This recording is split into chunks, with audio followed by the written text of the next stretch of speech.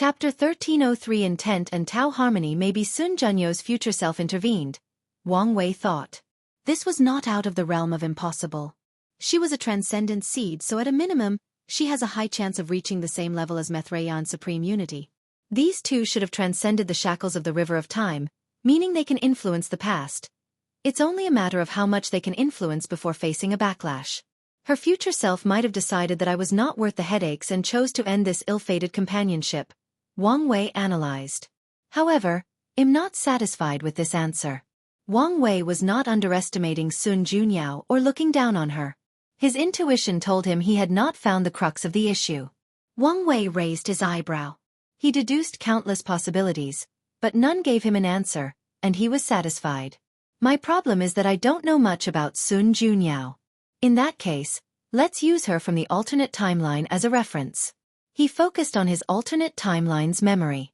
Although the part in the upper dimension was vague, he had enough information to go on. So Wang Wei asked himself, what was his relationship with Sun Junyao like in that timeline? Why did she not find them incompatible but did in this timeline? Numerous images flashed in his mind. Although vague, they contained enough information for him to deduce and recreate a complete picture. His relationship with Sun Junyao started out of desperation. She had reached the peak of the Empyrean realm, but she did not dare become a paragon due to the flaw in her Tao heart. Additionally, despite Wu Hong's protection, Sun Junyao already sensed that many people were planning against her. So when Wang Wei ascended, she clung to him as she thought he was the only way to save her problem and perfect her Tao heart. However, how could that version of Wang Wei care about any woman? All he cared about was revenge. However, Di Tian had taken a great deal of Wang Wei's luck and destiny after defeating him in the Heaven Will battle, so the latter's strength had reached a terrifying level by the time he ascended. Wang Wei, driven by revenge, no longer acted calmly, composed, or with his intelligence. He used the most stupid way of killing and plundering for resources to increase his strength quickly. If not for Sun Junyo's intelligence and Wu Hong's strength, the parasites or other people would have killed him long ago. He was also lucky that the foreign world started to invade not long after ascending, so these parasites had to head to the frontier to defend the world. During this time, Maitreya and Supreme Unity also started their battle. Wang Wei shook his head after seeing this. This version of me is genuinely useless. His current self would never crumble this easily, even if he experienced his family's annihilation.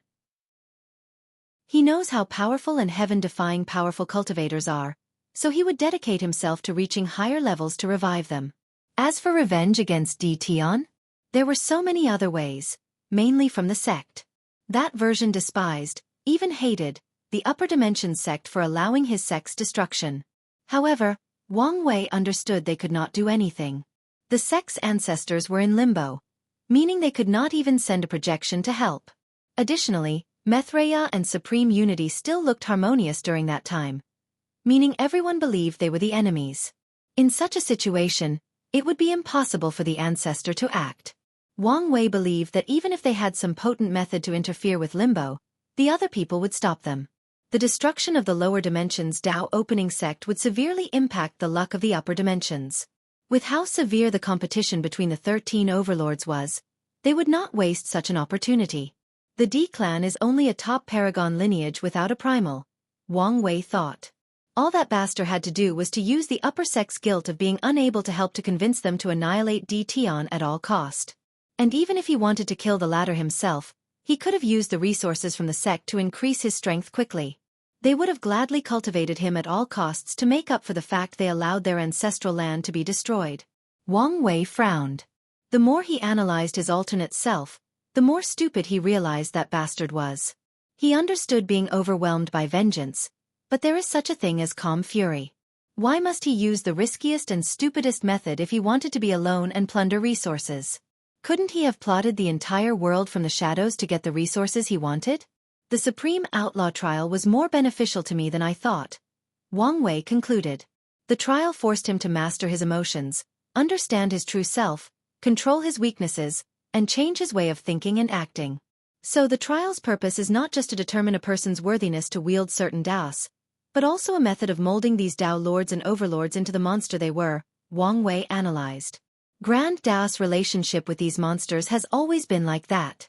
It feared their capabilities but also spent time and effort to mold them so that it could see what they could do. Let's focus, Wang Wei thought as he continued his deduction. After many years and relentless effort, Wang Wei finally allowed Sun Junyao to have a small part of his heart. So, did she get what she wanted? The memories were vague, but Wang Wei did not think so. By now, his other self was madly in love with Wu Hong, but he just dared not admit it due to his hatred and her high status. As for Sun Junyao, the final face she created definitely resembled Wu Hong. Maybe the other Wang Wei realized this and modified it somewhat. However, Wang Wei believed that Sun Junyao did not get her true face until his other self became a half-step transcendent. Yes, Wang Wei believes his other self would eventually reach that realm. As for the reason? There were many, but the primary reason is that the latter's personality and behavior would eventually become the same as his. He had some basis for this assumption. I chose a Tao that fits with my pursuit and goal in life. The ancient sages called this situation the harmony of intent and Tao, Wang Wei thought. The result is that my personality fits with my Tao. This is why Wang Wei loves secrecy and planning, and is an expert in manipulation. It's also why his personality is so free and easy, and he can even be described as moody, given how easily he can change to fit a situation. This situation does not apply only to himself. Wu Hong has a natural domineering aura because her ambition was once to prove her worthiness to the world by suppressing everything. Now, her goal is probably to seal everything between heaven and earth, including all 3,800 Tao sources and even Grand Tao itself. Yan Hai, or the Sword Empress personality, is sharp, aggressive, and even arrogant because her path or pursuit is to /heaven. This heaven does not refer to the sky, space, the world, or even heavenly Tao. No, her target is whatever or whoever is the limit of power in this vast universe. That's who she wants to /. That alternate version of myself would eventually have a personality similar to mine, meaning that he would indeed become incompatible with her. But by then, it would have been too late. Wang Wei sighed before suddenly pausing. His mind caught a sudden inspiration. He focused. The words, intention and Tao harmony. And a scene from his time in the lower dimension remained vividly in his mind. It was the scene where heaven and earth celebrated because he was too happy after receiving Wu Hong's letter. Harmony, heaven and earth. Naturally affecting, changing and influencing it, a light flashed in his mind. He understood what was happening.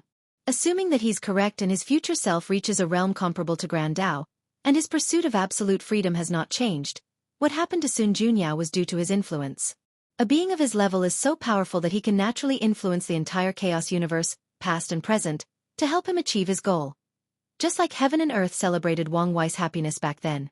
His emotions and desires have transcended everything mundane, time and space, and almost every concept in the universe.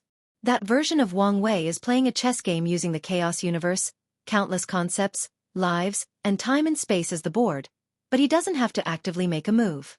The chessboard itself will also actively help him win. Of course, the same goes for his opponents. The move of making Sun Junyao give up on Wang Wei so soon was probably a passive move of the chessboard. That's why it's so smooth and natural. Wang Wei wanted to take a cold breath. This level of existence. He was in awe while simultaneously excited. After figuring out everything, a weird aura emanated from his body. Epiphany? Sun Junyao thought. A little surprised. Wang Wei opened his eyes, not hiding his excitement. This deduction benefited him immensely. He had a deeper understanding of Fate Tao, its operation, and its overwhelming potential. Additionally, Wang Wei peeped at the power of higher entities, which will be pretty helpful when it is his turn to reach that level. The most important part about this epiphany was that it did not matter whether his deduction was complete nonsense. As long as he believed it to be true, he could work in that direction to reach that level and eventually self-actualize this level of power. If you find any errors, ads pop up, ads redirect, broken links, non-standard content, etc., please let us know. Report so we can fix it as soon as possible. Chapter 1304. End of first meeting. As he opened his eyes, Wang Wei saw the slight envy in Sun Junyau's eyes, and he understood. There were two types of epiphany in the 3 stages of the immortal realm. The kind that instantly increases a cultivator's understanding of the Grand Tao source by 1%, and the kind that gives a significant boost/blessing in cultivation for an extended period. Wang Wei's epiphany was the latter, but even such a kind was rare and valuable beyond words. After establishing such a deep foundation in the mortal realm, the effects of my innate paragon soul are better than I anticipated, Wang Wei analyzed. However, he did not focus too much on that as his mind shifted to his previous deduction/epiphany. I don't have to wait until I'm at a higher level to reach such a state. I can lay the foundation now and maybe even acquire this ability early, Wang Wei thought, deducing how he could go about achieving such a task. Above the Taishuang indifferent state of mind, Taoism has a higher level called harmony with the Tao, which allowed them to fuse their mind with heavenly Tao, entering a state of absolute calmness, absolutely stillness, and emptiness. In other words, a state without emotions, thoughts, troubles or concerns. In this state, the blessing for understanding the Grand Tao source is comparable to some of the best physiques that lean toward comprehension. Many inspirations flashed in Wang Wei's mind. Buddhism sees the world as a sea of suffering and strives to transcend it. Maybe I can combine these two to get what I want. First, enter a state of harmony with the Tao. Then, find a way to transcend heaven and earth. No, I don't need to transcend it. I don't think I can even do it at this level. I only need for my status, my existence, to be above heaven and earth even by a slight margin. Then, I can guide it to help me achieve my goals and ambitions. Wang Wei was excited but soon calmed down. This plan sounds easy, but this was far from the truth. There were many obstacles to overcome. The first of which is a deep understanding of Taoism and Buddhism and sufficient achievements in spiritual practices. Wang Wei has access to the knowledge to make achievements, but spiritual practices usually require dedication and their own unique Tao heart to reach high levels. Luckily, Wang Wei has an ever-changing Tao, so with a thought, he can be a Buddha and with another, a supreme Tao Lord. The second obstacle is the harmony with the Tao state. Many Taoist priests failed to reach this level or did not even take this path because of the consequences of assimilation. The consequence of fusing with heavenly Tao is to turn into an emotionless machine. Just like supreme unity, Taoism emphasizes reducing and regulating emotions, not completely removing them. As such, any priest who has such a state of mind will have to constantly be on guard to prevent themselves from being assimilated and turning into a monster. Of course, some people actively pursue assimilation. These people belong to a unique branch of Taoism called the Way of Indifference, the Way of Ruthlessness, or the Way of Heavenly Tao. This is harder than I thought, Wang Wei pondered. He had attained great success in 2 different spiritual practices and then fused them. By any standards, it will take a long time to succeed, and it might not even work. Instead of wasting time, I might as well focus on becoming a half-step transcendent. Wait, why am I so arrogant to think I can make such a technique in the Paragon realm? My goal should be to lay the groundwork now, and once I'm on that level, I may succeed. Wang Wei believed his future self was way more powerful than the 2 sons, and it's not because they used an incomplete method. According to his deduction, becoming a transcendent is such an enormous leap from the Paragon realm that the half-step exists. However, there should be a difference between the half-steps. Maitreya and Supreme Unity would be something like Tier 12. 1, while Wang Wei's future self is like Tier 12. 7 to 12. 9, and Tier 13 is true transcendence. His technique should allow him to have some characteristics of 12. 7 people while in the realm of 12. 1. Wang Wei's lips twitched. He hoped he knew enough about the realm of half-step transcendence since he was not fond of this 12. 1 and so on system. Is something wrong? Sun Junyao asked again after noticing his weird reaction. No, Wang Wei replied. Where were we? Oh yes, negotiations. I have no problem with the price or your rules. Sun Junyao glanced at her before raising her eyebrow ever so slightly. That's good to hear. Is there anything else? One last thing. This is for you. This is purest power of fate, Wang Wei responded. What is this? A gift? She looked at him strangely. Oh, don't misunderstand. This belongs to you. I intercepted it from old man Tianji. Sun Junyao knew he was telling the truth as she sensed a direct connection to this power. After seeing this power, her mind deduced many things, and she understood a few puzzling matters, including why the reclusive old man Tianji was so willing to work with her. Well, thank you. No problem, Wang Wei replied. Well, it's time for me to leave. Now he's met Sun Junyao and knows how to break their connection. Wang Wei achieved everything he set out to do for this meeting. Things went even better than anticipated. with Sun Junyao completely giving up on their relationship. I should still be on guard since I doubt fate would accept this result without any resistance, but am satisfied for now, Wang Wei pondered. Fellow Taoist, why don't you stay a little longer? I'm happy to continue hosting. Wang Wei could tell she was just being polite, so he declined. That's a shame, Sun Junyao nodded before looking at the chessboard. Especially for the unfinished game. We could preserve it for our next meeting, Wang Wei suggested. Oh. After the previous alienation, Sun Junyao thought he only wanted a strict business-like relationship, but he seemed open to a regular acquaintanceship. She pondered briefly before nodding. That's fine. You can keep the board, but please do not cheat. I would never, Wang Wei said, and with a wave of his hand, the time in that world froze, and he put the chessboard away. Sun Junyao did not believe these words. She knew that if there were any benefits to winning and cheating was the only method to guarantee the win, he would cheat without reservation. Why do I feel my reputation in this woman's mind has been ruined? Wang Wei thought after reading Sun Junyau's facial expression. He was speechless as he realized his assumption was correct. He shook his head, bowed to her, and disappeared from the heavenly beauty palace. Wang Wei did not return to the Dao burial ground. He teleported to a random realm located in Blood Dragon's territory. As soon as he arrived, he sensed more than 7 battles in the void. As expected, it's in chaos. Wang Wei did not have the manpower to occupy such a vast territory, and even if he could, he wouldn't dare. His movement was still an underground one, so occupying any territory would be revealing himself to the world and his enemy. Other people or lineages did not dare take over these territories or adopt a wait-and-see tactic, leaving the parasites. However, these people did not dare leave the boundaries of their territories. Blood Dragon's death scared many of them, especially without the presence of their leaders. Their tactics also involved waiting and protecting their territory. Expansion could wait until their leaders came back or ordered them to do so. I spent so long worrying about reactions from these parasites that I overlooked the time difference between primordial chaos and inside the eternal Ascension world. Although 3 million years have passed, a small amount of time might have passed outside. More time might have passed, but these people could not intervene or react because the war had significantly intensified. Moreover, I have a feeling that these people are used to taking their time when doing things. I haven't fully adapted to that yet, Wang Wei thought as he flew around this place. He was used to things happening relatively fast in the lower dimension, especially during his time as Heavenly Emperor. However, things may be slower in the upper dimension. It sounds like a bad thing, but it's the opposite.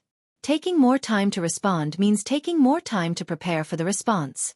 Fast also means unpreparedness, being sloppy, and more room for error.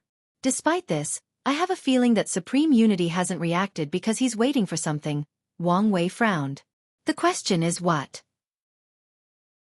He thought about many possibilities, but he did not like any of the results. Forget it. Let's just prepare for everything I can think of.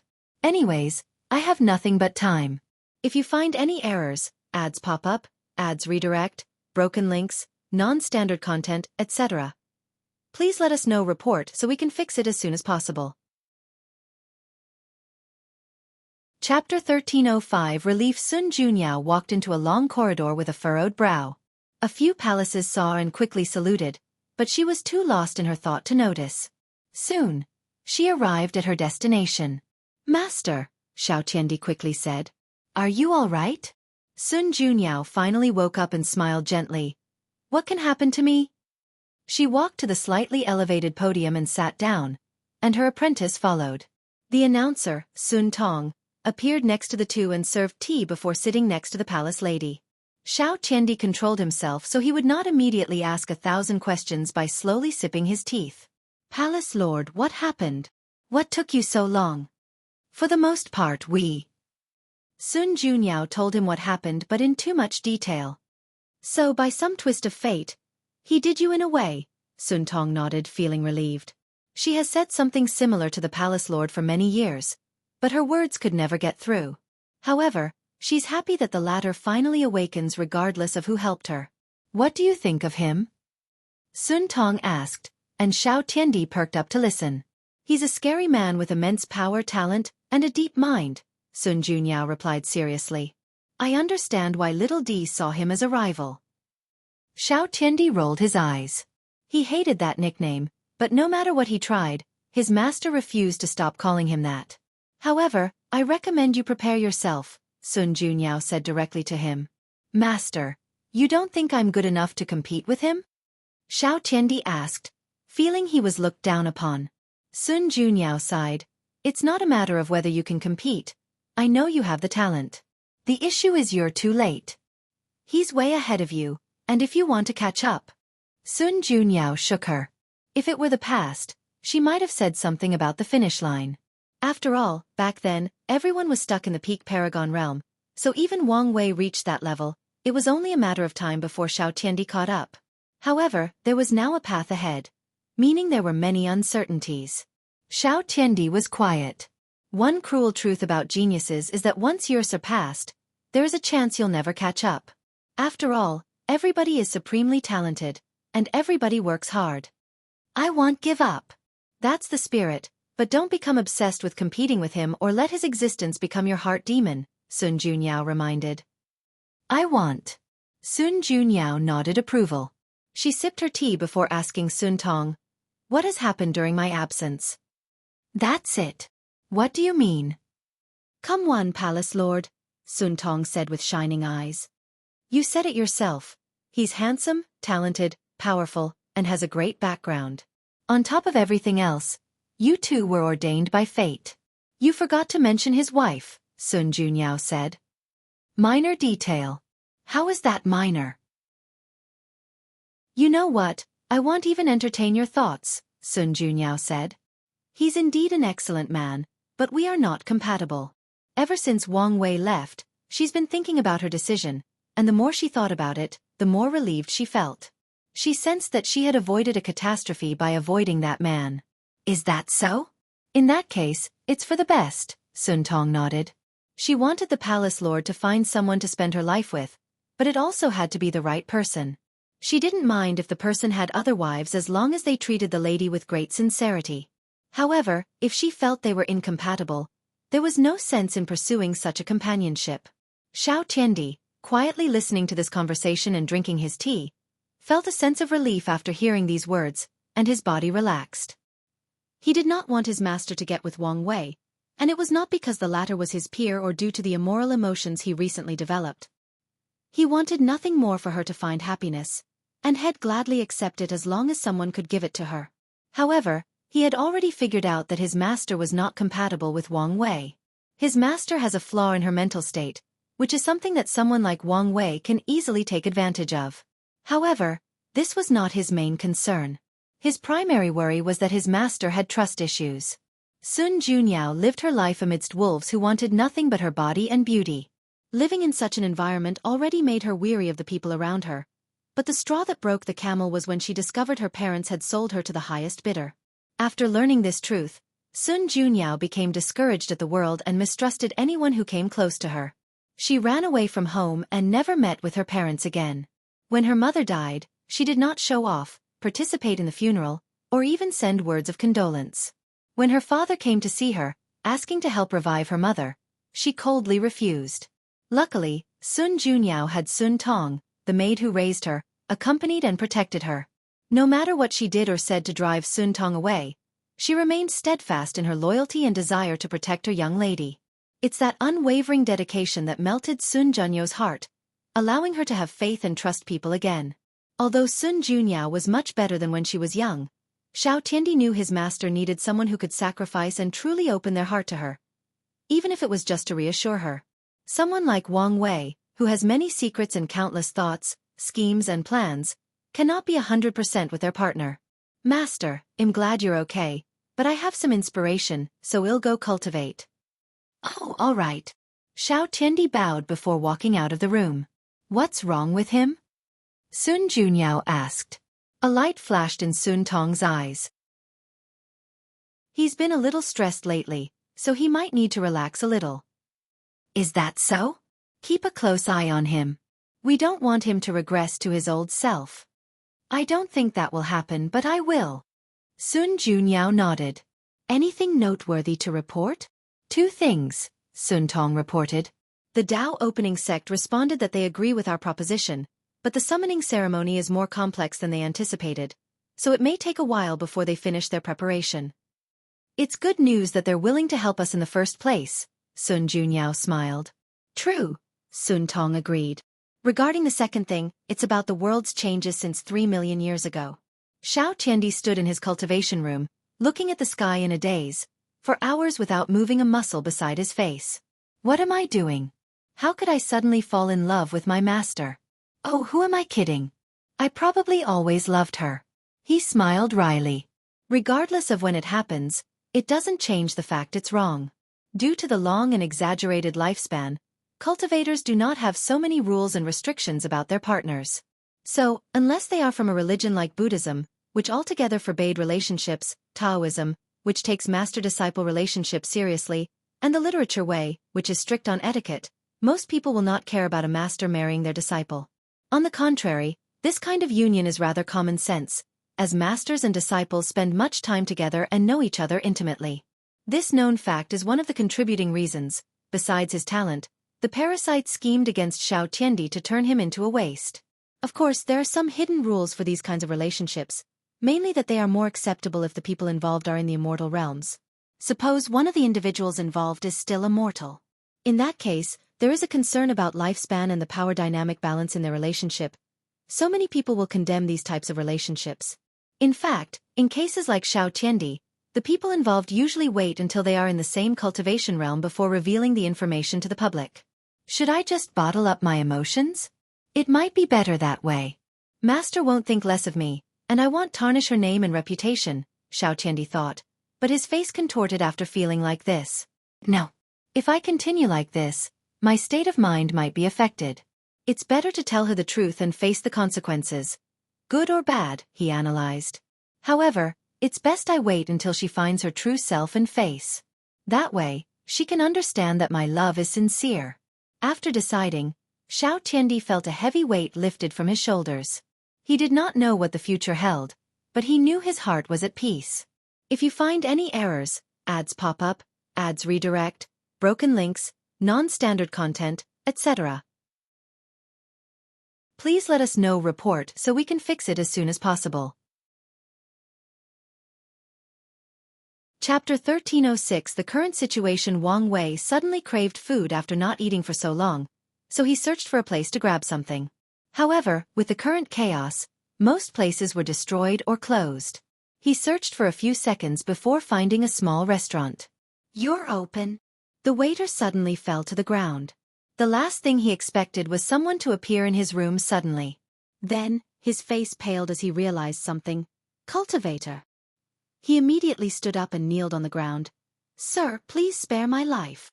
Wang Wei looked at this poor man and shook his head. The mortals in the upper dimension had a rough life.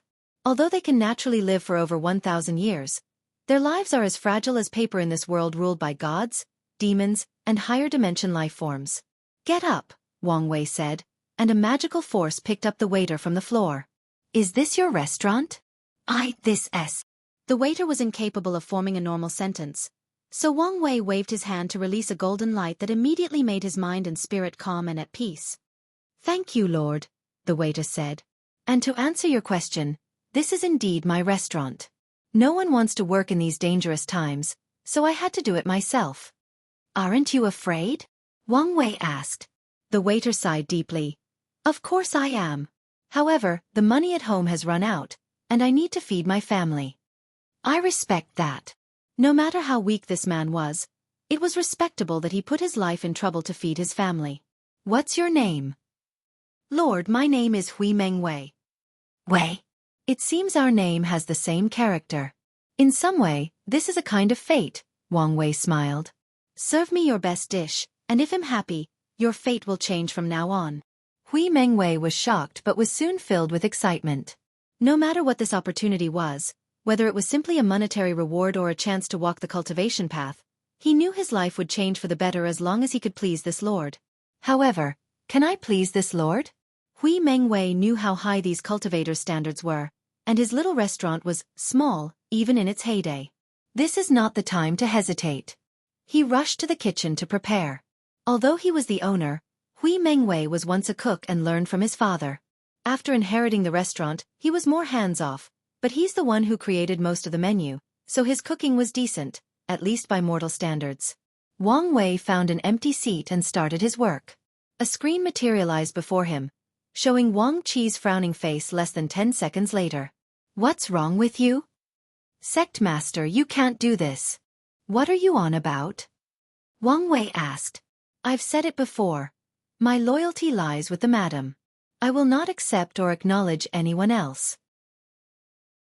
Wang Wei looked at him in puzzlement before remembering something. Bastard! Don't tarnish my name and reputation. Aren't you doing that by yourself? Wang Qi sneered. 3 million years, he roared. I don't think you've spent so much time with the madam. Bastard, I told you not to slander me, Wang Wei yelled back. I was helping her remove Blood Dragon's Dao imprint. Do you think I'm stupid? You spent so much time with such a beautiful woman that nothing happened between you two? Your words are either insulting my integrity or revealing what kind of person you are, Wang Wei sneered. So, which is it? Wang Qi was immediately embarrassed. You really didn't do anything? Wang Wei just looked at him with ferocious eyes. Then why did it take so long? Do you think anyone can remove the Dao imprint of a paragon? The process would have taken yuan epochs if not for my cleverness. Wang Qi paused as he remembered reading something similar in the records from the Fate Shadow Guard. He coughed in his fist before continuing. I'm sorry about that. I just wanted to protect.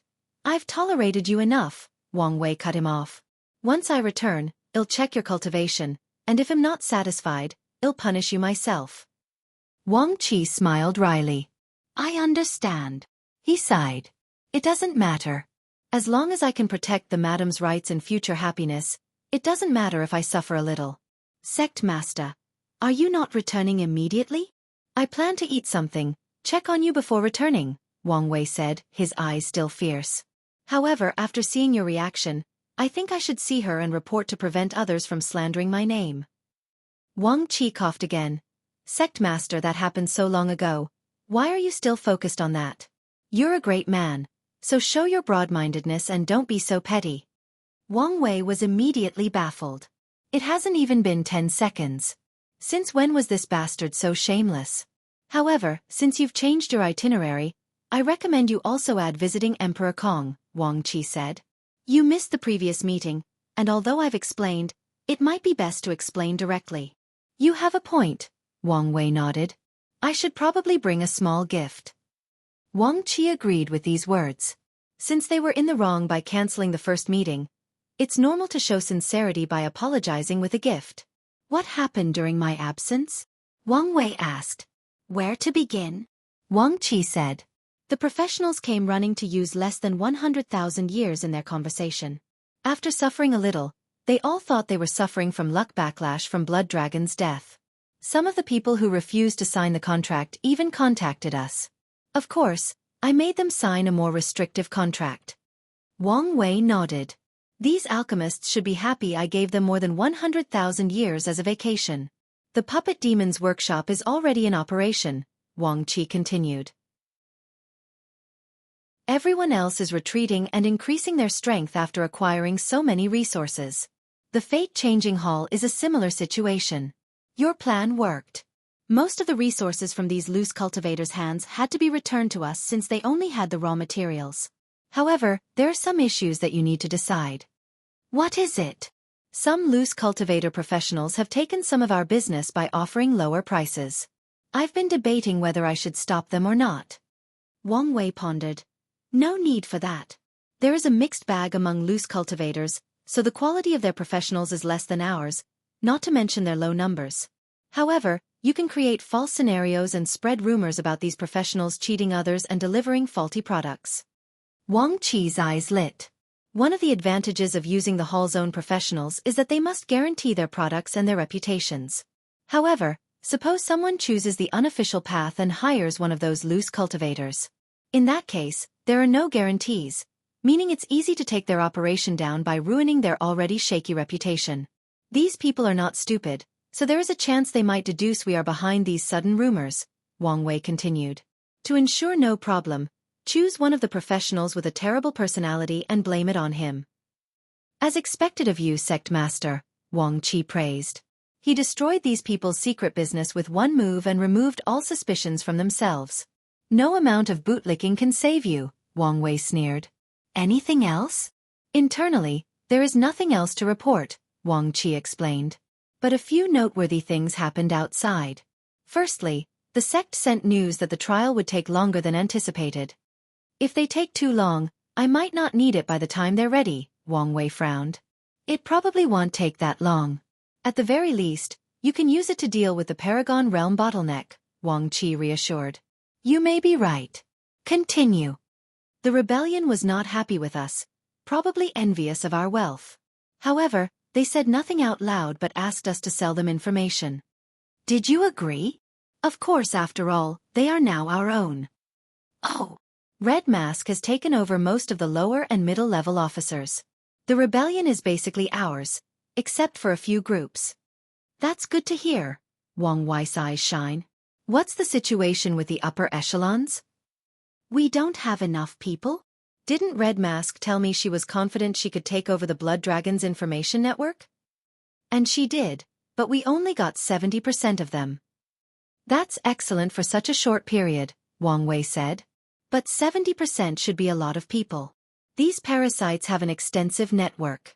Although not the best, they are probably one of the largest in the world. That's the problem, there are too many people, Wang Qi said. Red Mask has been scrambling to control these many people. Wang Wei understood the issue. Although she conquered these people, she cannot trust them yet. As such, she'll need the original members from the Fate Guards to supervise these new members, but Wang Wei's original foundation was way too small compared to the Blood Dragon, meaning Red Mask did not have enough people to supervise these people, let alone spare members to control the rebellion's upper echelons. I'll be in retreat once I've dealt with a few things here. I'll take this opportunity to create more Tier 10 and 11 creation life forms, Wang Wei replied. And if she's truly desperate, she can borrow some creations from Jiaping and Dulgun. Is this all right? Wang Qi asked. The Fate Guard is one of the core assets of Wang Wei's political powers, so it may be a problem to have others involved. Like I said, it's a desperate move. Plus, Red Mask will know what to reveal or hide from these people, Wang Wei replied. He knew the risks, but this was one of the dangers of swallowing a behemoth like the Blood Dragon's network. So it was worth it to take the risk to digest the behemoth since the reward would be worth it. As for the problems that will arise, they can be dealt with given sufficient time. I understand. If you find any errors, ads pop up, ads redirect, broken links, non-standard content, etc., please let us know report so we can fix it as soon as possible. Chapter 1307 God of Cooking. What is the current situation of the other parasites? What's their reaction? Wang Wei asked.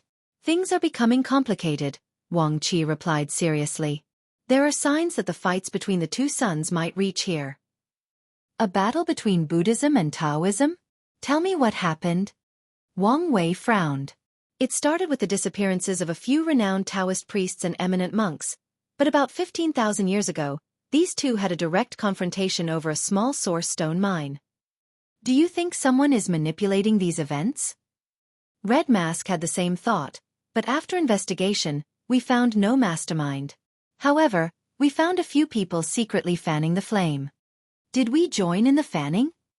I wanted to, but Red Mask said there were too many people already doing it, and there is no point in joining since we might be revealed, Wang Qi explained. That's fine, Wang Wei nodded. Since he handed everything over to us, he trusted her judgment. If Buddhism can retrain and balance Taoism, it'll have more room to maneuver, Wang Wei muttered. What about the others? They have entered the highest state of alert. They cleaned up a few core territories, eliminating all spies or anyone they deemed suspicious. We've lost a few people, Wang Wei explained. Luckily, our methods are far from ordinary. The Fate Shadow Guards will parasite someone's fate line and take on their identity, luck, destiny, and everything else. This method is hard to guard against or detect. Although they lost some members, they still retain a decent amount of them. From what we know, they've been doing a few things since that day. Firstly, they've been using their resources to build their military. It seems that everyone is preparing for something. Secondly, they've been on guard against each other while lowering their previous confrontation. At least, in the open. From what the guards reported, Wang Qi knew there had been a decrease in confrontation between the borders of these parasites' territory. The third thing is they have been hunting down Sun Junyao, Wang Qi continued. They have offered a substantial price for any information on her whereabouts and even more for her capture. Only capture? Wang Wei asked. Yes. Even the two women? That's right. I want to believe they want her alive because she's valuable and due to the blood dragon's wealth in her hands, but I doubt that's the truth, Wang Wei sighed. Continue. The last thing is they are looking for us, Wang Wei added. To be precise, they are looking for Dragon Palace. That's understandable, Wang Wei nodded. The palace contained unimaginable wealth, so he reckoned many people were looking for it, even these top lineages. Is that all? That should be it. No, there is also the celestial race. Them? What do they want? They seem very satisfied with Blood Dragon's death and decided to increase their investment, Wang Qi replied with a bright smile. They've provided us with many resources to train immortal path talents. That's good to hear, Wang Wei nodded. I guess I don't have to enter the business of selling unique cheese.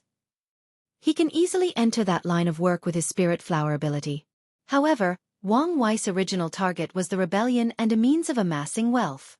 He resisted the urge to launch this plan because of his relationship with the Celestial clan. However, now that the rebellion was under his control, he was wealthy beyond words, and his relationship with the Celestial race dramatically improved. There was no need to ruin their friendship by stealing their business, and he could still use the cheese to train his people. All right, I'll check with Red Mask. The screen changed, and Red Mask appeared. She reported everything to Wang Wei, and he dealt with the issues she could not decide on. Afterward, Wang Wei checked on the fate-changing hall before he was completely free. I finally have a good foundation, Wang Wei thought. After digesting Blood Dragon's network, his Fate Shadow Guard will finally be able to compete on a global scale. Then, with the fate-changing hall, the rebellion, and the Lawless Zone's people, he can build a potent military force to compete with the parasites. The only thing missing is the Paragon tier powerhouse, and that can be solved after entering the Taboo Realm, Wang Wei thought. It would be even better if Monk could also succeed. Wang Wei smiled brightly. He built such a foundation in such a short period, making him slightly proud. However, he only indulged in such emotion for a few seconds before calming down and returning to his former self. After all, his enemies were numerous, so his current power was still not enough. Wang Wei turned his eyes to look at Hui Mengwei. The latter stood with a tray on his hands, his legs and arms trembling. Wang Wei spent at least 3 hours talking and dealing with his affairs, but Hui Mengwei stood in this position without moving. A man of firm will, Wang Wei praised. Of course, he noticed the latter when the food was ready, but he did not say anything just to test him. Put the food on the table. Yes, my lord, Hui Mengwei nodded. I must apologize since the food is now cold. It's fine, Wang Wei said. With a thought, he returned the food to its state a few hours ago and tried it. By his standards, this food tasted like garbage. However, by his mortal standard, it was excellent. Especially the noodles. This noodle is not bad, Wang Wei said. Thank you, my lord, Hui Mengwei swiftly said. This is a family recipe that has been refined for more than 10,000 years. That is indeed impressive, Wang Wei nodded. Mortals in the upper dimension can live up to 500 years, and if they take care of themselves and even practice some basic martial arts or health preservation techniques, they can live twice as long. Unfortunately, most die in a catastrophe created by cultivators before reaching such old age. So, the Hui family can survive for more than 10,000 years, which is a sign of their luck and prosperity. Previously, I only wanted to give up a small opportunity, Wang Wei said. But now I have changed my mind. Wang Wei's original plan was just to praise the food as long as it was decent. This might not appear much, but it was praise from an Empyrean and one that is loved by fate. Hui Mengwei's chi luck would soar with his words only, and his family would be blessed with more than 100,000 years of good fortune. As long as they used that fortune correctly, it would not be impossible for them to become a cultivation family. Wang Wei raised his hand to summon an Empyrean artifact. He activated his purpose manipulation technique to change the functions of the artifact. Should I give him a system? Maybe even memories from Earth? No, that will only cause trouble. In that case, let's rebuild these Earth cuisines in another way. He created a few worlds based on cooking inspired by Earth's cuisine and media, television, anime, and left them inside the artifact. Hui Mengwei can experience them and learn their techniques and dishes. He probably needs a pure cooking-based cultivation technique. Should I deduce one? No, it's best if I find and modify an existing one so he can attain the Duyi realm. However, after searching his mind, he did not have such a technique, even amongst the ones the sect gave him. Damn it! If only those parasites didn't close the myriad record temple. Wang Wei was annoyed. He wanted to ask his future wife but felt it would be inappropriate to call her now just for this. In that case, let's give him a basic soul-nourishing technique and tell him he can have the technique after meeting certain requirements. This should buy me enough time to find it. Wang Wei created an artifact spirit to better facilitate this deception. Since my purpose is to plant Dao fruits, it's better to go all out. Let's put cultivating a family into this artifact. If the entire Hui clan can dedicate themselves to cooking Dao, it'll reap even more benefits. Wang Wei was not doing all this for nothing.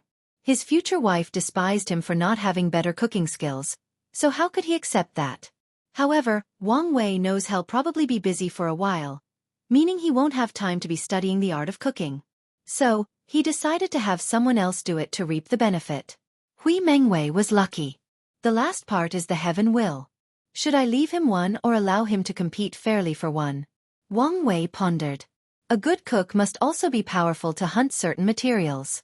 However, I also don't need to compete in these emperor battlefields. I can create a world similar to my father's swordsmanship world and have him fight in it. However, this time, the reward can be a heaven will. Wang Wei finished the artifact before looking at Hui Mengwei. If you find any errors, ads pop up, ads redirect, broken links, non-standard content, etc., please let us know report so we can fix it as soon as possible. Chapter 1308 Cracked Line Unedited Chapter Wang Wei looked at the trembling Hui Mengwei and said, "Calm down. I wouldn't have waited so long if I wanted to do something to you." "Sir, I'm just too excited and can't control myself," Hui Mengwei swiftly answered. He knew a great opportunity was about to befall him, so he did not want his cowardness, or anything for that matter, to ruin it. "That's good," Wang Wei nodded, not caring whether he was telling the truth or not. "My wife once despised me because I cannot cook or because I don't have as fancy of a tongue as her. As a man who can hold both heaven and earth in his heart, how can I tolerate such a thing?" Hui Mengwei looked at him in shock. This is not where he thought this conversation would go. I didn't expect even these gods would also tremble under their wife's wrath. Hui Mengwei thought before his body was once again overwhelmed by fear. All he could think about was whether his small body could survive the confrontation between these gods. Even if he survived, he might be wiped out for knowing too much. After all, this god might not want others to know his wife suppresses him. Hui Mengwei wanted to cry but dared not. He thought this was a chance to change his life, but he got himself in between the martial dispute between gods and would be wiped out as a consequence. Wang Wei noticed his sudden emotional fluctuation and checked. He was speechless. This man had a vivid imagination. Well, it's not a bad thing if he can use it for cooking, Wang Wei thought before continuing. He pointed the artifact in his hand, and it fused with Hui Mengwei's forehead. "Out of pride, I made a bet with her that one day, I would make her the best banquet in the world," Wang Wei continued.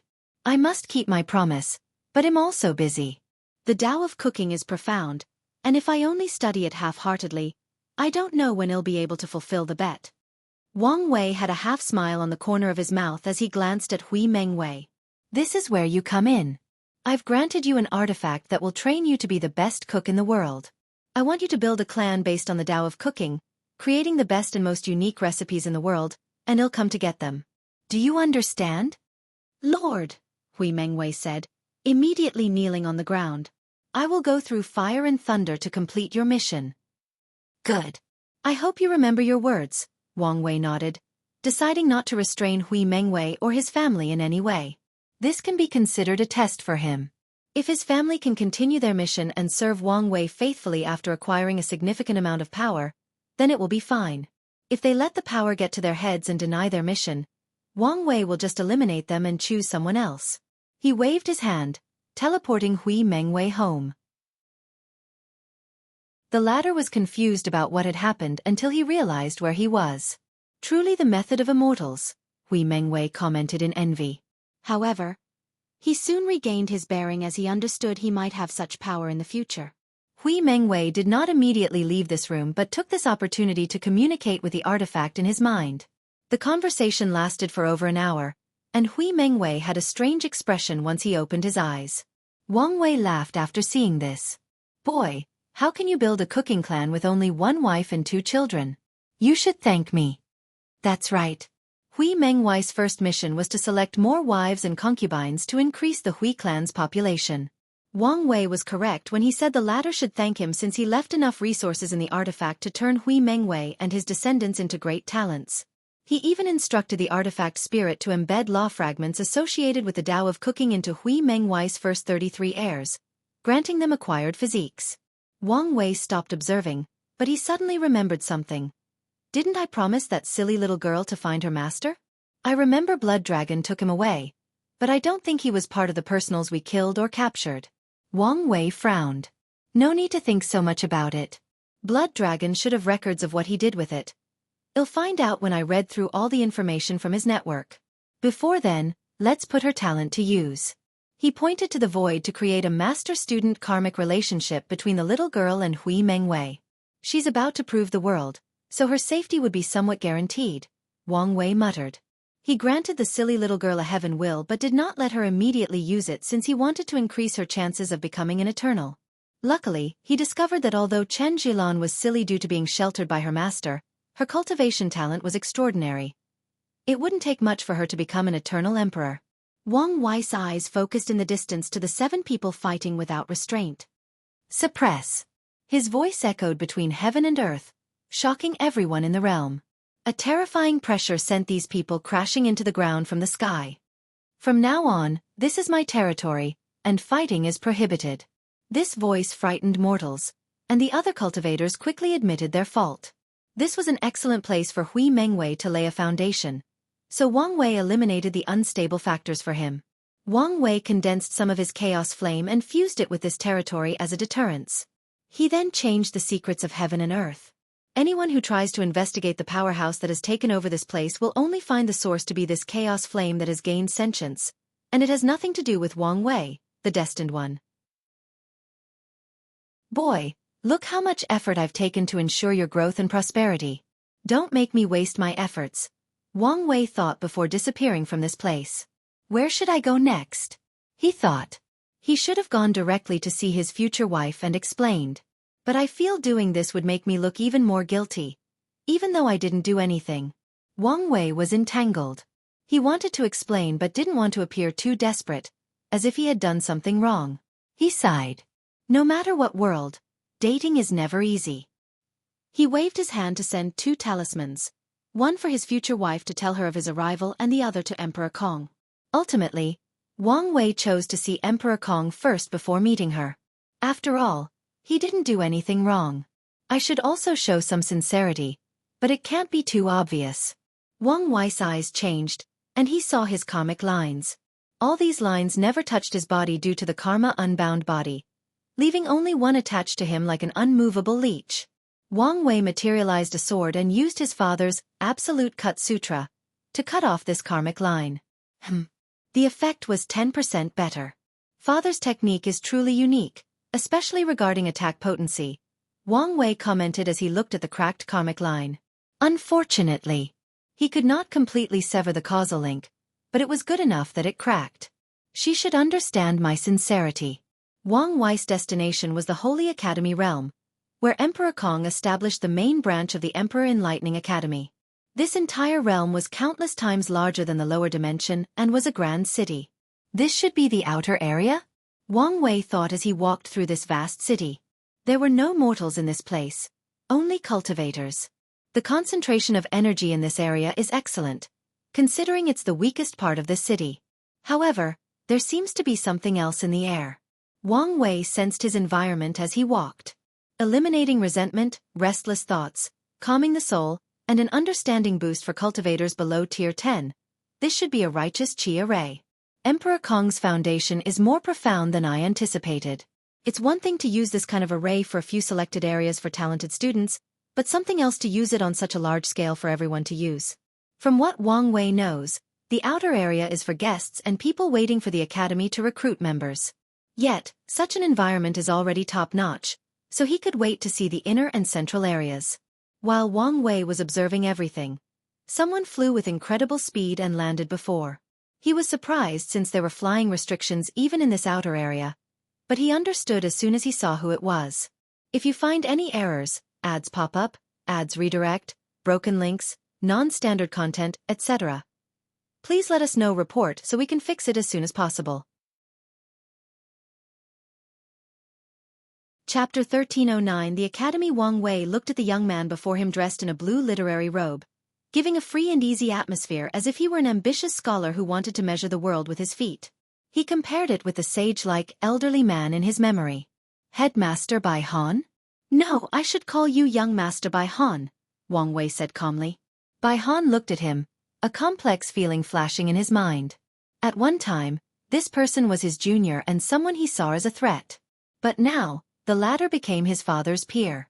Bai Han exhaled softly to compose himself. He cupped his hands and bowed. Emperor Wang, it's an honor to see you. My father, the dean, sent me to welcome you. Wang Wei looked at him and sighed. Time is truly a fascinating subject if you look at it through the lens of the human experience. Young Dean Bai, I'm glad I'm no longer your heart demon. Bai Han smiled wryly. I was young back then, so don't take what happens to heart. His father spent much effort to enlighten him, allowing him to realize Qi of Calamity influenced him in the lower dimension and that Wang Wei had become his heart demon. I'm not that narrow-minded, Wang Wei replied. Come on, lead the way. No problem. Bai Han flew into the distance, and Wang Wei followed. The outer area was vast, and even while flying countless times faster than light, it took them more than 30 minutes to reach their destination. Wang Wei realized Bai Han wanted to give him a tour instead of directly sending him to their destination, so he enjoyed the sight. There were many people. More importantly, he saw 10,000 different races. Teaching myriad races without distinction? It seems your father is truly walking the path of a sage, Wang Wei commented. Most sects are racially based, including the Dao opening sect. Although they recruit other races, the human race is the main, while only a few highly talented foreign talents will be recruited. The Academy has always met to teach all sentient beings, but in the lower dimension, we had to focus on the human race due to the political climate, Bai Han said. However, here, we have much room for development. There is also the fact you can't offend the demon race by excluding them, Wang Wei added. This academy was the only one opening because Emperor Kong made a deal with the parasites, but he only opened it for humans. The Blood Dragon and Five Feather would have slapped him into oblivion. There is that too, Bai Han nodded. When is your academy's next recruitment? We recruit people every 50,000 yuan epoch, and the next time is still about 2,000 epochs away. That's not a long interval. Resources are strictly controlled and not infinite, so most factions will not recruit people easily. Some factions will only recruit people every million yuan epochs. Of course, they have recruitment halls that will search for talents in the meantime, but no mass recruitments will occur.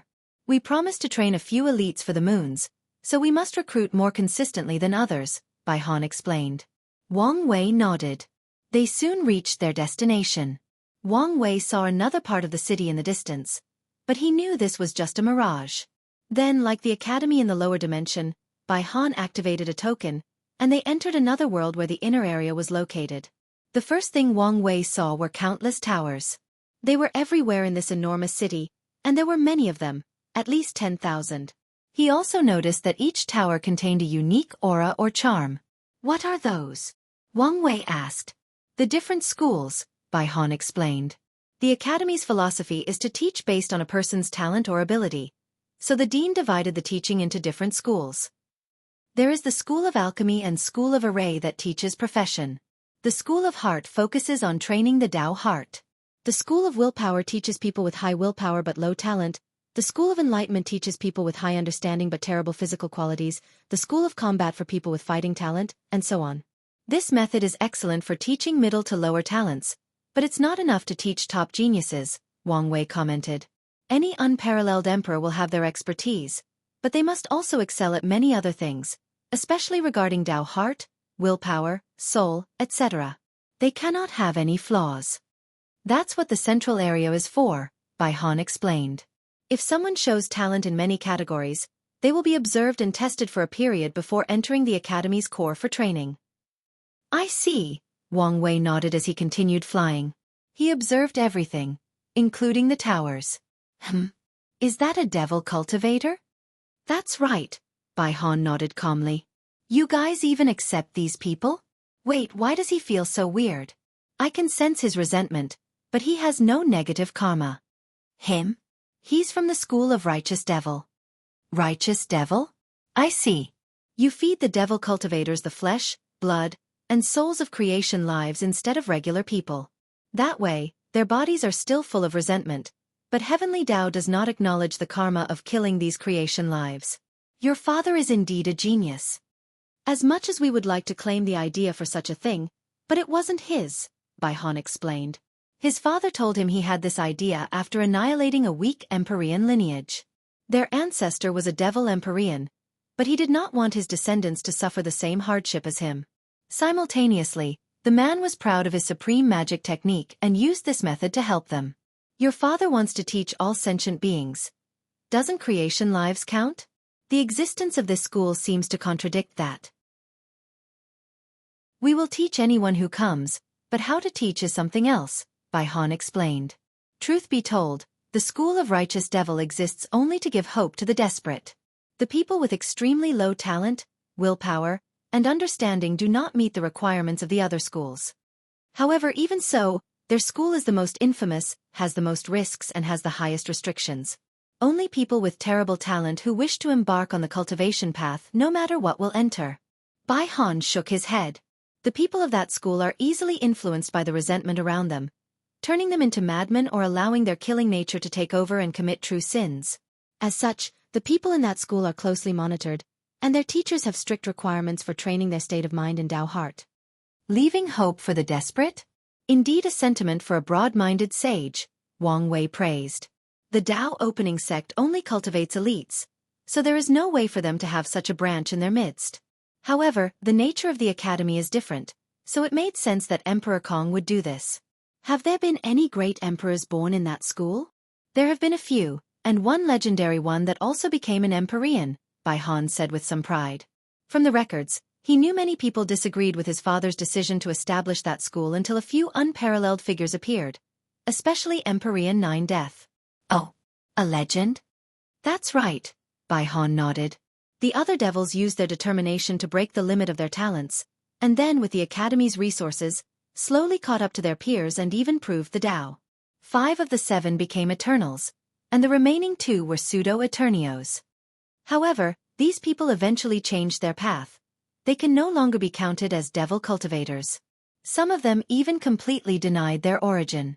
Bai Han shook his head. The only exception is Empyrean 9 Death. He continued the demonic path. After purifying his soul and increasing his comprehension, he completed the 9 Death 9 Life Sutra, which absorbed flesh, blood, and soul to condense the supreme demon body, which has absolute control over the soul, resentments, negative emotions, negative karma, blood, death, and life. He never changed his path or denied his origin. Now, he's one of the best teachers in the academy and the second best fighter after my father. It sounds like he does deserve the title of a legend, Wang Wei praised. He could tell what talent someone must have to be allocated to the school of Righteous Devil. It's also because of these low talents that these people have incredible achievements once they succeed in life. Few would deny that, Bai Han nodded. Many people still want to close that school to this day, but with Empyrean 9 Death present, no one dares. That school might be the weakest among the academies and receive the least resources, but no one can shut it down because of its existence. It's already a miracle that Bai Han became an Empyrean in such a short period. So how did he train another? Wang Wei pondered. He was not surprised the academy had Empyreans, but he figured they were people Emperor Kong recruited. However, Bai Han said that the academy trained this man, and it sounded like he was not the only one. If you find any errors, ads pop up, ads redirect, broken links, non-standard content, etc. Please let us know report so we can fix it as soon as possible. Chapter 13:10 Heaven and Earth Wonders. Things weren't adding up. Unless Emperor Kong had found a few unparalleled geniuses compared to Wang Wei and had access to merit and numerous other resources that speed up cultivation, there is no way for him to have trained a few Empyreans for the academy, especially given how young it was. All the teachers with this cultivation level should have been people he recruited. Wang Wei remembered Emperor Kong's life from the sect's record. After ascending, he found a secret realm that allowed him to become an Empyrean in record time. Such an event brought him some fame, but for the most part, Emperor Kong was inconspicuous. After all, he was a loose cultivator with no background. Many factions invited him to join him, but he refused and disappeared from the world. It was not until about 300,000 yuan epochs ago that he appeared before the world and caused another sensation. All 7 moons and 2 suns supported him in reopening the academies and training talents for them. The reaction to the news varied. Most former academies hated him, while others thought he did an excellent job. After all, their role in this world is to teach, and in the current environment, Emperor Kong's existence has brought some hope to many sentient beings. The people from the lower dimension considered him a traitor for working with these people, while others gave him the benefit of the doubt. A few people realized he was not a simple man. It is possible to train an Empyrean in 300,000 yuan epoch, but only if a top paragon lineage poured their resources and cultivated someone without hesitation. Kong does not have this ability purely from a resources standpoint, Wang Wei analyzed. Another possibility is he cultivated these talents during his disappearance after becoming an Empyrean, but Bai Han's story showed these talents showed up during the academy's existence. Moreover, he should have been cultivating himself and planning for his reappearance.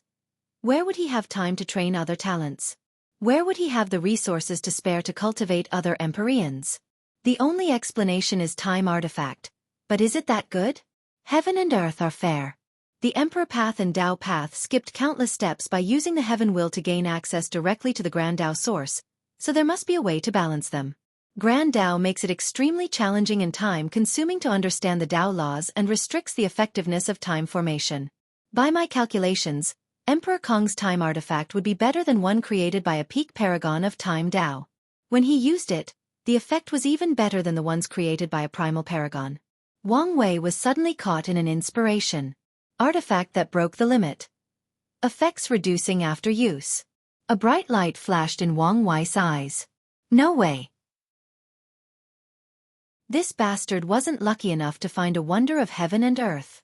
Wang Wei suddenly stopped, surprising Bai Han. Is something wrong? The artifact your father used to become an Empyrean at such record speed.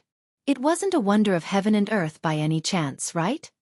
Bai Han looked at him, his facial expression changing faster than a chameleon. The former dean did not know what to say.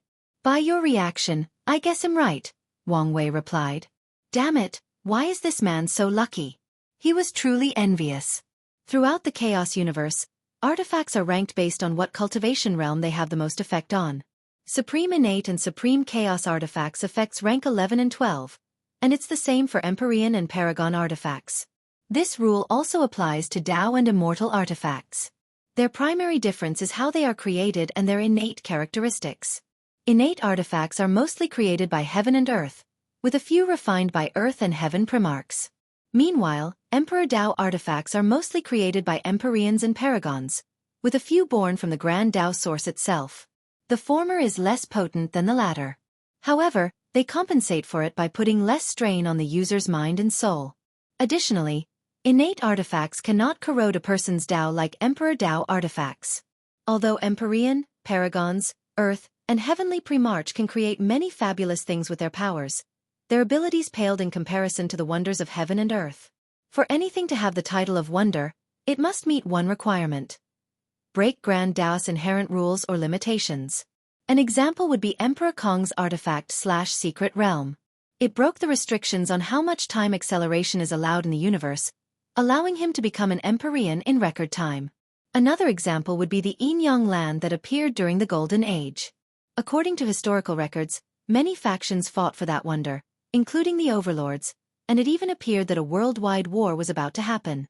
Luckily, someone found the ability of that wonder, which reduced the interest of many people. The Yin-Yang land broke the restriction on birth. Immortal tier cultivators of any path are too powerful and have an infinite lifespan on top of everything else. As such, Grand Dao placed restrictions on their fertility to prevent them from giving birth to too many Dao children and causing too much chaos between heaven and earth. However, no matter what cultivation someone is, as long as they enter the Yin-Yang land, they can give birth to offspring. Wang Wei sighed while controlling his greed. Wonders are attractive, but they also have limitations, and sadly, those limitations are on the number of uses. Most will disappear after only one time, while some will allow multiple users. However, once the usage passes the limit, the wonder will either disappear or the effect of breaking the limit will be gone. What's left is still on par with peak artifacts created by the most potent paragons and heavenly primarch. However, it's not the same as the former wonder. A lot of things make sense now, Wang Wei thought. But I wonder how he kept that thing for himself? Although Emperor Kong's artifact had lost its status as a wonder of heaven and earth, it was still precious, meaning these greedy moons would have never left it to him. Do you want to continue? Bai Han asked calmly. He had figured out that he had panicked for no reason. Their academy never hid the Empyreans they cultivated, and there were many wise people in the world, so couldn't they have figured out their secrets? Yet, his father was able to keep that treasure. Although Bai Han did not know how he did it, the fact he never tried to hide it is proof of his father's confidence. As such, it did not matter whether he accidentally revealed the news to Wang Wei. The truth is it was only a matter of time before he discovered this truth, just like everyone else. In fact, he was just catching up. The two continued this tour, but Bai Han was mainly quiet, fearing he would reveal too much. Although he woke up from the previous shock, this incident reminded him of the time Wang Wei played with him in the lower dimension, causing him to lose his position as headmaster. Although he knew he had lost so miserably because of the Chi of Calamity, Bai Han also understood that he would not fare any better even without it. He learned from Su Shi what Wang Wei had done in the lower dimension, and understood how scary it is to confront such a monster. Bai Han flew slightly faster than before, so the two soon arrived at their destination. A beautiful white palace with a unique Dao rhyme associated with scholars of the literary way. With a glance, Wang Wei could tell this was not an actual palace but a physical manifestation of the world it contained. Once they were before the palace, a formation was activated to scan their bodies. Then, a spatial fluctuation enveloped them, transporting them inside. Wang Wei looked at the vast world before him, taking a glance at everything. Welcome to the central area, Bai Han said. Wang Wei raised his hand to manipulate something in the air to condense a golden light. Righteous Qi? No, it's not as simple as that. You used an array to transform the Dao Qi between heaven and earth into the purest form of righteous Qi, boosting its effect on cultivation by at least 200%. It's my father's work. He's very proud of it, Bai Han replied after several considerations. He should, especially if this formation can be used with the same effect using third Grand Dao sources. Wang Wei nodded. Third Grande sources are used by paragons, meaning every single one contains the best quality of Dao Qi. If this formation could still provide a 200% boost or even a 10% boost, it would still be extremely impressive and valuable. That I don't know about, Bai Han said, telling the truth. His father never told him anything about paragons or things of that level. If you find any errors, ads pop up, ads redirect, broken links, non-standard content, etc., please let us know. Report so we can fix it as soon as possible. Chapter 13:11 Meeting Emperor Kong. Wang Wei understood. Most factions will not tell their disciples matters higher than their cultivation. He was unique in the sense that he was already involved in things about transcendence while still a little mortal. What is your role in the academy? Wang Wei asked while observing the surroundings. Are you a teacher or a student? What about Su Shi and Lin Fan? I'm a first-class teacher, Bai Han said with pride. As for them? They are high-level students. First-class teacher? So, does that mean Empyreans are second-class, and Paragon will be third-class? Quite ambitious. What emperor is not ambitious, especially the ones who rose from the lower dimension, Bai Han replied. True that, Wang Wei agreed. What's the difference between students and teachers? Teachers' purpose is, well, to teach.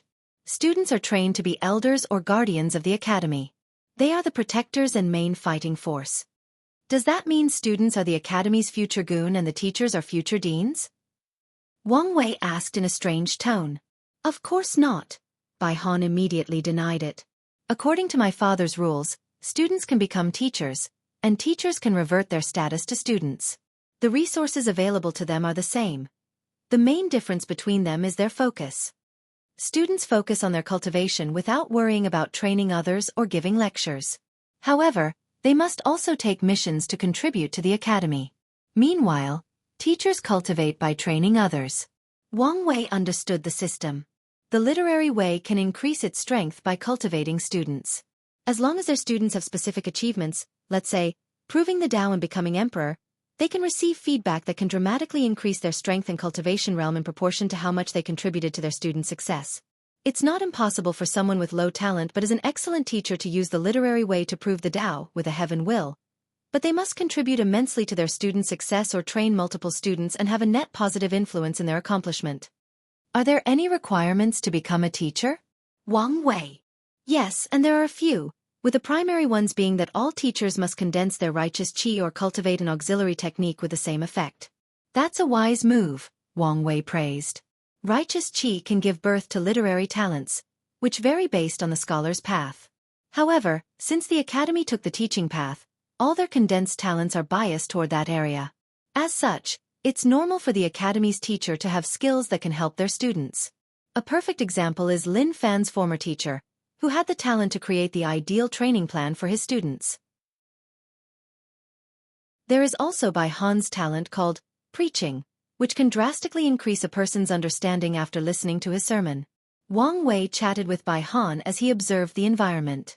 He saw numerous sights: teachers giving outdoor lessons, students hunting in the forest, and even finding fortunate encounters. He also noticed countless hidden dimensions in this world and guessed they were the Academy's training secret realms. I wonder if Emperor Kong has any decent secret realm to train the body. Should I ask him? Wang Wei thought. Forget about it. My future wife should have the best of the best. They soon reached their destination. A beautiful lake with a walking road directly connected to a small pavilion floating in the middle of the water. Please, Bai Han said, pointing to the path. His demeanor was that of a true scholar who follows etiquette. Thank you, Wang Wei nodded. Although he did not care for these kinds of customs, he would respect them since he was in someone else's place. Emperor Kong was standing with his hands behind his back, a small table, and 2 chairs next to him. His black scholarly robe perfectly accentuated his sage-like face, overshadowing what modern people call middle-aged uncle charm. Fellow Taoist, I would like to once again apologize for missing our previous meeting. There is no need for that, Emperor Kong said with a gentle smile. Based on the previous situation, I might have cancelled the meeting. Emperor Kong was not just saying these words out of politeness. After the significant event that was the death of a paragon, he had much to do, so there was a high chance he would have cancelled on Wang Wei had the latter's people not sent words beforehand. Thank you for your understanding. Please, Emperor Kong said, and Wang Wei sat down. Do you want tea or wine? Wang Wei's body visibly paused, and Kong, who was observing his every move, noticed. Is something wrong? I've participated in many meetings and just realized people rarely offer wine. They usually directly give me tea. Now that I think about it, I also only offered tea. Don't fellow Taoists like tea? Kong asked. That couldn't be. He remembered the information stating that Wang Wei's favorite tea was called Longjue. People who don't like tea don't have a favorite. That's not it, Wang Wei replied. It just dawned on him, hence his reaction. I'll take the wine. Good. Emperor Kong waved his hand to materialize 2 wine cups with a purple liquid. This is called the Immortal Dreaming Wine. Have a taste. Wang Wei raised his wine and took a whiff. His eyes lit up as even the smell was intoxicating. He sipped it before closing his eyes. His mind immediately entered a trance where he saw a beautiful woman dancing. Many transparent red silk sheets were around, preventing him from seeing her face or body, but even her silhouette was enchanting beyond words. Her dance was graceful and ethereal, like an immortal from the heavens not sullied by the rains and dust of the mortal world. He instinctively chased after the woman, but whatever he did, he could not catch her. Meanwhile, her dance became more elusive, less ethereal, and more teasing. Wang Wei soon reached the final silk sheet, and the dance finished. He hesitated briefly as he looked at the silhouette opposite him until he heard her voice. Come. He removed the obstacle and finally saw the beauty behind. She had his future wife's face. She smiled at him and blew him a kiss. Then, Wang Wei opened his eyes from the dream. What an immortal dreaming wine, Wang Wei praised. Emperor Kong chuckled. Who did fellow Taoist see? It couldn't have been Miss Sun Junyao, right? I should ask you that question. You jest. I'm a happily married man, Emperor Kong swiftly said. His wife was not pleased with his friendship with Sun Junyao, even after explaining countless times it was more of a business relationship. So he immediately ended this topic after realizing he could not get more information from Wang Wei about what happened that day. What do you think of the academy? Emperor Kong asked, changing the topic. It's wonderful, Wang Wei replied sincerely. I'm sure it's nothing compared to your sect, Emperor Kong replied humbly. I wouldn't know, Wang Wei said as he sipped his wine. Unfortunately, he was conversing, so he had to cancel the dreaming effect. However, I mean what I said. It's beyond impressive that you can build such a foundation in such a short time span. In this era, every faction was being weakened or destroyed, but the Emperor Enlightening Academy rose and prospered. This is due to Emperor Kong's years of planning, calculations, and ability to adapt to the situation. Emperor Kong smiled. Although he never showed it, he was indeed proud of his accomplishments. However, they were far from enough, so he constantly reminded himself that this was the beginning.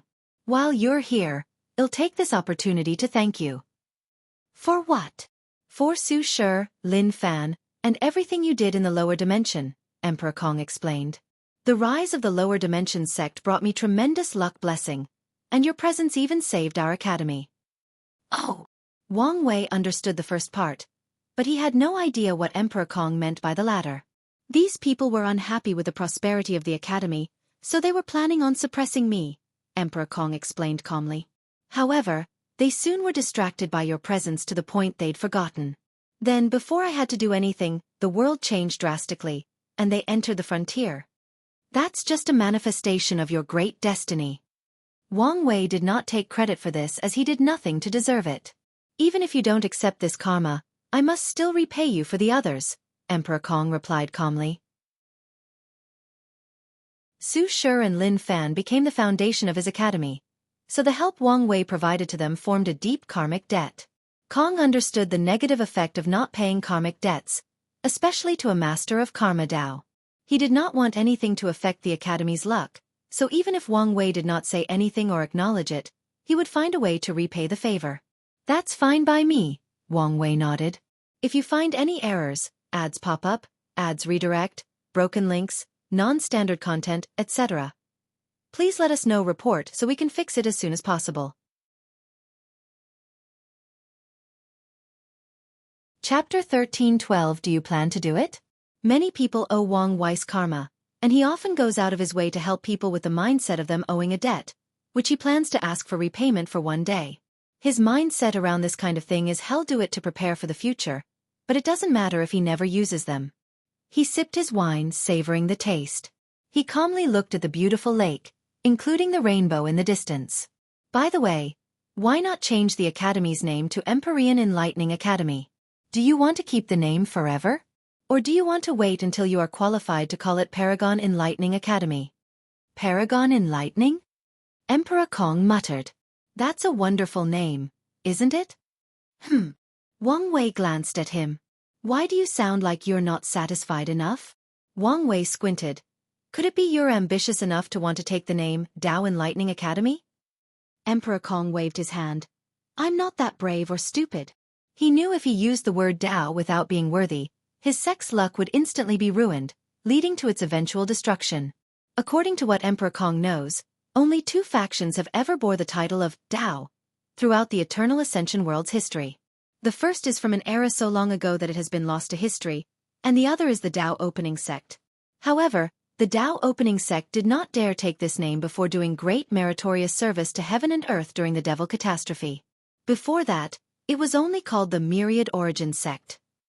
Despite the Dao Opening Sect being acknowledged by Heavenly Dao, many people felt they did not deserve such a grand title.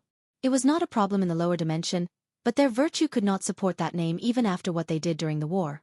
It wasn't until after the ultimate taboo that people truly acknowledged that title. Qi Yuan opened the Tao to the entire chaos universe by making the way of transcendence more accessible so the whole universe can accept the Tao opening sect having such a title in their name.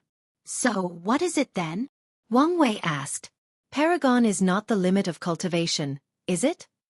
Emperor Kong responded. An academy that trains transcendent? Wang Wei chuckled. Ambitious indeed. Oh, fellow Taoist, do you think him over my head?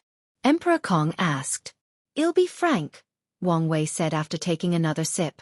I believe without a doubt, you can build an academy on par with the 13 overlords. However, I have not seen any signs that you have the potential to reach that realm. Is that so? Emperor Kong said calmly, showing no signs of being affected by Wang Wei's words. He sipped his own wine. I was under the impression you thought highly of that girl Su Shi. I do, Wang Wei admitted. However, I have divided transcendent potential into 3 levels. He did not continue talking but instead waved his hand to isolate the surrounding sights from prying eyes and put the surrounding cause and effect in disarray to prevent divination or calculations. The first class consists of people who have established a transcendent foundation. These are the people with the highest possibilities of achieving transcendence. Some can even be called transcendent seed, Wang Wei boldly declared. The transcendent foundation that Wang Wei is talking about is not just his perfect foundation and its effect.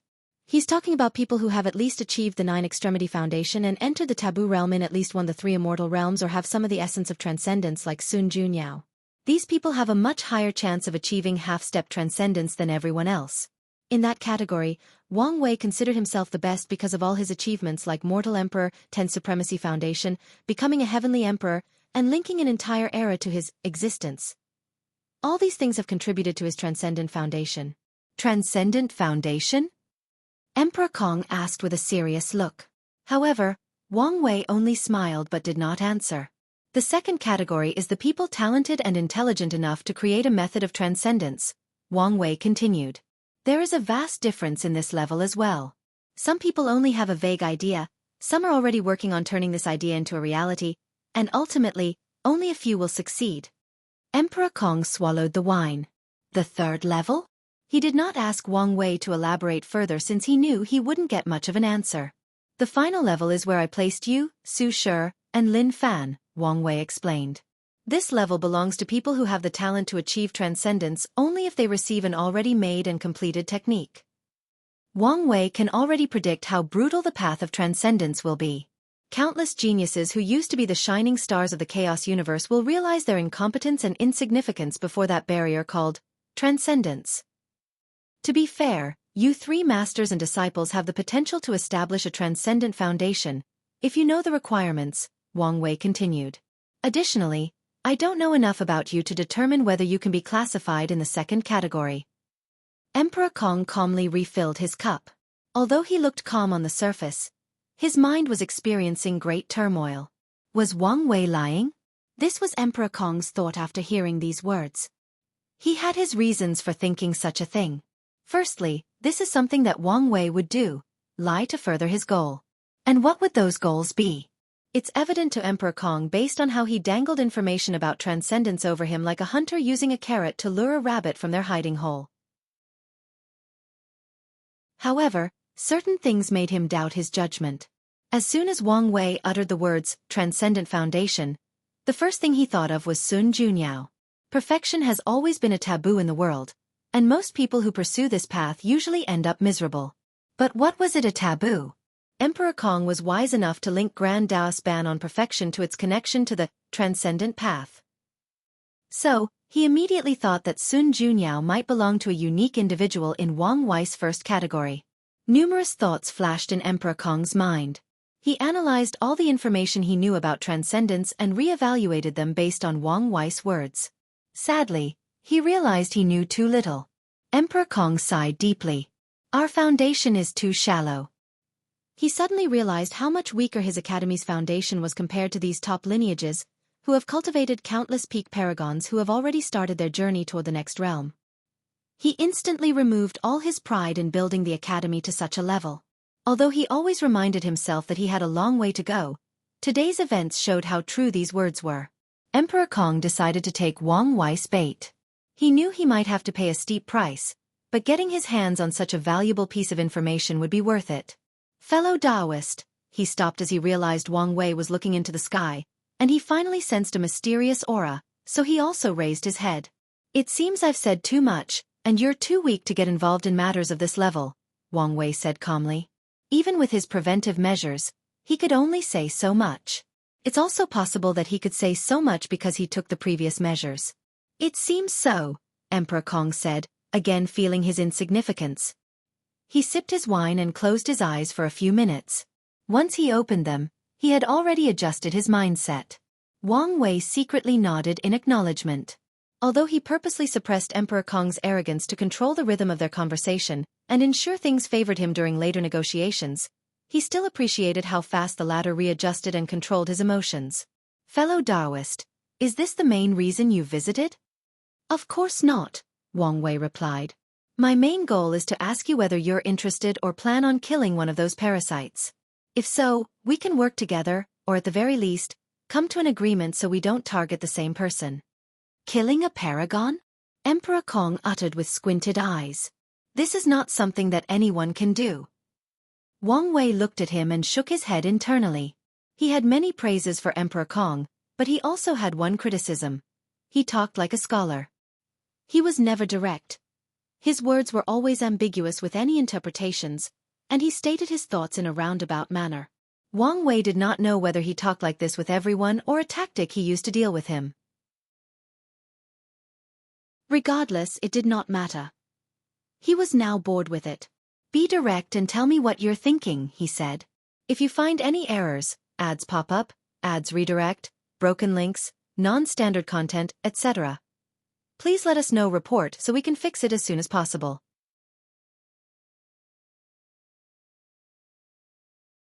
Chapter 13 81 Tribulations. Despite Wang Wei's words, Emperor Kong remained quiet. The situation was more complex than it appeared. His academy was too entrenched in the lives of the parasites, so he had to make his following decisions carefully. Additionally, he was extremely wary of the person next to him. If he were not careful, Wang Wei would sell him and have him count the money. I have to think about this carefully, Emperor Kong replied, once again giving an ambiguous answer. What an annoyance, Wang Wei thought. He realized another characteristic of Emperor Kong: extreme caution. He understood why. After all, the latter had to play a dangerous game of maintaining a balance with the parasites while secretly helping the rebellion. If one wrong move were made, everything Emperor Kong built would be instantly destroyed. Wang Wei looked at the sky, and his eyes became extremely profound. Have you heard of the endless tribulation era?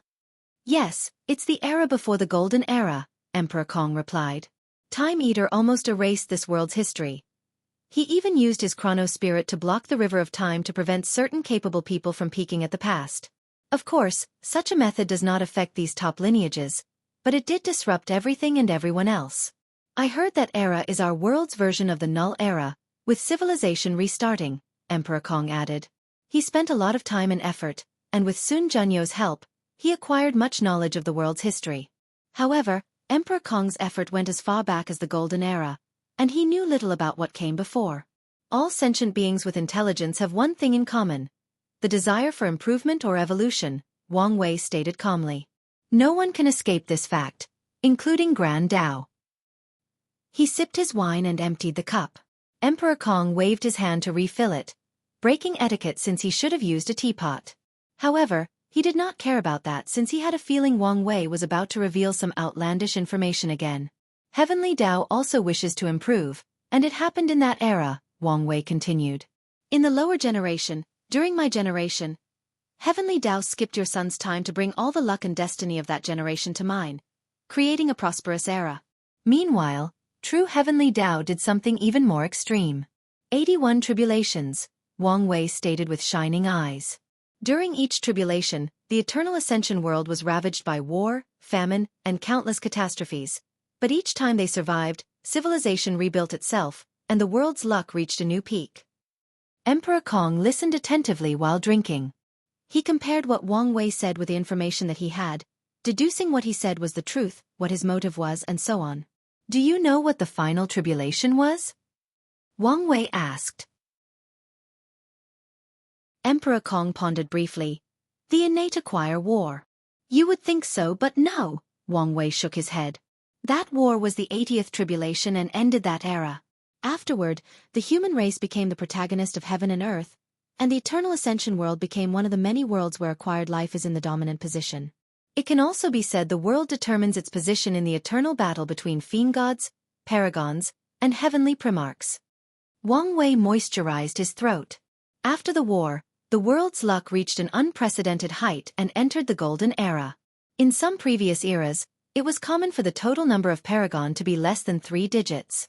But at the peak of the Golden Era, all the overlords had at least hundreds of paragons, and some were in the thousands. Wang Wei sighed. He had to give credit to Heavenly Tao. It took the risk of using this tribulation method to drastically improve the Eternal Ascension world's overall strength and power. However, how risky were those 81 tribulations?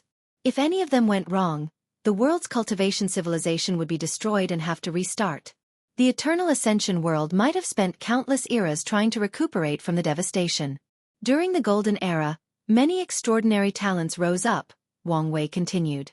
For example, my ancestor, Qiyuan. He started the First Origin War, turning the myriad emperor world into the destiny center of the lower dimension. However, was this the only effect of that war? Of course not. The world's destiny also shifted from the aboriginals born in the upper dimension to the people from the lower dimension. How could the people from the other world communities allow Qiyuan to bless his home world at the detriment of their own? The First Origin War should have ended with these people banding together to defeat the Tao Opening Sect and the others from the myriad emperor world. Yet that's not what happened. The explanation for this is Qiyuan convinced many people from other world communities to side with him. And the reward was what Wang Wei said, destiny shifting to them. After the war, more and more people from the lower dimension grew until they became the dominant force in the upper dimension. I suspect the first war was in preparation for the Second Origin War, Wang Wei analyzed. He had no definite proof of this matter, but he derived this conclusion after researching the historical text. Another extraordinary talent of that era is, of course, Empress Wu, and her situation is related to you, Wang Wei said, looking at him. What do you mean, fellow Taoist? Emperor Kong was genuinely confused. Many major events happened during the Golden Era, but the most significant is the Devil Catastrophe, the 81st and last tribulation. Emperor Kong squinted. Heavenly Tao went all out for this catastrophe. It even acted a little bit reckless by pushing the limit of that tribulation beyond the level of paragon.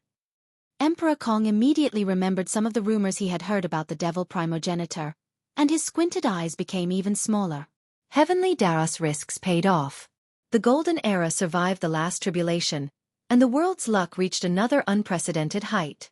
Qiyuan took this opportunity to launch the Second Origin War. He successfully opened the transcendent path to the Chaos Universe and made the Eternal Ascension world the semi-destiny center of the universe. Emperor Kong frowned. What does this have to do with Empress Wu and me? Yes, I'm getting ahead of myself, Wang Wei said. By the end of the Devil Catastrophe, the status of the 13 Overlord was already established. The Grand Sect Alliance, the Tao Opening Sect, the Myriad Clan Union, the Limitless Exchange Hall, the Tao Beginning Palace, the 10,000 Buddha Haven, the Great Qing Kut, the Pre-March Origin Temple, the Tribal Sacred Mountain, the Sword Path League, the Skill Tao Association, and the Divine Faith Heaven. What am I missing? The Origin Seal Continent, Emperor Kong replied calmly. As the saying goes, 9 is the extreme, 12 is completion, and 13 is transcendent, Wang Wei continued. Everyone knew there was one last spot for the top lineage, and as I'm sure you've already guessed, such destiny fell on Empress Wu.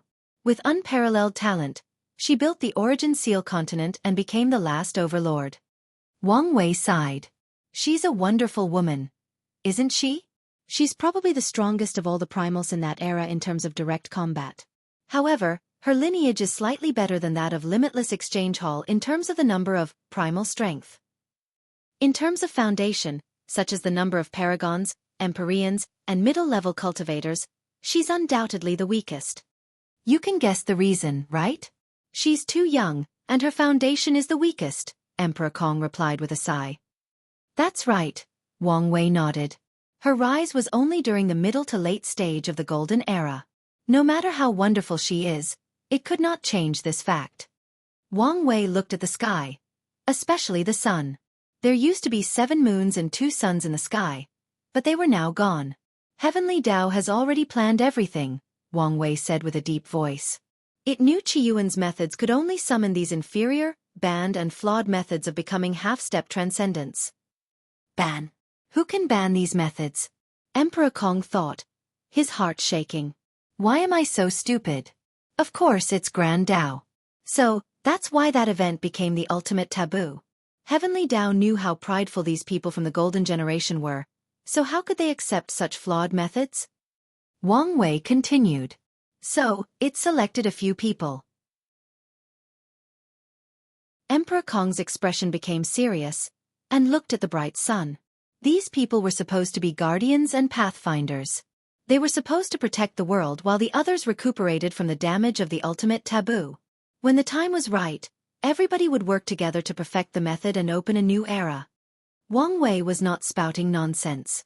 Maitreya was one of the most brilliant talents of the Golden Era, ascending to the position of Prime Buddha and controlling the 10,000 Buddha Haven, which became the origin and head of all Buddhist factions in the world. How could such a person not be arrogant? How could such a person accept becoming the weakest type of half-step transcendence? Wang Wei doesn't know much about supreme unity, but his situation was probably similar. Can you guess where this story is going? He asked. The Guardians turned into usurpers, Emperor Kong sighed. They changed the trajectory of their and the world's fate, destroying the advent of the new era. Destroy? More like delay, Wang Wei chuckled. Heavenly Tao has great ambitions, and it's been planning for so long. Wang Wei had his suspicions about Heavenly Tao after hearing what happened with Wu Hong and the Curse Master.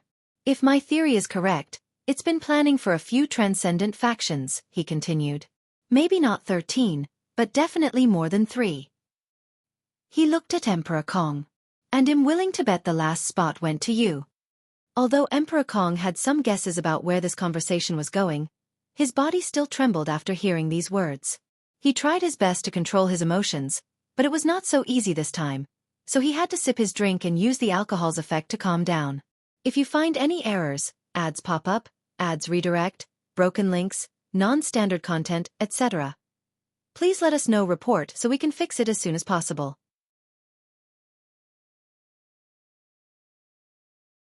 Chapter 13-14 Do I Have a Choice? Unedited chapter. The destiny of a transcendent faction? Who does not want such a thing?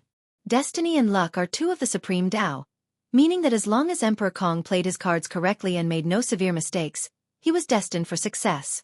However, the latter could not care about any of that. On the contrary, an overwhelming fear rushed from his mind into his toes. Emperor Kong knew the severity of this kind of news. As long as another word of this conversation gets out, his academy will be annihilated the next day. There is no basis for Wang Wei's words besides his analysis.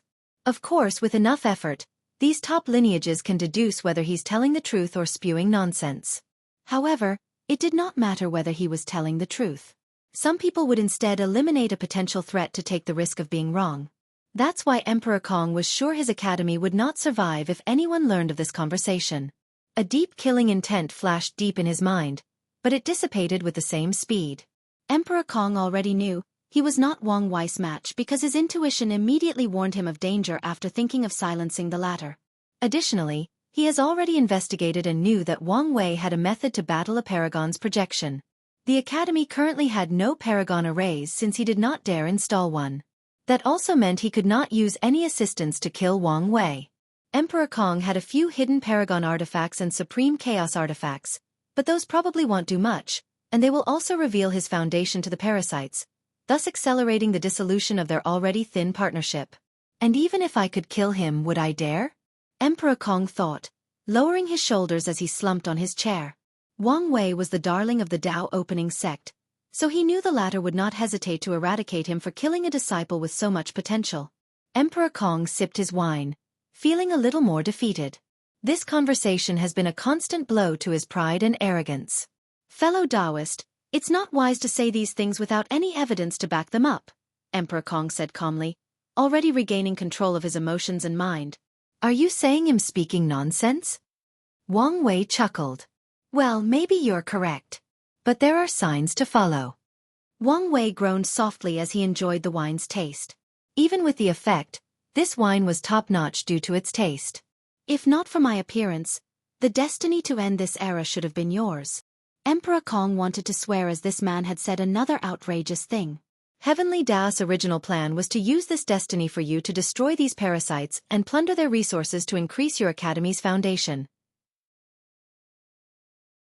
By the time you fulfilled your destiny, you would have been a paragon, and the academy would have had a foundation closed and maybe even on par with overlords. Then came the next step of this plan, the Grand Sect Alliance. Emperor Kong's heart again trembled as he remembered a conversation with his two favorite disciples 3 million years ago. The plan was already set in motion in the lower dimension during Lin Fan's Supreme Outlaw trial, Wang Wei continued, his eyes brighter than the stars and containing the truth of the universe. There were two outcomes from this trial. Lin Fan passes, kills Xuya, and forges enmity with the upper dimension Yin Moon Palace for preventing them from completing their book. Or he fails, passes his power to Su Shi, and she inherits his vendetta and eventually kills Xuya. No matter what, your academy will forge enmity with the Yin Moon Palace, leading to an all-war with the Grand Sect Alliance. Under normal circumstances, you would have no chance of winning against them, but the current era would have provided the perfect opportunity. All the paragons from the Grand Sect Alliance require time to heal from the ultimate taboo and cannot immediately return to their peak. With your paragon realm strength and the academy's deep foundation from the parasites, you can eliminate them and finally have the foundation of a true overlord. What's next isn't hard to guess, is it? You only need to work hard and prepare to use your destiny to become a transcendent faction. Wang Wei looked at him with a smile. Heavenly Dao has laid out everything for you. Aren't you lucky? Emperor Kong was speechless. If he previously only believed 40% that Wang Wei was telling the truth, his faith had now increased to more than 70%. He had long determined his academy had inherited an extraordinary destiny.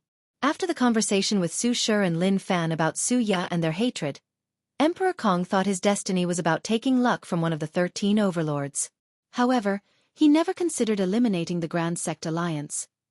He did not think he would have such power, at least not for a long time. His previous thought was that he would eliminate the Yin Moon Palace, which would weaken the Alliance's luck and destiny. As such, he's been planning how they could quietly eliminate Xuya and even blame another member of the Alliance for creating internal strife. While the Alliance was distracted, he would target one of the weaker overlords and take their spots once his academy reached a certain level.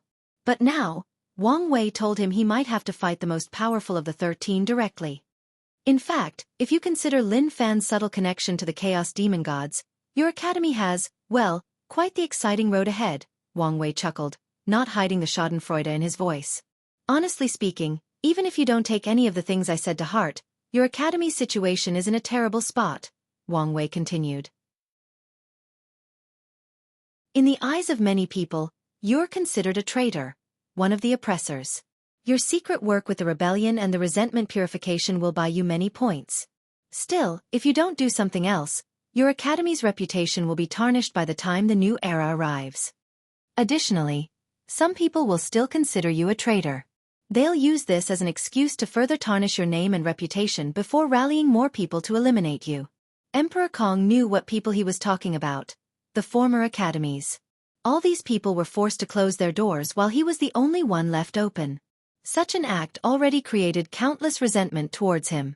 All the top academies are part of the Grand Sect Alliance, or they have a deep connection with it, Emperor Kong, realizing how deep this conspiracy went. The best move for you to make to survive the next era is to openly oppose these people and better yet, kill at least one of them, Wang Wei continued. So what do you think, fellow Taoist? Want to work together? Do I even have a choice? Emperor Kong thought, almost rolling his eyes. He knew the Academy's current predicament better than anyone else, and he's been thinking, planning, and waiting for many years to decide their next move. He knew he would have to draw a line between the parasites one day, but Emperor Kong wanted to delay for as long as possible. After all, the moons were still the world's rulers, meaning the world's resources and luck still tilted toward them. He can receive more benefits the longer he preserves their relationship. Unfortunately, Sun Jianghu's actions further muddied the water. Emperor Kong knew that these moons would no longer trust him after what happened, but he still wanted to find a way to prolong their relationship for a while longer. However, with Wang Wei's arrival, he may not have a choice but to act early. "Fellow Taoist, you've spent so much time trying to convince me," Emperor Kong said as he glanced at Wang Wei. "Aren't you worried that I still will refuse?" "I'm not," Wang Wei replied calmly. His action was what strategists called an open conspiracy, meaning even if you know it's a plot, you must still do it. A king must be able to bear the weight of the crown. This saying applies to the Academy's current situation. Without sufficient foundation, the destiny of a transcendent foundation is a burden to Emperor Kong instead of a blessing. The latter no longer has the destiny to end this era, so he won't walk the path of killing these parasites and plundering their resources. Wang Wei's words forced Emperor Kong to work together with him or compete against him to see who could kill the most moons as fast as possible. "If you refuse, then I won't have any guilt in treating you as a pawn. I can use you to distract these moons to increase the success of my plans," Wang Wei said calmly. Emperor Kong glanced at him from the corner of his eyes. Su Shi warned him of how scary this man was, and he took her words seriously. But nothing prepared him for when he indeed faced that monster. "If you find any errors, ads pop up, ads redirect, broken links, non-standard content, etc., please let us know report so we can fix it as soon as possible."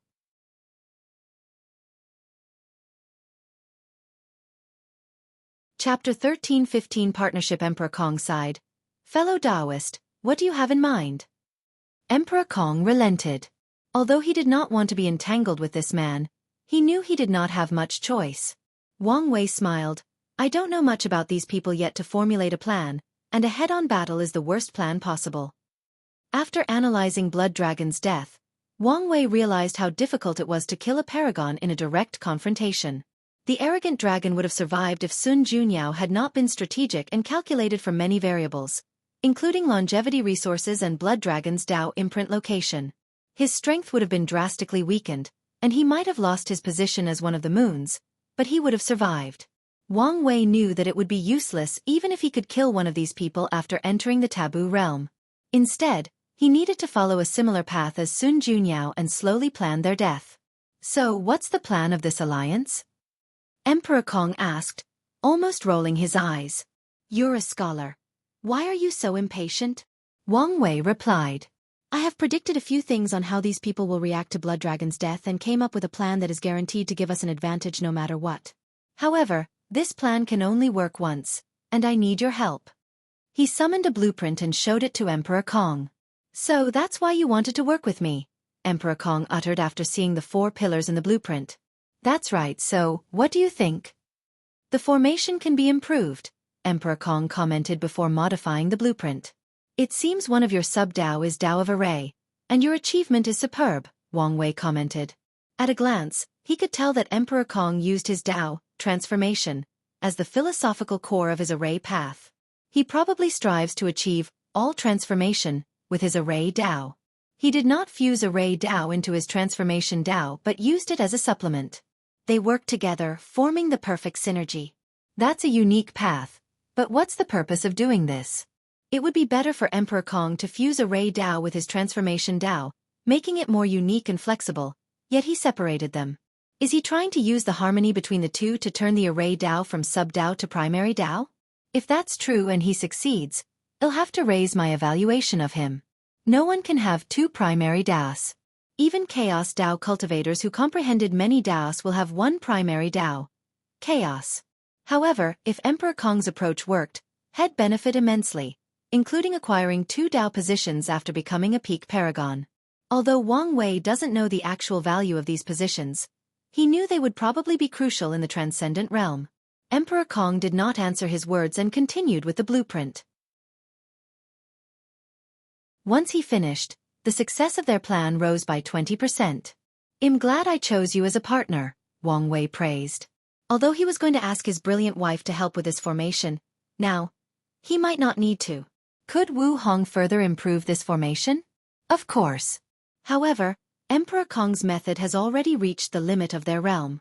Wu Hong's improvement would mean they would need a paragon to set up, and it cannot be just any paragon, but someone with sufficient understanding of array Dao. Wang Wei and probably no one in the current era met the standard. Luckily, strength was not the primary source of power in this array. Emperor Kong might have cared or accepted this compliment if this had happened before, but he was not in the mood for such a thing. You know this is not enough for your plan to succeed? I know, that's why I need your help to find another sage of merit, Wang Wei said. I know someone, but he's only an emperor and has condensed a first-level golden body of merit. In fact, it would be better if we could find 2 more Empyreans with a second-level body. This is your plan. Why are you asking me? Emperor Kong asked in annoyance. I know you must have a way, Wang Wei rebutted. He had calculated that Emperor Kong had this kind of connection. I know 2 people, Emperor Kong admitted. Both Empyreans, but one with a first and the other with a second-level golden body of merit. That's even better, Wang Wei said. Although he knew Feng Heng would give him face and participate in this plan, his cultivation was too weak and might increase the plan's variable. I can convince them to help, but you must bear the karma for their help, Emperor Kong said. These people were sages, and Wang Wei's plan was actively putting them in danger. If something went wrong and someone had to bear responsibility, Emperor Kong did not want to be the one. After all, such karma is the kind that can ruin a person's luck. The death of any sage is not a joke. It's fine, Wang Wei replied. He did not care. His karma-unbound physique was not a joke. Although the death of a sage was enough even to affect him, there was still some protection. Additionally, he was also a sage, granting him another level of security. So, he'd be fine if he did not directly kill or scheme against these sages. In fact, he'd prefer that something went wrong so these parasites could take the blame.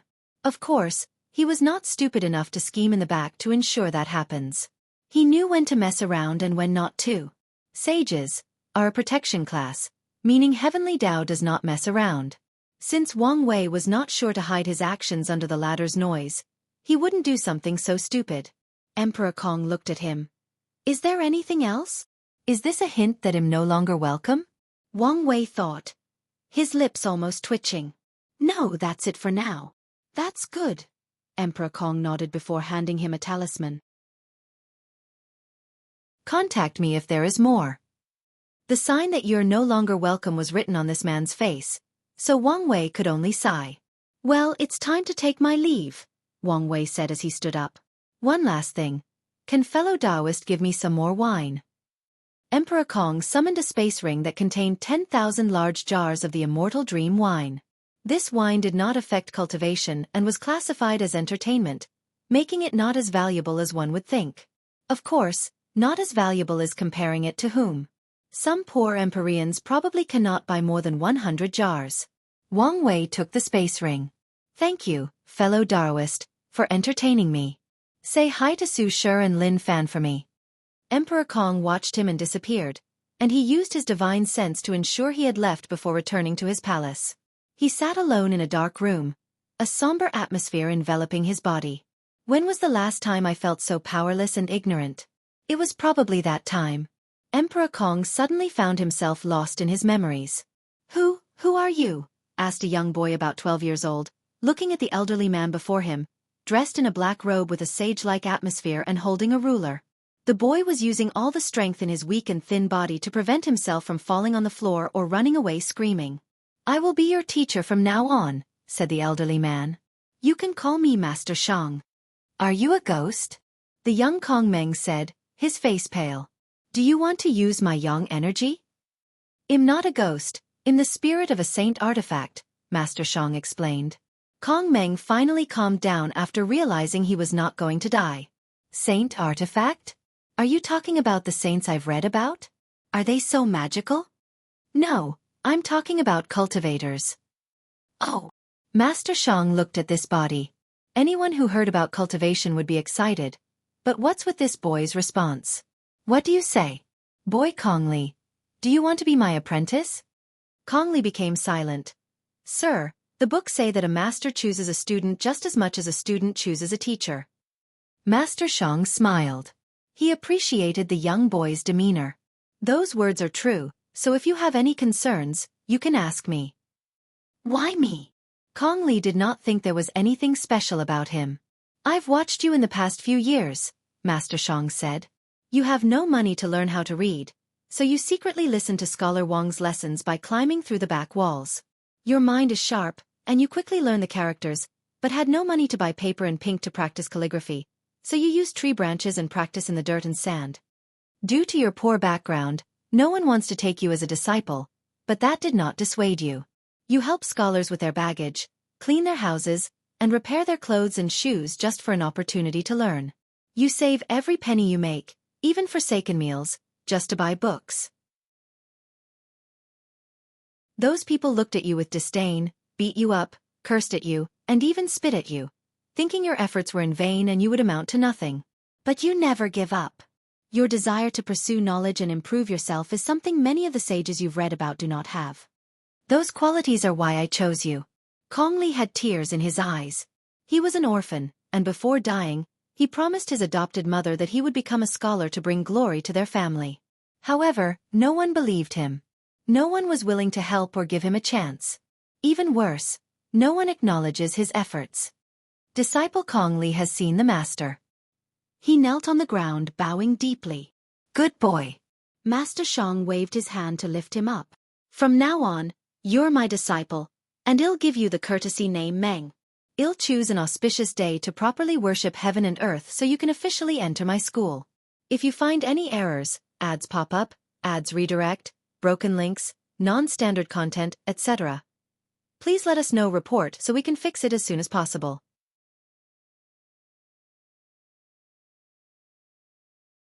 Chapter 13:16 Wake up. The young Kong Meng bowed to an altar representing heaven and earth before bowing to his teacher, Master Xiang. He did serve the latter tea, concluding the master-disciple relationship. Master Xiang nodded in satisfaction, while Kong Meng had a wide grin. So, Master, what are you going to teach me? Master Xiang did not mean the latter's slightly impetuous actions. On the contrary, he had always admired the boy's desire to pursue knowledge. I must ensure he's not led astray by the cultivation world and starts to pursue power instead of knowledge, Master Xiang reminded himself. Let's start with a brief history of our school, Master Xiang uttered. My master was a young scholar named Xianxia. He was an upright and righteous man, loved by the people and the king. Unfortunately, officialdom is cruel. No one could not tolerate my master's rigid views and conduct. So, countless ministers worked together to frame him. Kong Meng had a look of indignation. How could these people do such a thing to a righteous scholar? Is the world so cruel? No, Kong Meng had seen the world's cruelty, but he thought this resulted from poverty in this small town. He thought a place like the dynasty's capital would be a bright place full of sages and men worthy of respect. Master Xiang noticed his apprentice's emotional fluctuations. Truthfully, he told him their school's origin to eliminate this young boy's naivety. He even plans to take him around the world to truly experience the darkness of the world. Of course, hell also show him the light. As I said, the king loved my master, Master Xiang continued. So, he secretly let him escape. The master was blessed by fate and soon had a fortunate encounter and started his cultivation journey. He retreated for decades, hoping to return to the dynasty with newfound strength and rectify his name. As he should. Kong Meng nodded with a clenched fist. Unfortunately, by the time he returned, the king had fallen, and the dynasty had already collapsed with countless warlords fighting for powers. The master wanted to support the remains of the royal family to re-establish the dynasty, but another competing group had already massacred them. Master Xiang sipped his tea, taking this moment to allow his young apprentice to digest his words. The master felt lost, so he returned to the cultivation world. However, that side was also not peaceful. The human race and the myriad emperor world as a whole had suffered tremendously at the hands of the devil race, leaving the cultivation world full of hatred, resentment, and cruelty. The master grew ambitious, wishing to use the literary way's ideas of rule, etiquette, righteousness, and respect to establish peace throughout the world. Master Xiang secretly shook his head. His master's ambitions were too grand. In fact, he was extremely conservative with his words. His master directly wanted the literary way to dominate the world, even overwhelming Taoism, the sword path, and many other schools of thought. Sadly, his talent could not bear his ambitions. He died during his supreme realm tribulation. Master, don't worry. I promise to fulfill the Grand Teacher's ambitions, Kong Meng promised. No need for that, Master Xiang said. He knew that even if his apprentice could become an eternal emperor, He could not make the literary way the dominant school of thought in the world. Such a goal requires countless generations of success. Even then, the chances of success were not high. You can form your own path, goal, and ambition, Master Xiang said. As for how far you can go, that'll depend on you and fate. I understand, Kong Meng nodded. Master Xiang waved his hand to summon 3 things. 2 books and a bamboo book bag. These 2 techniques will be the foundation of your cultivation journey, Master Xiang said. The first is called measuring the world with your feet. It's a body-refining technique that can draw earth energy from the ground and temper your body. You only need to walk.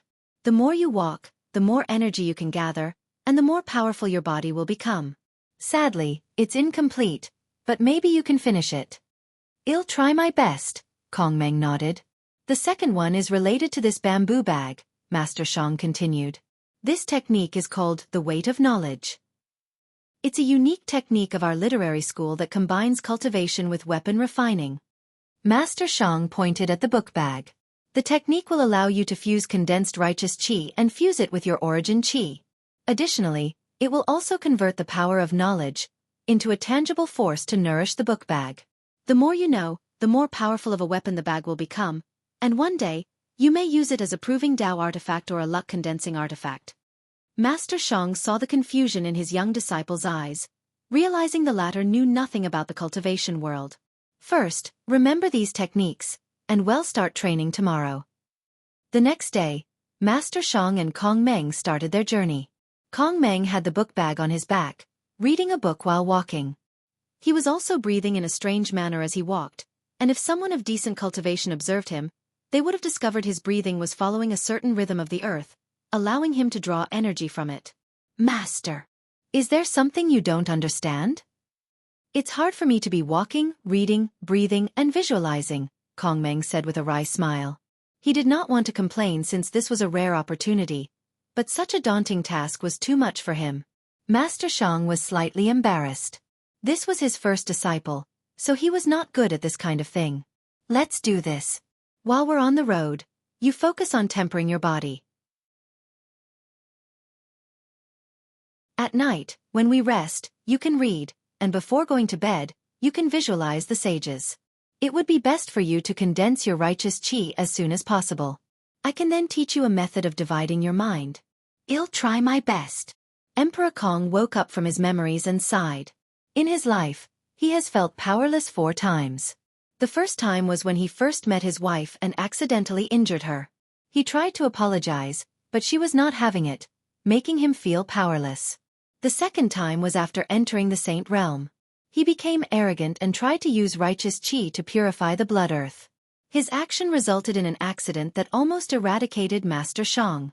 He took action and nourished the latter's spirit with his law, even cracking his Dao tree in the process. Many historians say that Emperor Kong was not talented enough, so he needed Heavenly Dao's help to give him the final push to become an eternal. But that was not the complete truth. The truth is that Emperor Kong's foundation was injured after he cracked his Dao tree to prevent Master Xiang from dying. Although he later did everything he could to fix it, his foundation was always imperfect and thus needed the extra boost. He only completely fixed the problem after experiencing Dao re-establishment. The third time I felt this powerless was when Bai Han started hating me due to miscommunication, and the fourth time was today, Emperor Kong thought. He suddenly felt outraged. Boom! His right hand crushed the table next to him, creating a small black hole in the process. His aura was grand and agitating, making the room tremble under his pressure. Master. Emperor Kong finally noticed his 2 new favorite disciples were in the room. He sighed. I'm sorry you had to see me like this. What exactly happened with your conversation with Wang Wei to have you so riled up? Lin Fan asked. Nothing to be concerned about. Don't worry about it, Emperor Kong replied. Lin Fan could tell something was wrong but also detected that it may not be wise to talk about this now. Meanwhile, Su Shi frowned. She had seen this kind of look countless times before. The anger and frustration of having your pride and arrogance trampled on, the subtle fear mixed with respect and reverence, followed by envy and jealousy. She'd seen countless times in the heavenly court. She sighed. Master, the last thing you can do right now is to let Wang Wei's rhythm affect you. Emperor Kong looked at her. I've seen him doing it countless times. He'll use his words to beat you down, suppress your arrogance, and corner you until you agree with him or he destroys you. The trick to his methods is the mindset and rhythm. He has conditioned your mind to work in a certain way, making you overlook things and, more importantly, make you predictable. What you need to do now is break the mold he placed you in. Replay your conversation from a bystander standpoint. Analyze every word, action, micro-expression, intonation, and even the way he breathes. Analyze everything to see if you miss something and break away from the shackles he placed in your mind. If you find any errors, ads pop up, ads redirect, broken links, non-standard content, etc., please let us know. Report so we can fix it as soon as possible.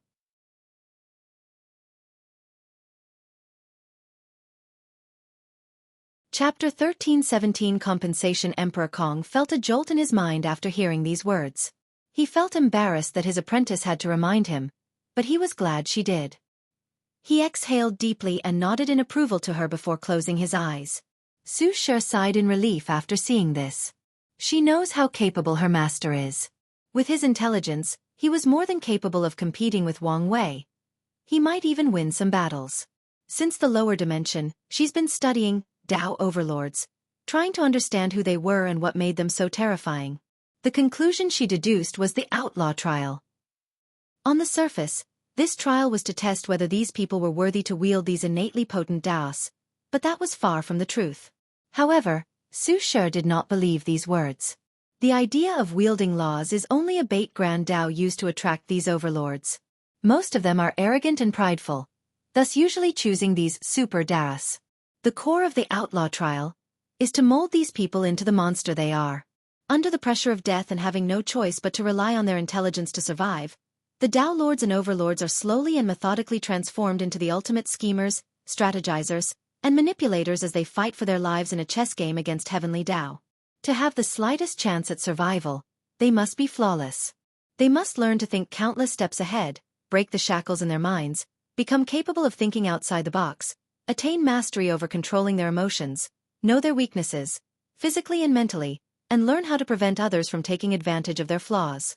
According to Su Shi, many Tao lords or Tao overlord seeds exist in the world. These people have the potential to pass the trial and might even have been on the list of people that Grand Tao planned to lure and train. However, these people made different choices, choosing non-outlaw Daos. His master was one of them. These seeds can become as terrifying as the Tao overlords without the trial. However, this usually requires an extremely long period of training. Without the trial, they must mold themselves into that monster. Of course, the process was not easy, especially the one about removing the cognitive blockade of the mind.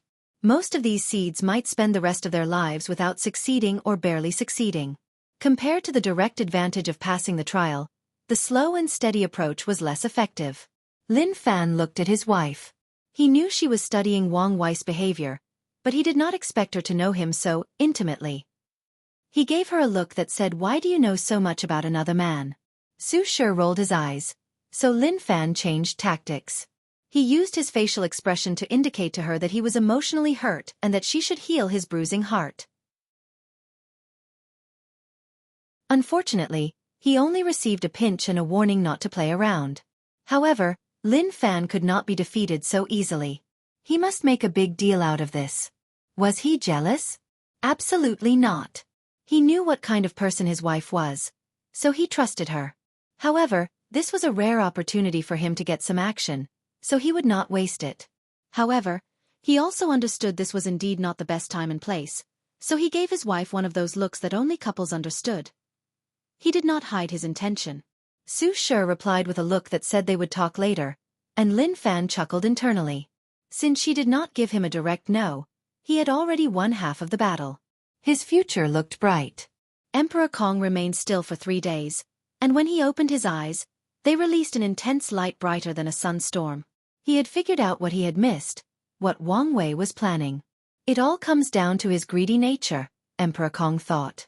According to him, Heavenly Tao should have chosen him as the son of Era, to eliminate these parasites, which would also serve as a way to enhance the foundation and background of the academy. However, since Wang Wei was now the destined one, Emperor Kong's path was cut off. Without the resources from these parasites, it would be suicide for him to fight against the Grand Sect Alliance. So, this cannot be allowed unless Heavenly Tao plans to abandon him and not choose him as one of the transcendent factions. Would Heavenly Tao abandon him? The answer is no, Emperor Kong thought. Assuming what Wang Wei said is true, I was chosen because Heavenly Tao wants one academy, to be one of the factions with a transcendent foundation. So, why choose me, the upstart, over the others? It's because I haven't been corrupted. There are many academies throughout the world, but the most powerful ones have already joined the Grand Sect Alliance. Meanwhile, the rest have formed different levels of alliances to support themselves. However, such behaviors are not why Heavenly Tao has a problem with them. The key to the issue is these people have lost their essence. Their academies now have countless restrictions on whom to teach, primarily racial limitations. And when it comes to regular and loose cultivators, these academies will invite them but will not teach them wholeheartedly. Instead, they'll focus most of their resources on nobles, people with high backgrounds, exceptional bloodlines, etc. The purpose of the academy was to increase access to high-level training and resources for cultivators, thus lowering the influence of these sects and clans. So, there is no way for Heavenly Tao to choose these people after they've lost their essence. If Heavenly Tao wants to continue its plan, it must compensate me for losing the resources from killing the parasites, Emperor Kong analyzed. And that's what Wang Wei is after. He wants a share of that compensation. Emperor Kong frowned. Maybe this is not a bad thing. Heavenly Tao is not a charity. If it will compensate me without having to do anything, it'll owe it an immense karmic debt. It would be different if Emperor Kong was the chosen one and had to work for the resources by eliminating these parasites, which would also be considered an act of service for Heavenly Tao. Maybe I can draw Wang Wei in to share the karmic debt, Emperor Kong thought before immediately canceling this idea. Based on how easily he accepted the karmic debt involving the two sages, he must have an excellent way to block karma. If I try to use him, I might lose resources while still owing a major debt. An intense light flashed in Emperor Kong's eyes. In that case, let's just owe the debt. Anyway, this is my home, and paying the debt is also a way to strengthen the world. People do not want to owe Heavenly Tao karma because the latter might dangle it over their heads, never asking for repayment. However, Emperor Kong was not worried about being able to repay it. After analyzing Wang Wei's words, he realized the Eternal Ascension world's Heavenly Tao was highly ambitious. It probably wishes to acquire the title of Strongest Chaos World. With such ambitions, there will be plenty of opportunities to repay the debt. Additionally, other worlds will not stand by and watch as this world becomes increasingly more powerful, especially after seeing how capable it was during the Second Origin War.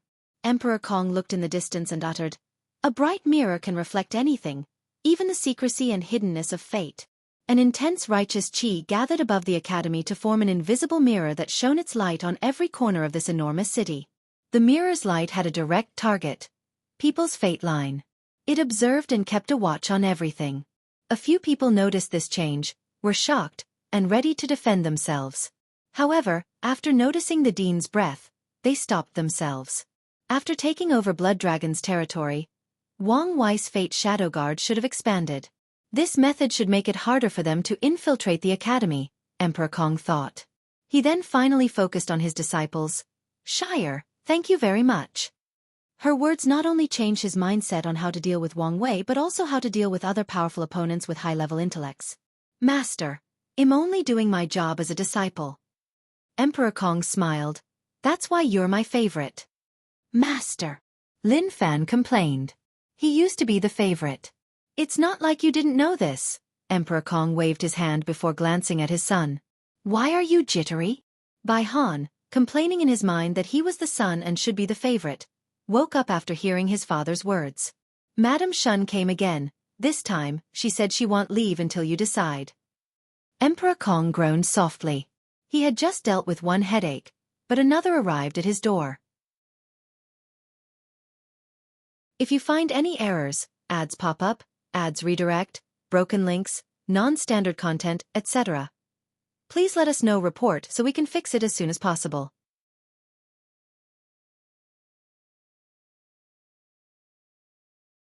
Chapter 1318. Always a step ahead. Madame Shun is from the Sunshine Pavilion. She's the mistress, controlling all its power. However, despite its poetic name, the pavilion is, in fact, a chain of brothels that target cultivators, including emperors and empyreans. All the pavilion's women and men cultivate Yin-Yang Dao, or a source technique about dual cultivation. Cultivators can visit when they need some help with their cultivation. If they pay for the lowest Tier 1 service, they can dual cultivate with a partner of their choice, but only through holding hands. Such service is crucial to cultivators below rank 10 as they can use it to break through bottlenecks. But it can only provide some cultivation bonus to great emperors and other paths. Tier 2 services involve physical intercourse, and the effects are even better. It's possible to increase a person's cultivation by a few % if they have just become great emperors. Tier 3 services involved women with their primordial yin and yang intact, making the process even more potent. That's not to mention other benefits like tempering the body and soul. Tier 4 and 5 services involved people with special physiques, with the difference being that Tier 5 girls also have their primordial yin and yang preserved. In the cultivation world, there is something called a cauldron physique, a unique physique with excellent dual cultivation properties. Devil cultivators love this type of physique as it is the best way to strengthen their foundation, and other cultivators love it because it's the best way to break through bottlenecks. Of course, women despise it because this physique primarily exists in women, and the fate of the cauldron is always terrible. The Sunshine Pavilion provided cauldrons but at an exuberant price. All their prices are beyond expensive, but Tier 4 reaches another stratosphere, and that's because the price also involves numeration to ensure the owner of the cauldron physique can recuperate. Well, at least that's their explanation of why the price is so expensive, but people know better. Cauldrons have terrible fates because others forcefully plunder their primordial yin, injuring their bodies and souls and even destroying their cultivation foundation. However, the Sunshine Pavilion used a harmonious yin-yang dual cultivation technique, meaning the cauldron physiques benefit the owner instead of harming them. So, everyone with some knowledge knows their so-called price is bullshit. Unfortunately, many people rush to utilize their services despite knowing this. Most people's talent cannot take them far after becoming immortal, so after being stuck in one place for millions of yuan epochs, many people will pay the price of an increase of 1% in their cultivation. Even people with talent and resources will suffer from bottlenecks, and sometimes, using the Sunshine Pavilion services might be cheaper than the alternative methods of their factions. Emperor Kong has dealt with the Sunshine Pavilion, not because he used their services but because they are also one of the largest spy networks in the world. When men are in their most relaxed state, they can easily open their mouths and spill information. Meanwhile, the women who use the pavilion services are often secretive about it due to societal pressure, making it easier to get information about them. Lastly, the pavilion has a system in which they can offer discounts if someone provides them with valuable information. With all their branches scattered worldwide, the Sunshine Pavilion is among the best in the information business, so Emperor Kong has dealt with them. However, his problem with Madame Shun is not her business or some kind of contradiction that happened between them. She wanted to open a yin-yang school in the academy. Her request immediately sent the academy into chaos. Some elders agreed as they know that yin-yang Dao is one of the supreme paths of cultivation no matter which form it is practiced. Meanwhile, others vehemently denied this request, believing such a method of practicing yin-yang Dao contradicts many of the core ideologies about the literary way. They've been arguing for more than 50 million years since Madame Shun made that request, and the only way to end this debate is for the dean to decide. Emperor Kong has no problem opening the yin-yang school. Since his path is to enlighten all sentient beings, he would not exclude anyone. His hesitation is because of the true owner of the Sunshine Pavilion. I don't want to deal with that crazy woman, Emperor Kong sighed, feeling a headache coming. Wang Wei was a problem, but he was still a reasonable person, but that woman was not. She could attack the academy without any reason. It would be a nightmare if she had an actual reason. If I don't make a choice soon, that will be reason enough for her to act against me or the academy. Emperor Kong once again felt frustrated. He could not beat her, and he might even suffer terribly if he angered her. All right, I'll deal with her. Master, what are you going to do? Lin Fan asked. He knew how complicated the issue of Madame Shun was. I'll tell her we can start the yin-yang school in the academy's branches as a test trial, Emperor Kong said. That should satisfy her for now while also preventing that crazy woman from having any direct connection to the main branch. Emperor Kong sighed as he flew away. He decided to spend a few days with Master Shang to isolate himself from the world. This should soothe his mind. Then, Hell go on a vacation with his wife. Wang Wei was walking around Origin Seal City with a candy stick in his hand, enjoying himself. He enjoyed the overall feel of the city as the atmosphere perfectly blended a mortal city with a cultivation city. That's how he was about to buy this candy from a stall on the street.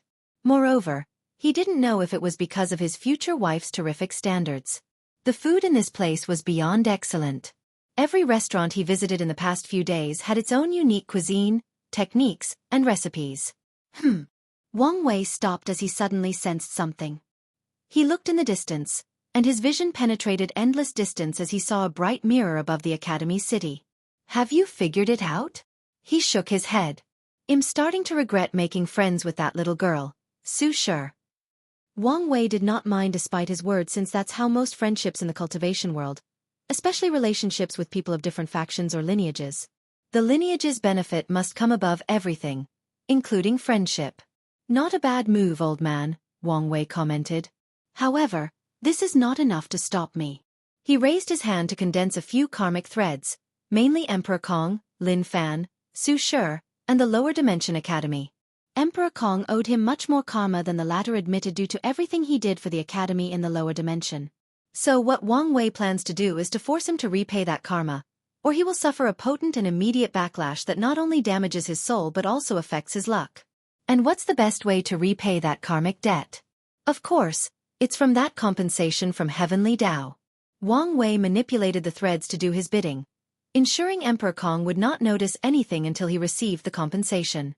By then, Hell have no opportunity to delay and must pay immediately.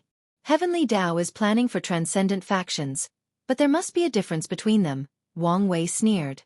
He had no personal grudge against Emperor Kong or the Academy but must ensure his faction's supremacy in the upcoming era. After all, in this world, more power means more resources, so Wang Wei, who always knew this, never stopped striving for more power and resources for the sect. Wang Wei bit his candy, enjoying the unique sweetness with the ability to improve his mood. If not for his cultivation level, this thing might affect his state of mind, which is truly impressive. This city was truly remarkable. Even the candy maker had some achievements in the Tao of cooking. I'm starting to wonder whether I bragged too much that day, Wang Wei thought. With such an impressive palate, could he create a dish that makes her swallow those words back? He sighed, feeling his future was bleak. Wang Wei headed toward the next restaurant. However, he did not take a few steps when something landed from the sky before him. He saw a beautiful woman in golden metallic armor from shoulder to toe, looking like a Valkyrie from Earth's myth. What can I do for you, young lady? Wang Wei asked, already having a prediction. I've been ordered to hand you this token and a message. You've wasted enough time. Wang Wei's lips twitched. He knew the suffering that awaited him, so he's been delaying for the past few days, trying to enjoy himself as much as possible. However, it seems this future wife cannot wait to beat him up. Wang Wei waved his hand, and the token flew into his palm. The Valkyrie woman did not say anything else and flew away. Meanwhile, Wang Wei sighed before activating the token, disappearing from the middle of the street. If you find any errors, ads pop up, ads redirect, broken links, non-standard content, etc., please let us know report so we can fix it as soon as possible.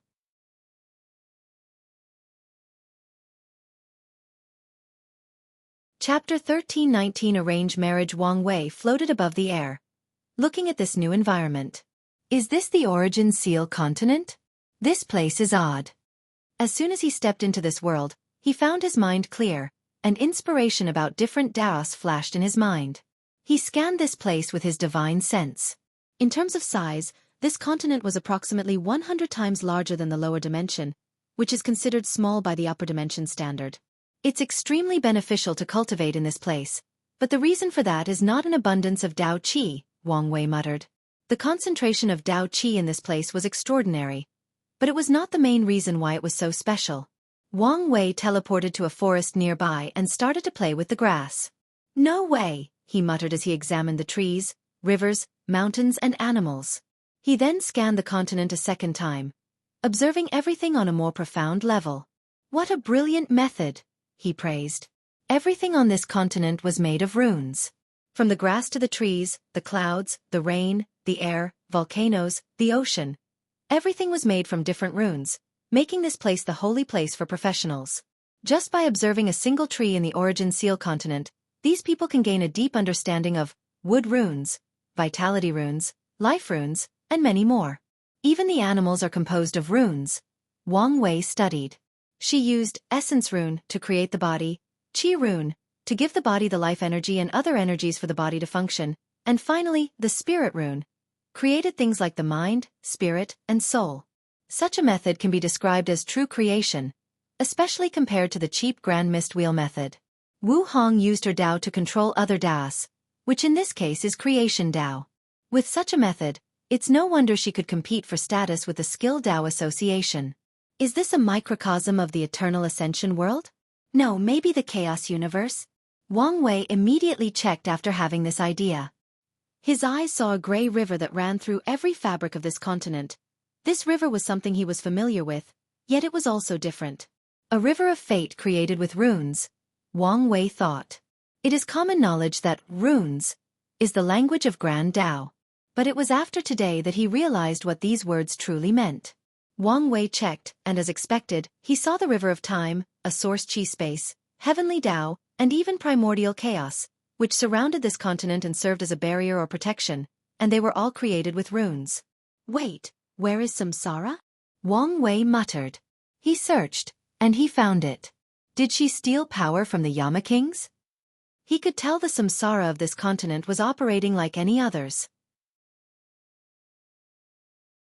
In other words, anyone who enters this continent will be under the jurisdiction of Wu Hong's Samsara instead of the ones controlled by Grand Dao and the Samsara Cardinal. I knew she was capable, but this is something else, Wang Wei sighed. More importantly, she's so ballsy. Damn it, why did I find myself a rose? Has it really been that long, or have I developed a new kink for capable women? I guess it isn't new. Wang Wei shook his head to remove these complicated thoughts from his mind. He focused on the Origin Seal continent. This was the perfect place for him to retreat. By studying this place's runes, he can significantly improve his fate domination Dao. As he was thinking about how best to utilize this new resource, the token he received from the Valkyrie vibrated, sending him a message of where to go next. Wang Wei sighed before flying up, breaking through the barrier around this continent and entering the artificially created primordial chaos. Through the token, he soon found a magnificent palace that shocked Wang Wei to his core. The White Palace was so beautiful and grand that he only thought of one thing. How rich is this woman? He had recognized many of the materials used to build this thing, but many of them were things he did not recognize. Probably from other chaos worlds.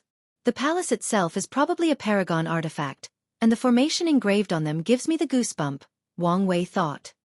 He felt a deep sense of danger as he glanced at that palace. He also realized why these parasites never messed with this place. That artifact alone is probably enough to send all of them into limbo. The token served as an entrance pass, so Wang Wei soon found himself before a door. He rearranged his clothes, checked his hair, and straightened his posture before walking. Future wife, have you missed me?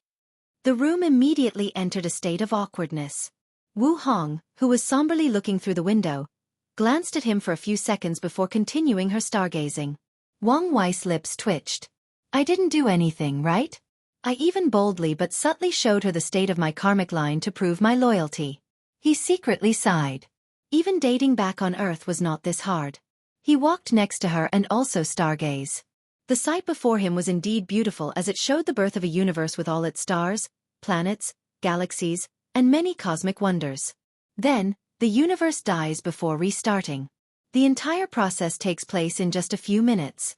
In other words, these two use the creation and destruction of a universe as something to stargaze, something to appreciate. After watching this scene for the third time, Wang Wei said, "Come on, use your words. We are all adults, so if you have an issue, let's discuss it." A common dating advice on the internet from Wang Wei's previous life was, communication is vital in any relationship. That is indeed sound advice, but how many people can effectively use it? Not to mention that this advice rarely mentions that knowing how to communicate is as important, if not more important, than communicating itself. Something has been on my mind, Wu Hong said calmly. Why did you accept the relationship so easily? It's apparent to anyone that you, of all people, would reject any form of fated love. Yet, from her memories, besides some insignificant reservations, you quickly accepted that marriage. Wu Hong looked at him. It can't be because of love at first sight. Rational people like us don't buy into such a thing. So why did you do it? Since you've accepted it once, why not accept it a second time?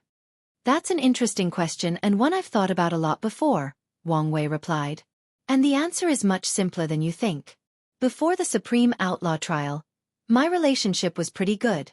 She was like a doting mother, and I was like a rebellious child who did not want to follow in their parents' footsteps or arrangement for the future. What a strange analogy, Wu Hong said with a frown. I know, but it's the best way to explain it, Wang Wei continued. Continue. After the trial, well, my mind was more open, and I was even more rebellious. Then, things went sour after learning about my status as a fate seed. Before those events, I saw our situation as an arranged marriage. My loving and doting mother, Fate, chose a wonderful woman for me, and after meeting her and seeing how beautiful, compassionate, capable, and compatible we were, I accepted it. Of course, I'm still the rebellious son. Just because I accepted it once doesn't mean I'll accept it a second time. Then, our relationship worsened, and there was no longer room for reconciliation. Wu Hong took a moment to process these words. Such a strange way to explain the situation, yet it still makes sense, she nodded. So, did you feel any instant connection after meeting her? Not all, Wang Wei shook his head. On the contrary, I feel our relationship is an ill-fated one. That girl will suffer immensely in her life if she gets with me. Oh. Wu Hong felt he was not saying these words without any basis. Tell me more. She motioned for him to sit down before serving tea. Wang Wei felt relaxed, and it was not only because the tea was refreshing but also because the tension in the room had dissipated. So, he told his future wife everything that happened during his meeting with Sun Junyao, including his conjectures about his transcendent ability to influence the chessboard. He also told her about his conversation with Emperor Kong, mainly his conjecture about transcendent factions, and that the academy was chosen for one of the spots.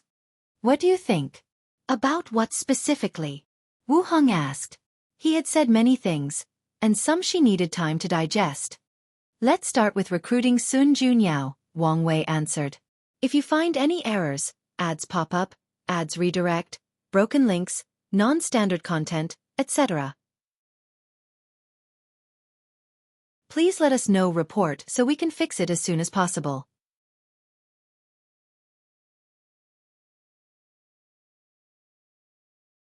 Chapter 1320 Chess Player and Chess Pieces, unedited chapter. I had similar thoughts before, Wu Hong admitted. However, she had trouble trusting people, and because those two had their eyes on her, I never brought it up before. But, as you said, I'm considered half her master, so it should not be an issue for her to join me, if she wants to.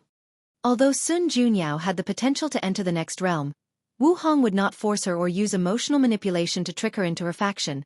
She disdains doing such a thing. However, she will indeed extend an invitation.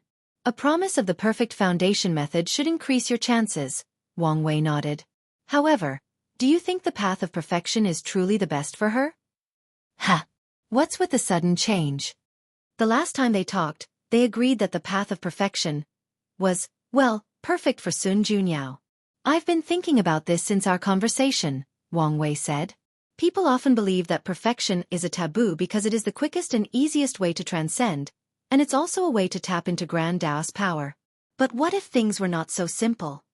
It's one thing to achieve a perfect body or perfect Tao, but you should understand what it means to have a perfect mind. Cold, indifferent, calculating, and more importantly, no emotions, Wu Hong replied.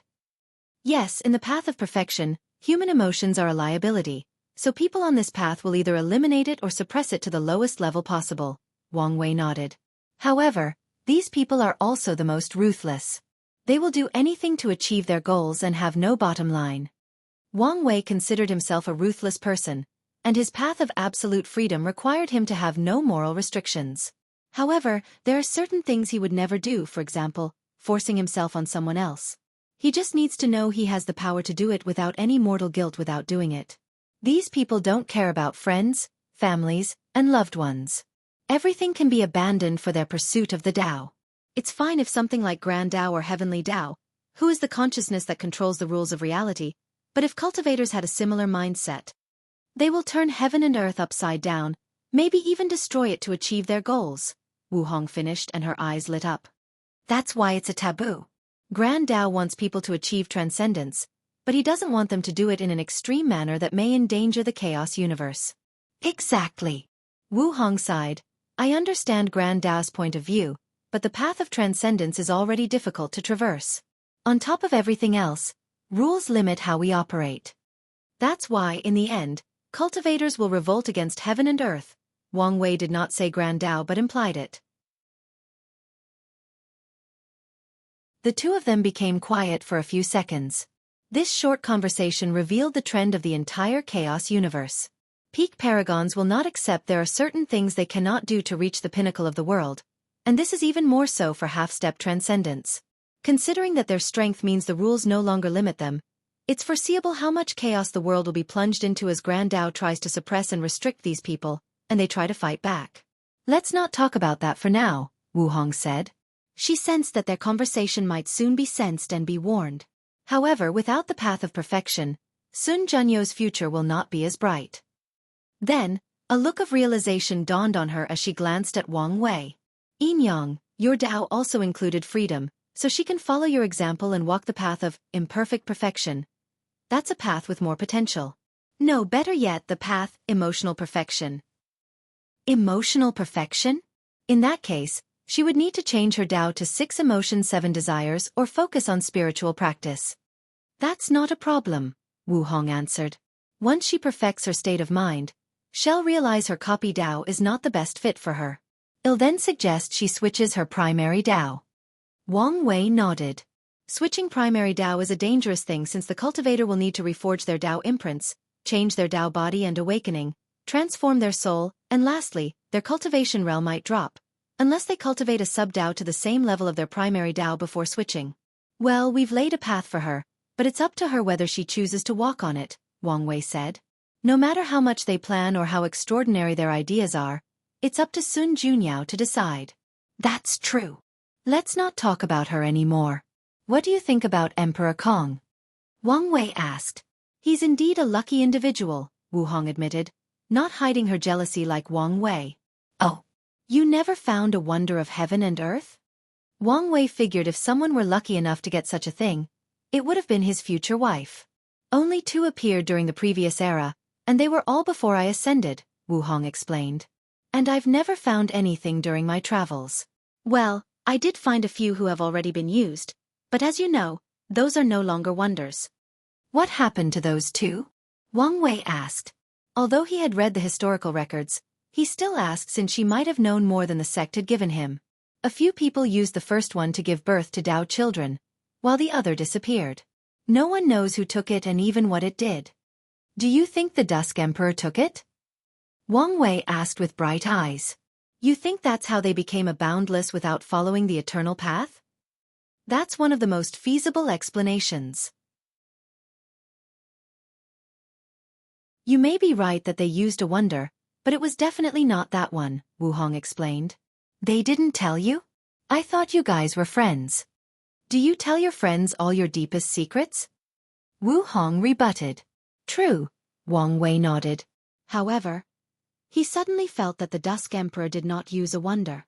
After all, these things become useless after a certain amount of use, so there is no point in keeping it a secret. And if, by chance, there were still a few uses of that wonder, the Dusk Emperor should have used them for her family or close friend or sold them for a high price. Do you have any theory on who took that wonder? Wang Wei returned the topic to the Golden Era's wonders. Most people now believe the primogenitor devil is the one who took it, Wu Hong calmly explained. Is this how he acquired that artifact? No, that can't be right. He told me it was a secret trial he discovered in primordial chaos. That wonder was probably related to the soul, Wu Hong explained. From what Yan Hai told me, the devil primogenitor was besieged by more than a dozen primals and hundreds of peak paragons, but he survived and even won countless victories. Damn, is the difference between the 2 realms so vast? With just a broken treasure, the devil primogenitor remained undefeated in the face of all these unparalleled genesis. Wait, his soul. Oh, I understand. Yes, his soul should have collapsed after using that artifact more than 5 times, but he fought in over a dozen battles. That wonder must have broken the limits on his soul, and probably allowed him to acquire some characteristic of half-step transcendent. Wang Wei sipped his tea. When I talked with the devil primogenitor, he revealed he was a pawn in Grand Dao's plan to lure Qiyuan into starting the Second Origin War and push the Chaos Universe into the Age of Transcendence. Although Qiyuan went rogue and created the ultimate taboo instead, the overall goal was achieved. Now, I'm even more confident that Emperor Kong has the destiny of a transcendent faction. I'm also convinced that wonders might be one of Grand Dao's greatest tools on the chessboard. Whenever one appears, there must be a grand plan at play. According to your theory, Heavenly Dao wanted the world to prosper, so it's understandable why it would release the Yin-Yang land to give birth to more talented cultivators, ensuring the prosperity of the Golden Era, Wu Hong nodded. Everything is connected, and everyone is either a chess piece or a chess player, Wang Wei sighed. Such simple yet profound words, Wu Hong sighed. Paragons are at the top of the world, so they should be chess players, right? No, they are only more valuable chess pieces. Only by taking a small step into the realm of transcendence can one be considered a chess player, but even they are chess pieces for people of higher levels like the Cardinals or the final boss Grand Dao. Let's not think about such a depressing thing, Wang Wei continued. Assuming my theory is correct, how many transcendent factions do you think this world can give birth to? If you find any errors, ads pop up, ads redirect, broken links, non-standard content, etc., please let us know. Report so we can fix it as soon as possible.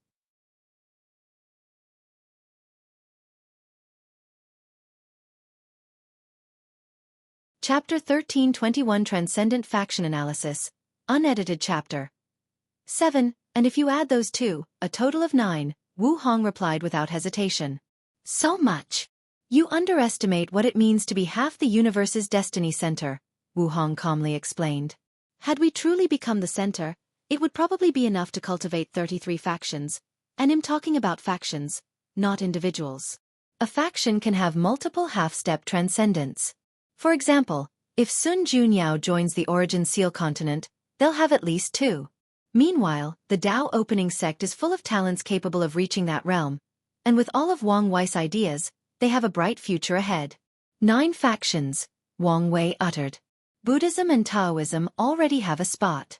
Emperor Kong represents the literary way and the academy. Taoism, Buddhism, and the literary way are the 3 most prominent and widespread religions/philosophy/schools of thought in the Chaos Universe, usually known as the trifecta. Although my ancestor went rogue, he is the main contributor to the eternal Ascension world's destiny and prosperity. Heavenly Dao must pay that karma, so a place will go to us. Wang Wei looked at Wu Hong. It must give you a spot, Wang Wei continued. You can reach that level without the help of destiny, and knowing you probably hold a grudge for what happened with the Curse Master, this might be the best way to appease you. That may be one of the considering factors, but not the greatest one, Wu Hong shook his head. I'll get a spot due to the destiny of Profession Dao. Without how the Origin Seal continent operates, it will be easier for us to train transcendent tier professions. Indeed, Wang Wei nodded. Once Wu Hong reaches the next realm and creates transcendent runes, the Origin Seal continent will reach a, transcendent level among all professions. Don't get cocky, Wang Wei warned. Once Yan Liling achieves half-step transcendent, you'll lose your monopoly over transcendent runes. That girl is indeed talented, but I've never been afraid of any challenges, Wu Hong replied calmly. Not to mention how much I'll achieve by the time she reaches our realm. True, Wang Wei sighed. He regretted not bringing Yan Liling and Li Jun with him to the upper dimension. He did not truly understand how terrifying a late start was in the upper dimension. Sadly, the lower dimension was blocked, so he could not even contact them and warn them to find a way to escape their sentences and ascend as soon as possible. Wang Wei shook his head to remove these thoughts from his mind. That's 5 spots, leaving 4. Who else? There is probably a spot for a dynasty, Wu Hong continued. The Way of Fortune dynasty protects ordinary mortals, so Heavenly Dao might give them a spot. Yes, with all these transcendent beings existing in one world, it's a good idea to have one whose interest is invested in protecting the mortals, Wang Wei agreed. So, do you think the Great Qin will have a spot? He'll probably be granted an opportunity to fight for it but not granted it directly, she replied. Oh. The human emperor is a great emperor, but he's not the ideal one, Wu Hong explained. The ideal emperor is Xianxia, the saint emperor of the Great Wen Divine Dynasty. He practices the way of Holy Emperor, also called the Compassion Emperor. Saint Emperor, a ruler that is a saint to his people but a tyrant to his enemy, Wang Wei muttered. He had read about the Saint Emperor and the Great Wen Dynasty. They were part of the dynasty alliance supported by other overlords to balance the power and influence of the Great Qin Saint Court. Such a man is indeed the ideal candidate, Wang Wei nodded. As a holy emperor, it is in his best interest to ensure the safety and prosperity of mortals, which should reassure heavenly Tao to give him a spot. No matter how weak and insignificant mortals are, they are the sources of talent for all factions. However, once these transcendent factions rise, the mortals might become endangered. The higher the cultivators, the more indifferent they are to mortals, and this situation should worsen once half-step transcendence begins to show up. Not to mention how devastating the slightest confrontation between these beings will be to even paragons, let alone mortals. As such, it's in Heavenly Tao's best interest to choose a faction dedicated to protecting them. Sadly, he's too weak, Wang Wei sighed. The Saint Emperor was only a peak paragon, not a primal. Although he had an overwhelmingly positive image, deep connections, and excellent influence, this did not change the fact that he was weak. There is still hope for him, Wu Hong said. As long as he can use his experience from the taboo to become primal, use his charisma and influence to control the alliance, he might be able to compete for the spot with secret support from the other overlords. You don't sound like you have a high enough faith in him, Wang Wei said. Although I don't like him, I must admit that Zhang is a capable man with deep plans and many secrets, Wu Hong replied honestly. After so many years of interacting and competing with that man, she only finds out his origin goes back to the prehistoric world through her connection with Wang Wei. That's how deep he hides. How much of a chance do you think the Saint Emperor has? Probably 30%. So low. Wang Wei frowned. Yangzhe has an unparalleled talent for governance that no other rulers can match, Wu Hong explained. Most dynasties rely on their vast and extended territories to gather luck, but he primarily relied on the people's welfare and happiness. However, if you compare his ability to scheme and plan to Zhang's, you will see that he truly does not measure. Wang Wei squinted. What if we focus on his advantage? After all, the ultimate decision is up to Heavenly Tao, and it may have different requirements. You want to work with him? Wu Hong asked before thinking of something. You want to cooperate with him to spread your mortal rune civilization? That's right, Wang Wei nodded. It's a great way to boost the prosperity of his citizens and show Heavenly Tao he was the best choice. I still don't think his chances of success will be high, Wu Hong replied. Ultimately, the cultivation is about strength and strong preying on the weak. Even if Heavenly Tao granted him that destiny, it's very likely for Zhang to conquer or slaughter him to take it. I still think it's worth a try, Wang Wei said. If I succeed, I can stop the Qin Emperor, but even if I fail, I can delay his rise, and that's good enough for me. Well, it's a good move. You won't have to pay much if it fails, and you can still get some benefits, Wu Hong nodded. Then it's decided, Wang Wei said as he sipped his teeth. What about the other faction? What do you think? Especially the Grand Sect Alliance. As I said before, the skill association is useless, and it's the same with the exchange hall. As long as Emperor Kong keeps his heart of sage and continues training cultivators no matter the background, there is no need for a loose cultivators alliance to be so powerful. The innate demons are the third useless group. The next era will truly be the era when they lose their status and are no longer viable to compete with paragons and fiend gods. Wu Hong moistened her throat. After years of manipulation, the demon race's destiny has become to balance and suppress the innate demons, so they also have no value in the upcoming eras. However, Heavenly Tao might receive a spot just to provide some balance to the human race, but that probability is not high, considering we're the protagonists of the world and we've done so much. The Divine Faith Heaven's leader is a highly talented person, but their purpose is also geared towards mortals. However, dynasties are healthier for cultivating mortals than faith, so they are also eliminated. No, they might be given a chance to compete with Zhang and the dynasties for that position. That only leaves the Sword Path League, the Myriad Clan Union, and the Grand Sect Alliance, Wang Wei commented. The sword cultivators have ruined their own destiny by suppressing the ultimate sword path to ensure the supremacy of the extreme sword path, Wu Hong commented. So, I'm not too sure about their fate. I guess it doesn't help that the most powerful one among them is not even from their league, Wang Wei chuckled. True, Wu Hong nodded before continuing. The myriad clan union used to serve a grand purpose. Steal the chi luck associated with bloodline supremacy from the innate demon gods and transfer it to the human race. Now that the innate demon gods are about to be washed out from history, they might not be of much significance. Wu Hong looked him in the eyes. It also doesn't help them that one of their core leaders is one of your Wang clan. If they become a transcendent faction, then the potential of your clan will be too much. Heavenly Tao is all about balance. It will take that into account.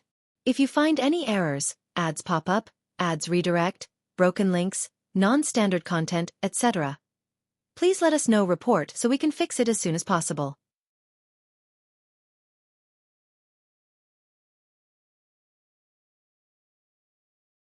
Chapter 1322 Dugu Tianbai. Wang Wei frowned before shaking his head. You don't agree? Wu Hong asked. If it were before, I would have agreed that the myriad clan union served no purpose, Wang Wei replied. However, the first ancestor, Wang Gua, stole my idea of a human fiend god bloodline. If he plays his card right, he can steal more destiny from the fiend god race, and that should be enough for him to get a spot. That is possible, Wu Hong nodded. That leaves the Grand Sect Alliance, Wang Wei continued. They are the most powerful, but somehow, Heavenly Tao abandoned them and even used them as a stepping stone for the academy. Why? It's because they overestimate themselves, Wu Hong sneered. Wang Wei even detected a flash of anger. There seems to be a story between you and them. Dugu Tianbai, also known as the Supreme Might Paragon, is considered the Grand Chancellor of the Alliance. He's the one who first suggested the idea and the one who convinced countless sects and factions to join. Wu Hong did not hide the disdain in her eyes. He's charismatic, heroic, and was one of the most powerful primal of that era. Despite how she felt about him personally, she did not hesitate to mention his good characteristics. However, he's also extremely ambitious. Oh, how ambitious are we talking about? Wang Wei was curious since it's rare for Wu Hong to have such a high evaluation of a person's strength. He raised his cup to his mouth. He wants to conquer the world. Wang Wei coughed as the tea went inside the wrong pipe. Wait, are you saying? That's right. He wants to conquer the eternal Ascension world. All other overlords will either bow to him or be destroyed. That is quite the ambition, Wang Wei sighed. This kind of goal seems almost impossible to achieve. After all, the Golden Era was called as such for a reason. With all these geniuses existing and competing against each other, it's a dream for Dugu Tianbai to conquer this place. However, it's not entirely impossible. As long as he can become the first, proper half-step transcendence, he can quickly suppress the other two and conquer the world. Of course, such a method of achieving his goal has a major flaw, and that's the genius of that era. As long as one of them escapes, they will become unstable if they return later after achieving the same realm. It's fine for him to be ambitious, but he went about it in such a stupid way, Wu Hong sneered. Instead of focusing on being the first person to reach the next level and use absolute force to achieve his goal, he focused on political power. So, he started gathering sects to increase the alliance's strength? Wang Wei asked. That's right. At first, he did an excellent job. He even convinced those sects to live close to each other, making their disciples entangled with each other as if they were one giant family. He wanted to slowly assimilate them and eventually fuse them into one large sect? Exactly, Wu Hong nodded. His plan failed, but it did reduce many of the hostility and contradictions between these factions, turning them into a true and coherent alliance. However, he soon became mad. He divided the alliance into inner and outer members, with the latter rapidly expanding forces without any regard. He blackmailed, intimidated, and forced countless factions to become outer members, not even caring whether they were truly loyal or not. It sounds like he just wanted to use these people to expand the alliance's luck, Wang Wei commented. Did he want to use a large quantity of luck to try to enter the next realm? Dugu Tianbai is not stupid. He should have understood that such a loose amalgamation of luck was feeble and useless. And even if he wanted to walk the path of luck to become half-step transcendent, he would have needed the luck of the entire world. Hence his previous ambition to conquer the world, Wang Wei muttered. Yes, but I still don't understand why he did such a stupid thing, and I was not the only one. At first, many people thought he wanted to start a war, but anyone could see that these outer members would never support him fully, and many would betray him at the slightest sign of trouble. There are two ways to explain his behavior. Either he became prideful and made a stupid error, or there is some hidden reason he needed such a quantity of luck, even if they were not properly condensed. Wu Hong nodded. Many people deduced the same conclusion, and the other overlords tried many methods to find the source of Dugu Tianbai's change. However, no one had an answer to this day. I can now understand why Heavenly Dao is not a fan of the alliance, Wang Wei continued. If this man succeeds in his ambition, I reckon he would not hesitate to absorb all the world sources of this world to assist him in reaching the next level, and by controlling the world's chi luck, he can reduce, even eliminate, Heavenly Dao's divine punishment for his action. Using one of the 3,800 source chaos worlds is one of the most direct ways to achieve half-step transcendence. Whether through Heavenly Dao or siphoning all the world's energy, world source, to forcefully elevate cultivation to the next realm, they are the best methods. Although these methods probably have some side effects and even higher consequences, most people capable of using them would not care. Many paragons have known this, but unfortunately for them, the Heavenly Dao of these worlds was also transcendent. As long as they try these people, they will be wiped out by divine punishment. Unfortunately, the ultimate taboo opened a can of worms. Many methods to bypass or even reduce the effect of divine punishment were distributed to cultivators across the chaos universe, endangering the source chaos worlds and making them more valuable. It would indeed be a disaster for the world if someone like Dugu Tianbai transcended, Wu Hong sneered. You don't seem to like him very much, Wang Wei asked. Wu Hong was briefly quiet. Although I don't like to admit it, I was the weakest of the 13 in terms of foundation. That bastard thought that meant I was a soft persimmon and tried to force me to surrender to him. So you guys fought? Wu Hong nodded. Did you lose? Why would I lose? She stared at him. I thought you suffered at his hands, hence your resentment. Wu Hong shook his head. We fought for a few years, and I had the advantage. However, once that bastard realized he was about to lose and his prestige might be affected, he became shameless. He called the other primals, claiming this was a large dispute between two factions, so everyone was allowed to participate. She sneered. I'm guessing his objective was not to besiege you? Of course not. He knew the others would not allow him to kill him and intervened in the conflict to de-escalate the situation. That way, he gets to walk away without technically suffering defeat. That's why I despise him. Wang Wei nodded, but his body suddenly paused as he thought something. Did he try to court you? Isn't it obvious? That bastard wanted my strength, lineage, and my body. Wu Hong genuinely looked disgusted as she thought of Dugu Tianbai. One of the things she despised the most was this kind of man who did not want a partnership with her. Instead, they wanted to conquer her like she was a delicious piece of meat. It did not help that all these men were weaker than her, and once they realized this, their egos became hurt, so they either abandoned such notion or tried every means to eliminate her. Wife, don't worry. I'll avenge your grievance once I have the strength and Dugu Tianbai returns from limbo. Who needs you to avenge them? I've been thinking for a long time of publicly slapping him in the face and ruining his reputation. Once I'm healed and achieve a perfect foundation, my strength should be enough, so there is no need for your help. Wife, can't you give me a chance to act arrogant and mainly before you? Wang Wei complained. This is the downside of having a powerful wife. There is no opportunity to show his masculine and manly side as a protector. Who's your wife? Wu Hong asked. A slip of the tongue, Wang Wei said casually before immediately changing the topic. If you remove the one for the dynasties, 3 spots remain. Based on your analysis, it should go to the Sword Path League, the Myriad Clan Union, and probably the Demon Race. However, there is also a high chance that these spots will be distributed to non-overlord factions. Do you have someone in mind? Wu Hong asked. The Barbarian Race, Wang Wei replied. If you find any errors, ads pop up, ads redirect, broken links, non-standard content, etc. Please let us know report so we can fix it as soon as possible.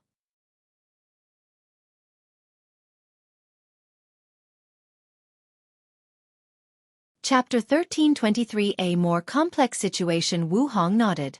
Their origin makes them unique. Many cultivators are dedicated to studying history and culture throughout the chaos universe, and they discovered something. Most cultures develop the same way. It's like there is a blueprint to ensure people's naming sense, language, philosophy, values, and many other factors develop the same culturally. There are a few outliers, but most are mutations of the outline. However, this fact has two true outliers: Buddhism and the barbarian race. Although these two have assimilated with the blueprint culture, it did not change the fact that the origin and essence of these two factions are entirely different. If I guess correctly, their origin should have something to do with the prehistoric world, Wu Hong continued. Heavenly Tao might give them a spot, just for the potential that the barbarian race might become the key to finally gaining access to that world. Now I feel conflicted, Wang Wei said. He knew one of his greatest advantages, especially to other Tao overlords, was access to his memories from Earth. It would make things more challenging for him if more people could get their hands on the information on Earth. Did you have some plan for the barbarian race? I noticed one of my followers, Monk. His destiny was slowly changing after meeting me, Wang Wei explained. By comparing himself to me, he's slowly transforming into a transcendent seed. Comparison and competition are some of the best ways to elicit growth and development, Wu Hong nodded. If he's as you said, then the barbarian race might have a spot. At the very least, they are one of the main competitors for one of the spots. Did you want to cultivate a new ally? That was the plan. Was? Wu Hong asked. Is, Wang Wei said firmly. Anyway, I don't think it will be so simple for Grand Dao to regain control of the prehistoric world, and if everything else fails, there is still me. Yes, it's better to have one more friend than one more enemy. In conclusion, the Sword Path League, the Myriad Clan Union, the Demon Race, the Barbarian Race, and a few others will fight for 3 spots, Wang Wei analyzed. Sword Dao has taken over most of the destiny of all Weapon Dao, and this battle might be a chance to reverse the situation. Especially Saber Dao, who has been their greatest enemy. Meaning the Sword Path League will have plenty of competitors. The Myriad Clan Union will have a future if they can contribute to the innate acquire war by weakening the Fiend God race by stealing their luck and destiny. The Demon race is not entirely out of the competition. They'll increase their chances if they can eliminate the innate demon gods and take their destiny. The next era will probably be a time of great strife and competition, Wang Wei sighed. These two conversations might seem like a simple analysis, but they outline what will most likely occur in the upcoming era once the moons are eliminated and the issue of the 2 suns is dealt with. Things are even more complicated than you stated. Oh, did I overlook something? A few actually, Wu Hong said. First, there is samsara. With all these transcendents walking the world, how can the world of the dead preserve itself? In my mind, one of the factions or one of the transcendents would take over, Wang Wei replied. For example, Ying Zheng. He needs the emperor title to become half-step transcendent, so I figured he would control the underworld. However, now that I said it out loud, I realized I was too naive. Although the other transcendents might not care about samsara for themselves, they wouldn't allow someone else to occupy it since it could influence their sex or people close to them. That's one part of the issue, but I don't think samsara will allow others to mess up the world of the dead. You think Heavenly Tao would grant one of the spots to the underworld? It doesn't have to, Wu Hong answered, and Wang Wei immediately understood. The Samsara Cardinal. That's right, Wu Hong nodded. Whoever they are very strict about controlling the underworld. Heavenly Tao doesn't have to do anything. The Cardinal should give the Yama Kings the power to balance the other factions and the world of the living. Wang Wei squinted. You seem rather confident in your analysis. Wang Wei agreed with her deduction, but he was not as confident as her. The Samsara Cardinal might interfere, but there is also a chance they might give up on the eternal Ascension world. My confidence is because of you, Wu Hong said. I can deduce that whatever our future selves is doing, the Cardinals are involved in one way or another. So, it would be stupid of them not to take an opportunity to place a chess piece into your homeworld. A terrifying killing intent flashed into Wang Wei's eyes. Especially since that chess piece might be my grandmother. Although he had only one conversation with his grandmother, he had a favorable view of her, especially since she admitted her relationship with his grandfather. Wang Wei understood the mindset of the powerful, so it wouldn't surprise him in the slightest if his grandmother ignored the previous relationship and cut the karma between them. That's right, Wu Hong nodded. You should prepare beforehand. No matter what, your grandmother cannot achieve transcendence with whatever method the cardinal provides. I know. Wang Wei exhaled to calm down. Now that he knew what was going to happen, he could plan ahead. If he plays his card right, he might peep into the secrets of the cardinals to prepare for their future battle. Maybe even deal a blow to them if he takes a risk. Wang Wei looked in the sky, his eyes deeper than they had ever been. They better know better than to mess with my family. Otherwise, once I deal with them, they'll suffer a fate worse than death. Such deep and scary eyes. How manly, Wu Hong thought, biting her lower lips while her eyes contained some hidden emotions. Luckily, she quickly controlled herself and returned to normal before anyone saw anything. Wang Wei focused on her. What else did I overlook? Foreign influence, Wu Hong explained as she sipped the tea. Do you think other chaos worlds will just watch as the eternal Ascension world becomes so powerful? These people know how much destiny this world has, so how could they not try to take a piece of the pie? You mean foreign factions will also compete for these positions? Exactly, Wu Hong said. Besides a few who will try their best to destroy this world's prosperity, most will try to take this opportunity for themselves. I was in the mindset that Heavenly Tao was xenophobic and would only leave this chance to its native, Wang Wei commented. However, as long as these factions are willing to change their identity to become members of the Eternal Ascension world, they won't receive much resistance from Heavenly Tao. Moreover, these people are not even the greatest variable/threat. Yes, the foreign transcendent factions, Wu Hong squinted. These people are currently just watching, and no one knows they are thinking or planning. But once they take action, we cannot deal with them given our current situation. Why do you think they haven't acted? Wang Wei asked. There are probably many reasons, but the one I can think of with the most certainty is that they fear a luck backlash, Wu Hong analyzed. They fear if they act prematurely, Heavenly Tao will also accelerate its plan and force this world into the transcendent era in advance. As such, their plan should be to lay out things in advance and wait for the right time to take action. Wang Wei suddenly remembered Old Man Tianji and Emperor Blackheart. Both these people are chess pieces of the Stargazing Pavilion and the Desire Heart Palace, two transcended factions. Wang Wei can imagine there are plenty of other chess pieces in the world waiting for the right time to act. The situation is more complicated than I originally thought, and it seems I must prepare in advance, Wang Wei grunted. Although the Tao opening sect is one of the guaranteed spots, that does not mean they would 100% become a transcendent lineage. On the contrary, these guaranteed spots are the juiciest and most succulent piece of meat to these foreign factions. There is also the fact that many people hold a grudge and will blame the Tao opening sect for what Qiyuan did, Wang Wei analyzed. Every cause has an effect. Qiyuan opened the era of transcendence through the ultimate taboo, but in the process, he created probably the largest war in the chaos universe, resulting in the death and destruction of countless people and worlds. This level of karma is not something any lineage can bear along. The Tao opening sect has great fortune and destiny, and if it acts fast enough on it and becomes a transcendent faction, it can wash off that karma. If not, then they will be destroyed. Let's not talk about this anymore, Wang Wei said. They've talked enough for today. Any more, and there might be consequences. How is your apprentice? She's fine, Wu Hong replied. She just passed the test to become an inner disciple. If she can pass a few more, I'll accept her as a direct disciple and, eventually, my legacy disciple. Really? You think so highly of her?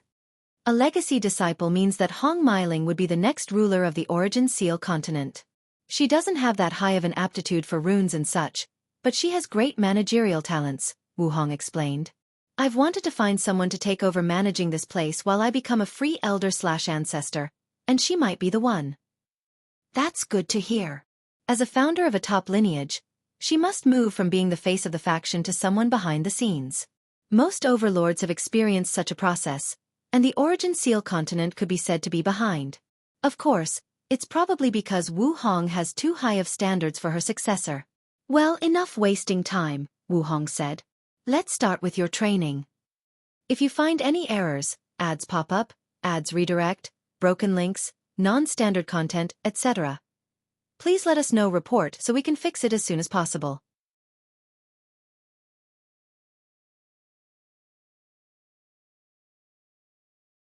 Chapter 1324 The frustrating woman. Wang Wei's lips twitched. He knew this day would come, and he also knew he could no longer delay it. He sighed deeply before saying, 1 minute. He condensed a talisman in the void to send to Red Mask. He had decided to stay here and even enter his cultivation retreat in the Origin Seal continent. As such, some of his work needed to be transferred to this place. All right. I'm ready. Wu Hong waved his hand, and they teleported to another area. Wang Wei looked around, and everything was either black or dark purple. Primordial chaos? A replication, Wu Hong explained. We're in the battle training area I've built. This place was not the same as the primordial chaos around the Origin Seal continent but more similar to the battle pagoda from the lower dimension.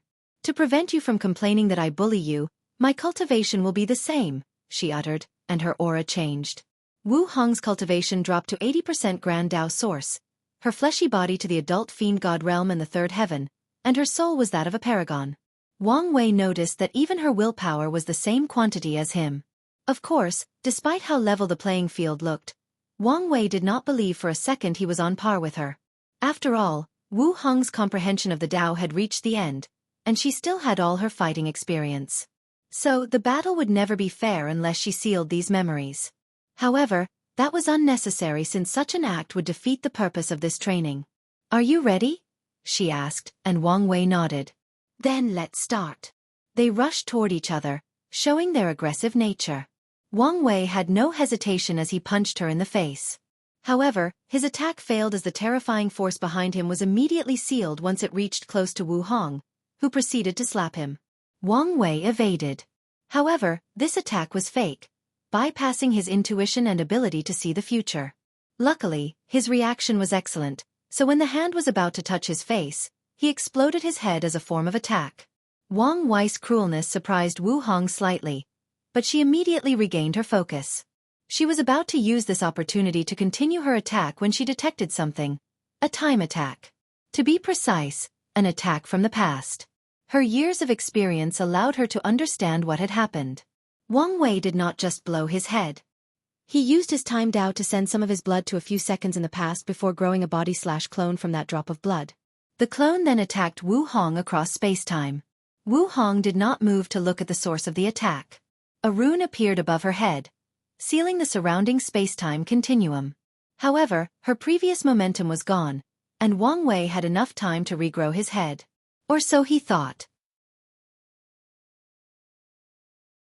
As soon as his head regenerated, he discovered a terrifying curse inside his body. When did he get cursed? It did not take him long to figure it out.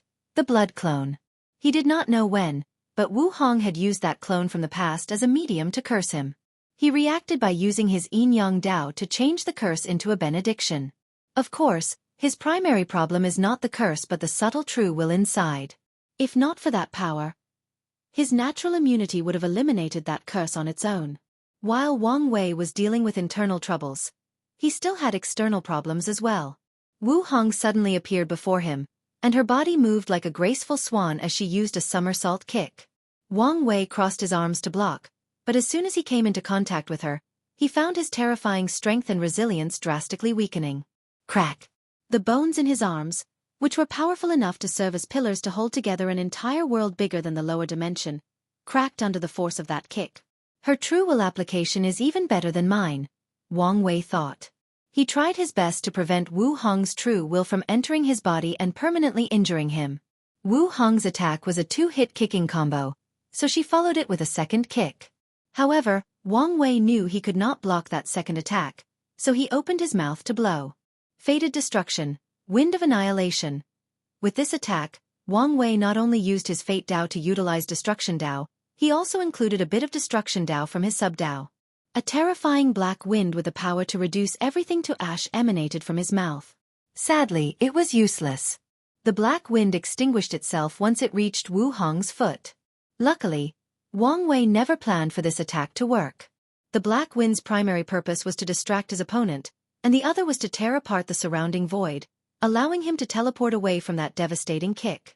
It also bought him more than enough time to regenerate his bones. What an annoying person to fight, Wang Wei complained as he teleported about 30 light-years away.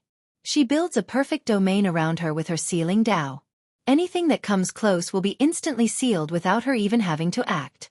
As Wang Wei was analyzing how to deal with the situation, his face suddenly changed. His body was immobile. Damn it, I was played. The curse inside his body was a seal disguised as a curse. While he was distracted removing the curse, the seal had already taken root. The worst part is this seal target, essence, qi and spirit. Wang Wei's body was now useless. The energies inside his body had shut down, including his soul power, and even his mind had difficulty working. Wu Hong had a smirk on her face as she realized her plan had worked. She waved her hand to manifest a colossal hand composed of runes. Wang Wei knew he would immediately lose if that attack landed, but it seemed that there was nothing he could do. This is not fair, Wang Wei screamed in his mind. That hand contained a seal for all his daos and all his techniques. If Wu Hong had not known him intimately, how could she have created such a seal? I know what you're thinking, but I did not create this seal based on previous knowledge about you, she explained. Instead, it's based on information I've gathered since this battle started. As for how I gather so much information in such a short period? Well, I'll tell you after I beat you. Wang Wei was unwilling. The battle hadn't started for 5 minutes, and he was about to lose. He couldn't accept that. Whether it was for his pride as a man or as a mighty warrior, he would not accept such a result. Defeat is fine. He expected to be defeated. However, he could not be beaten in such a disgraceful manner. Countless thoughts flashed in his mind, deducing a plan for the situation. Then, at the last moment before the palm hit him, Wang Wei's body released a terrifying aura, followed by bleeding in all orifices. He moved his hand and punched the big hand into oblivion. Fate mimicry, Ji Lanfeng. A picture of a slovenly dressed young swordsman with a wine gourd appeared above Wang Wei before fusing with him.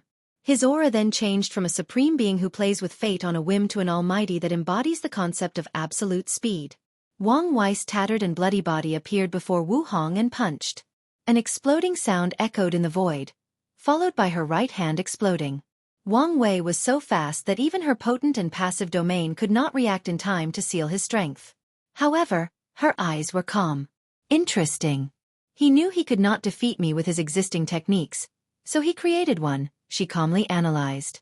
He created a method to use his essence, qi, and spirit flower as a boost.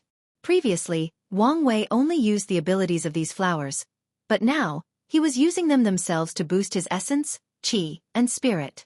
Of course, the consequence of this technique is these flowers will enter a state of withering afterward and will need resources before they can return to normal and use their abilities.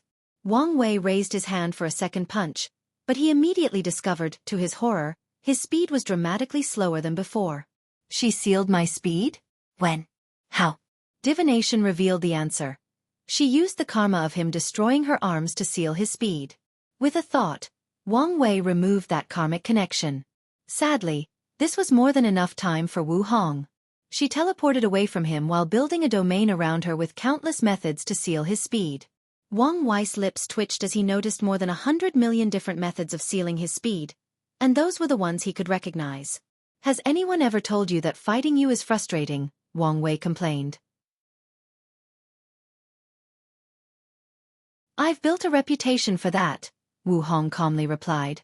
All those battle maniacs don't want to fight me despite my well-known strength due to how frustrating it is to fight me, she proudly explained. Come on, she continued. This is just the warm-up.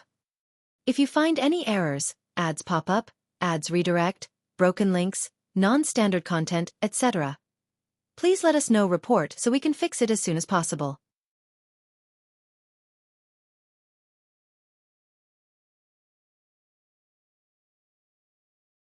Chapter 1325 Necessary Training. Unedited chapter. Wu Hong rushed to confront Wang Wei, but things were different this time. She did not use her sealing Dao, facing him in a pure fleshly body battle. Although Wang Wei did not know her exact intention, he also followed her. These two clashed, purely using their flesh. Each strike causes intense destructive waves to the surrounding primordial chaos. Wang Wei observed while fighting, and he realized Wu Hong's control over her body was higher than his. She had reached the true heavenly Tao control in his force control skill. No, it should be close to the true heavenly Tao control, he analyzed. The best way to describe her level is based on heavenly Taos, divided based on their world. Source Chaos World's true heavenly Tao is half-step transcendent, so their control of laws or Taos is on another level. However, it's different for normal Chaos Worlds. Wu Hong's level of control should be similar to the true heavenly Tao of a normal Chaos World. Moreover, she has reached a peak at that level. As long as she takes a step into the transcendent realm, she'll get that level of control. Is it possible to achieve half-step transcendent by attaining a higher level of control?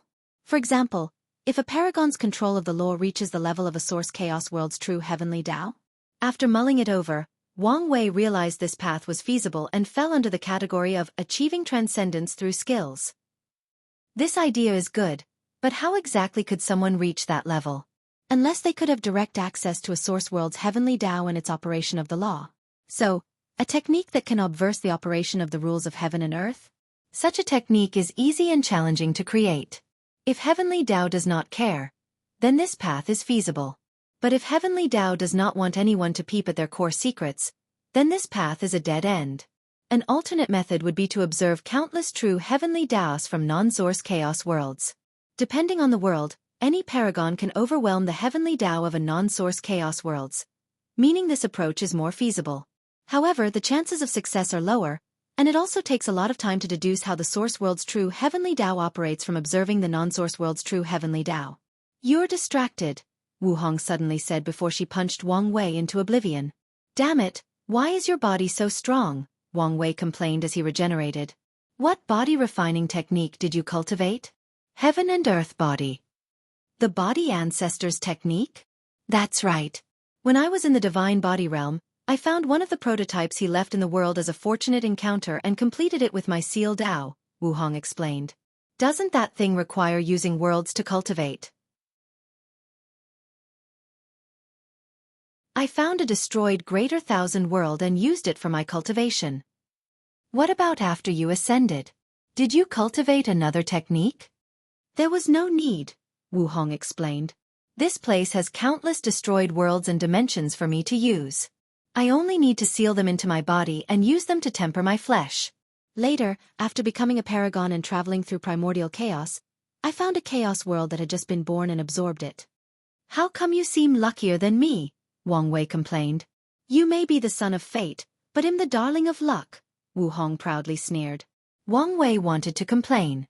Although he has abundant luck, he rarely has any extraordinary fortunate encounters, and that's because his luck manifests in the form of his background, the Tao opening sect. Most of the rare things he needed for cultivation can be acquired by asking his sect. That's why he appeared less lucky than Wu Hong. Meanwhile, she had to start from scratch to build a lineage like the Origin Seal continent. She needed these fortunate encounters. Enough with the chit-chat, Wu Hong said with a severe expression. Do you know how many flaws you have as a fighter? It can't be that bad, Wang Wei defended himself. Let me list a few, Wu Hong said. Let's start with the environment. I'm sure you've learned to use the environment in battles. Do you think such logic no longer applies to you with your current strength? Wang Wei listened carefully. Primordial chaos is a potent power with many utilization, Wu Hong continued. It has an excellent effect on the essence. So most top inextinguishable paragons will create techniques that allow them to passively temper their bodies while fighting. In other words, the longer the fight lasts, and the more they fight, the stronger they become. Even the ones who have reached the peak of their realm and can no longer improve will use these techniques to give them small boosts in stats. And that's just one of the many applications. At that level, our body has infinite stamina, unless outside forces interfered. So, if you meet someone who can weaken your body and reduce your stamina, primordial chaos is the best source to replenish yourself. High concentration of primordial chaos can affect the use of the Grand Tao source, similar to how immense chi from the source chi space can do the same. Fiend gods are masters of this technique, so you need to learn to use it and how to deal with such a method. Wang Wei nodded while also smiling wryly. I understand what you mean, but you should also understand. I know your cultivation is low, and you haven't even entered primordial chaos before, Wu Hong said. But you should understand that your destiny means a lot of trouble awaits you. There is no telling when you'll be forced into an unprepared situation. You're right. Next, it's a certain mindset regarding battle, Wu Hong continued. It's best if I demonstrate. She rushed forward and started a hand-to-hand fight with Wang Wei. Midway through their confrontation, her arms suddenly grew from Wu Hong and punched Wang Wei's ribs. He reacted by creating a field around his body as defense, barely blocking the 4 terrifying punches. However, a weird scorpion tail grew from Wu Hong's back and pieced his defense. As Wang Wei was about to defend again, her hair suddenly grew long and captured him. We are inhumans, meaning battles are not limited by our human form, Wu Hong warned. Every part of our body is a weapon. I once defeated a paragon with spit. Once she least expected it, I turned my spit into the most corrosive substance between heaven and earth, and it melted her body and soul. Wang Wei was speechless. It was one thing to lose to someone but another to lose to their spit. This kind of humiliation. He wondered how that paragon felt once she revived. Don't think this is weird, Wu Hong continued. When you fight fiend gods, you'll realize what it means to fight weird and inhumane humanoid creatures. I was almost killed by a fiend god whose beard was cultivated by violent spatial energy. He took advantage of my ignorance to release a storm of extremely sharp spatial energy from his beard that almost sent me to limbo. I'll keep that in mind, Wang Wei nodded. How many Paragon's artifacts do you have? Wu Hong suddenly asked. None, Wang Wei replied, giving her a strange look. Well, that's the problem, she added. In the Paragon realm, your soul is powerful enough to control many weapons, meaning you cannot rely only on your proving Dao artifact. In fact, most Paragons will refine powerful one-time use Paragon artifacts as their trump card. One-time use. Yes. They sacrificed the longevity of the artifact for extreme power, Wu Hong nodded. In other words, wealth contributes to how powerful a Paragon is? Wang Wei sighed. Yes. That's why most Paragons are from a faction or build their own to help them amass wealth, Wu Hong nodded. You need to learn or create your own artifact controlling technique. Although your Dao is not enough, your soul meets the requirement. Can I see your collection? You can find them in the library, Wu Hong replied. Good. Any other flaws? We're just starting, Wu Hong sneered. I noticed you heavily favored using your fist over your legs when fighting. Such a mindset will limit your variety of attacks and make you predictable. Speaking of predictability, you overthink too much, Wu Hong continued. You like to analyze and plan 3 to 5 steps ahead of your opponent. Is there something wrong with that? In 99% of battles, such approach is the best. However, what happens when you meet an opponent who is better at predicting your move? Wang Wei wanted to say something arrogant that no one would be better than him in that area when he remembered the person before him was indeed better. In this short confrontation, Wu Hong was indeed always one step ahead of his predictions. Intuition, Wang Wei uttered. That's right. You need to learn to switch between analysis fighting mode and pure instinct fighting mode. I understand. Now for your greatest weakness, your soul. Are you serious? Wu Hong shook her head in disappointment. Haven't you realized I've been reading your mind throughout this entire fight? Wang Wei's face became ugly. You're so used to not worrying about your soul in battle that when you meet an expert like me, you become useless. But I've trained my soul, Wang Wei said, trying to save some face. Yes, but only against people weaker than you, Wu Hong explained. You've never faced someone on the same soul level as you, let alone someone more powerful. Tell me, how much did you improve after your defeat against Di Tian? The greatest improvement in strength in my life. Exactly. Without an opponent of a similar level for soul battles, how did you expect yourself to have any form of achievement?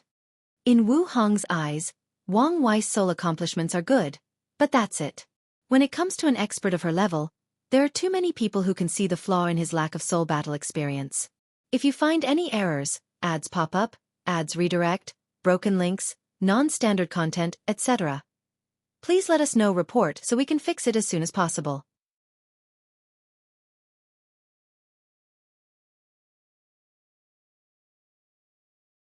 Chapter 1326 Continue training. Wang Wei opened his eyes and wiped the blood from his nose. Is this what it feels like to experience social death?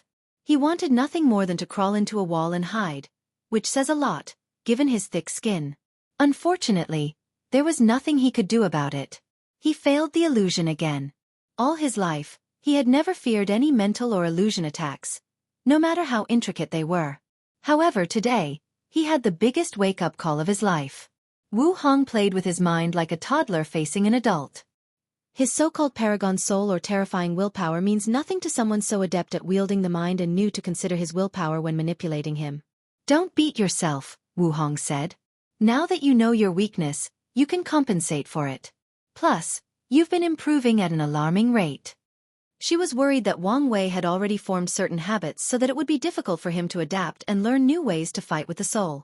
However, it seems she worried for nothing. His mind was as flexible as young people's, allowing him to change and evolve to improve. Let's continue, Wang Wei said. This training not only allowed him to train his soul battle technique, but it was also an excellent way of cultivating his soul sub-Dao. Since you've made such rapid improvement, let's increase the difficulty, Wu Hong suggested. Think of a number between 10,000 to 1 million. Try to prevent me from getting into your thoughts while resisting the illusion. Good. The two started to fight physically while secretly battling mentally. Wang Wei applied everything he learned so far, pushing his spirit particles to the limit. Wu Hong showed him her soul, which was also unique as its main composition was 129,600 unique runes. Wang Wei learned from her and created a soul defense technique that combined his 269 trillion spirit particles into a group of 129,600, imitating her ability. As they were fighting, Wang Wei watched as Wu Hong slapped him with a seal of death in her palms and prepared to react. However, his spirit particles released a golden light, allowing him to break from the illusion. This attack was not a seal of death but a yin-yang seal. He countered it before continuing the fight. His concentration reached another level as he adapted to his situation. Then, Wu Hong suddenly stopped. 22,345, she said, making Wang Wei sigh. And you still fail for the illusion. She waved her hand, and the surroundings changed. The real Wu Hong was sitting cross-legged in the distance with a cup of tea in her hands while the one before Wang Wei slowly dissipated. Wang Wei sighed. Why do I need heaven and earth to humble me when I have you around? Don't be discouraged since you're not as bad as you think. I just have high standards. No need to take my pride into consideration. I needed this wake-up call. Wang Wei knew his future wife's standards were the pinnacle of the chaos universe, and even without her, he would also put these standards as his own. After all, how can he stand at the pinnacle of the world without being the best in everything? I'm curious though, Wang Wei continued. Your understanding of the soul isn't just based on experience. It's as if you've understood the essence of the mind. Did you spend a lot of time studying mind rune or something? Something like that, Wu Hong responded. One of my worst experiences after becoming a paragon was that the mind hunters hunted me. Mind hunters? Do you know the status of the mind in the chaos universe? It's a protected area, Wang Wei nodded. Fate is absolute, but the concept of choice and freedom still exists in the world, competing with it in many aspects. How is that possible? It's because of the mind. Grand Tao binds all sentient beings and cages them under the power of fate, but it also leaves a door open for people to escape, and that door is the mind. A perfect example of this is Wang Wei's Supreme Outlaw trial. If Heavenly Tao had been allowed to read his mind during the trial, the difficulty would have gone beyond nightmare level. Yes. As long as someone opens their sea of consciousness, other people must invade it to read their mind. Based on the difference between cultivation level and techniques, the process can be undetected, but it's impossible to just glance at someone and read their mind. There are many ways to work around this restriction, and there is only one way to bypass it directly. Mind techniques. They are rare and overly suppressed by Grand Tao. Of course, there are no absolutes, so a few gifted individuals were granted such a talent. The mind hunters are a group of people with such talent. However, these guys went on the extreme path. Their cultivation techniques turned them into an ugly invisible creature that feeds on the mind of powerhouses. A cold light flashed in Wu Hong's eyes. A nest of them targeted me, and they hunted me down for more than 10 yuan epochs. In the process of eradicating them, I became an expert in the soul and mind. Mind hunters, huh? Such a group should either be turned into pawns or eradicated from existence, Wang Wei commented. Most worlds feel the same, so these guys do not dare publicly show their faces. As far as she knows, there are no chaos worlds openly ruled by the mind hunters, nor are there any places where they can exist peacefully without anyone trying to kill them. All right, let's continue, Wang Wei said. Hold on, let's change things a little, Wu Hong said. They've been fighting for over 100,000 years inside this formation, so she wanted to focus on another aspect of the training. Anyway, this training arc will take a long time. She waved her hand, and 20 more people appeared around her. Wang Wei looked at these people with curiosity. Their aura indicated they were all in the peak of the Empyrean realm, and Wang Wei had a feeling that each of them, individually, was a threat to him. One of the greatest threats to people like me and you is jealousy, Wu Hong said. People fear and envy our talent, and when you add interest into the occasion, it is a recipe for disaster. After you become a paragon and maybe travel through primordial chaos, your greatest concern will be being besieged. Today's training is about that. Wu Hong did not waste time. Under her orders, these people immediately started attacking Wang Wei. She did not interfere and only watched and commented. No, this way of fighting is not applicable to group battles. Spread your true will around your skin as protection, and don't care too much about the opponent's true will that has broken your defense and entered your body. You're a body refiner, meaning you can continue fighting no matter how injured you are. Leave those injuries for when you win the battle or after your escape. Wu Hong observed everything while she kept talking. Focus on one opponent. The others won't let you, but do everything you can to kill one person at a time, even if it means you have to exchange injuries. If you cannot kill them, make sure you severely injure them and thus limit their fighting prowess. Excellent work. Devour the enemy's flesh and blood to weaken them and help you heal. Be brutal. Bite and even chew on their bones. The sound of the bug is unnerving and has an excellent psychological effect. Such ferocity and brutality can have some deterrence effects and reduce their fighting abilities by a few %. Remember, you are fighting for your life, so everything goes to ensure your survival. Do you now see the benefits of having multiple Paragon artifacts? You wouldn't have suffered that terrible blow without a defensive weapon. No, the worst thing you can do is use clone techniques.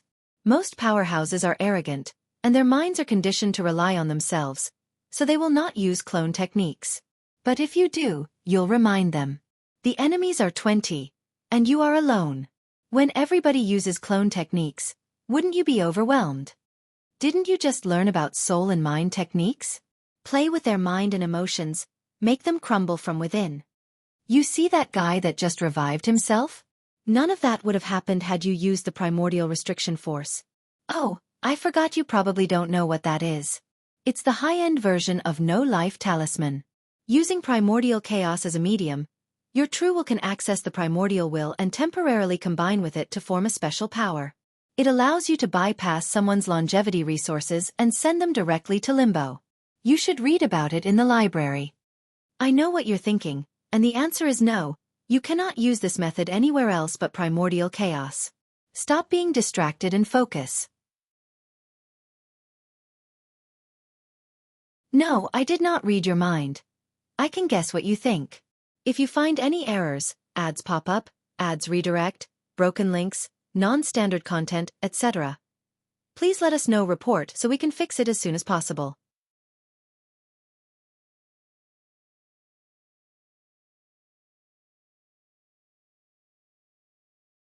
Chapter 13:27 End of training. Wang Wei opened his eyes and exhaled. His injuries had healed, and he was back to his peak fighting state.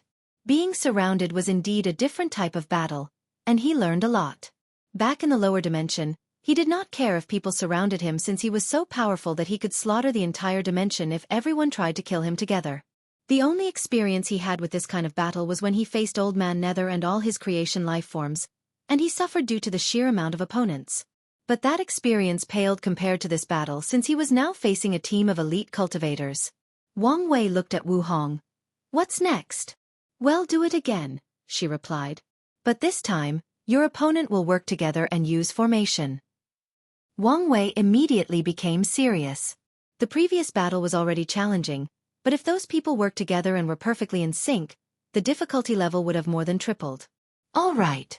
Wang Wei then experienced another challenging battle, and this time, he truly felt like he was fighting multiple opponents, but simultaneously, he was fighting only one. With these people perfectly working together, he could not use specific tactics like killing one person at all costs, and that's because every time he's about to succeed, these people will share vitality with that person and return them to their peak health. Luckily, Wang Wei had his methods without Wu Hong having to remind him. He used his spirit particle to act as an array virus to destroy the link between these people, thus eradicating their formation. Once they were no longer in sync, it became easier to deal with them. He also applied many of her teachings, such as using multiple artifacts. Although Wang Wei did not have them, he had access to Time Dao, so he summoned artifacts from an alternate timeline and started learning how to use multiple weapons in battle. By the end of the battle, Wang Wei's clothes were tattered, showing his muscular frame. He had blood all over his body, many bones were broken, and his left arm was useless. Any comments? Wang Wei asked as he sat in the void to heal. A few, but there is no need for me to say anything since you'll realize them by yourself, Wu Hong replied. However, you need to learn a healing source technique. Sometimes, you will be besieged by groups, meaning you'll only have a short interval to heal and return to your peak state. Healing source technique? Wang Wei asked. It can accelerate the removal of Dao will/true will from your body. Technically speaking, you should have started learning these things after becoming an inextinguishable paragon. By then, your willpower would have been fused with your body, making this kind of technique easier to use and apply. I understand. I'll heal, and we can continue. No, let's take a break, Wu Hong said. She had many training programs planned for him.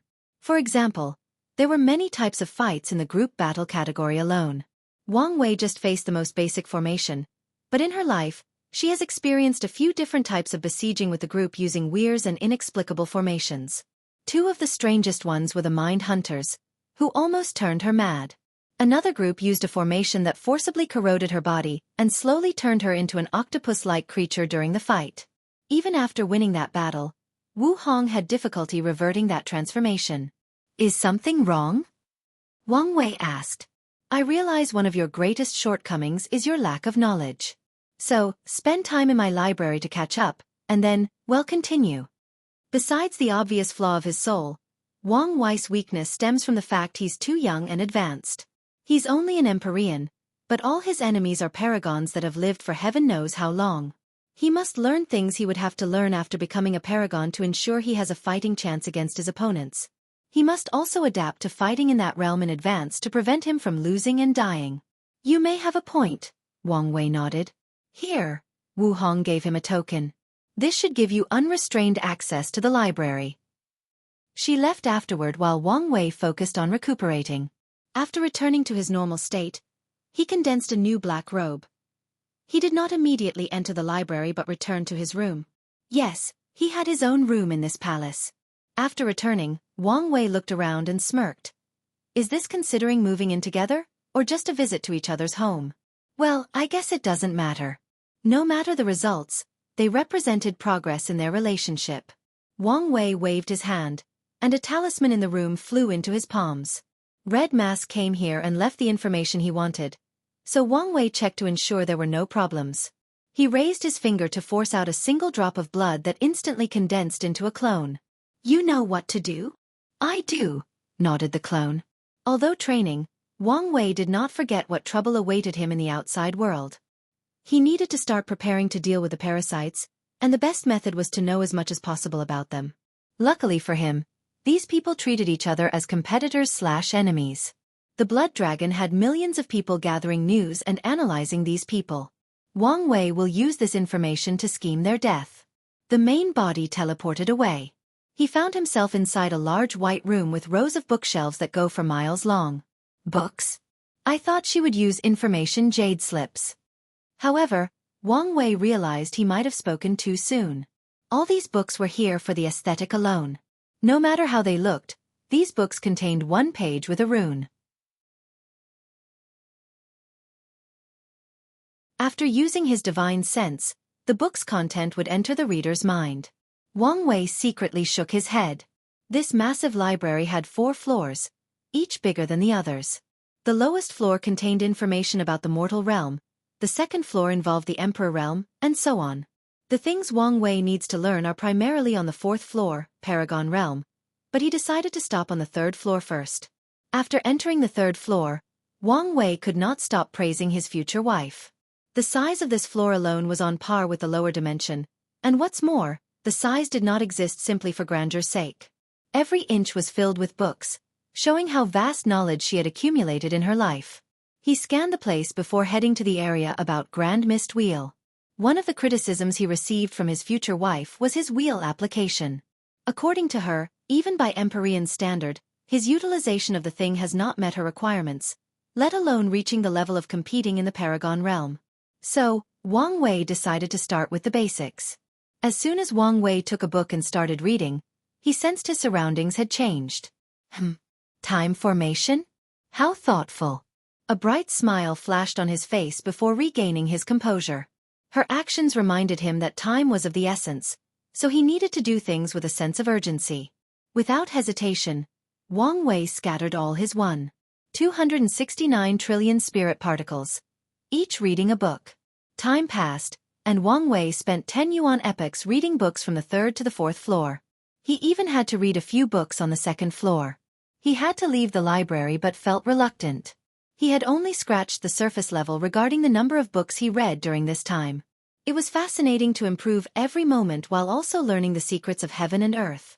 It's time to leave, Wang Wei thought. He had acquired all the knowledge he needed to meet Wu Hong's standards, and it was now time to return to the nitty-gritty part of the training. I wonder how long has passed outside? Wang Wei left the library and checked. 1 yuan epoch had passed outside. A ratio of 1 to 10? That's better than my formation, he commented. Luckily, the world was still quiet. Nothing significant has happened on the outside, reassuring Wang Wei. However, he did not waste time and restarted his training with Wu Hong. Look at you with your scholarly aura, Wu Hong commented. After spending so much time reading, Wang Wei's aura changed, and he resembled a scholar with profound eyes and a sense of righteousness. You look quite handsome. You think so? After we get together, we can role-play. I can be a scholar, a tyrant, a painter, or anything you want. Wang Wei did not waste this opportunity to flirt. In that case, I'll look forward to it, Wu Hong replied calmly. Let's get to business. The two started their training, and another 2 yuan epochs passed outside, which meant 20 yuan epochs of non-stop fighting and training. The world remained quiet, but everyone could feel a rising tension in the air. In the meantime, Wang Wei had completed his training. Was he able to beat Wu Hong? No, but he reached the point she could not beat him in the same realm with the same stats. Unfortunately, she would cheat every time he got cocky and secretly increase her cultivation to beat him up. If you find any errors, ads pop up, ads redirect, broken links, non-standard content, etc., please let us know. Report so we can fix it as soon as possible.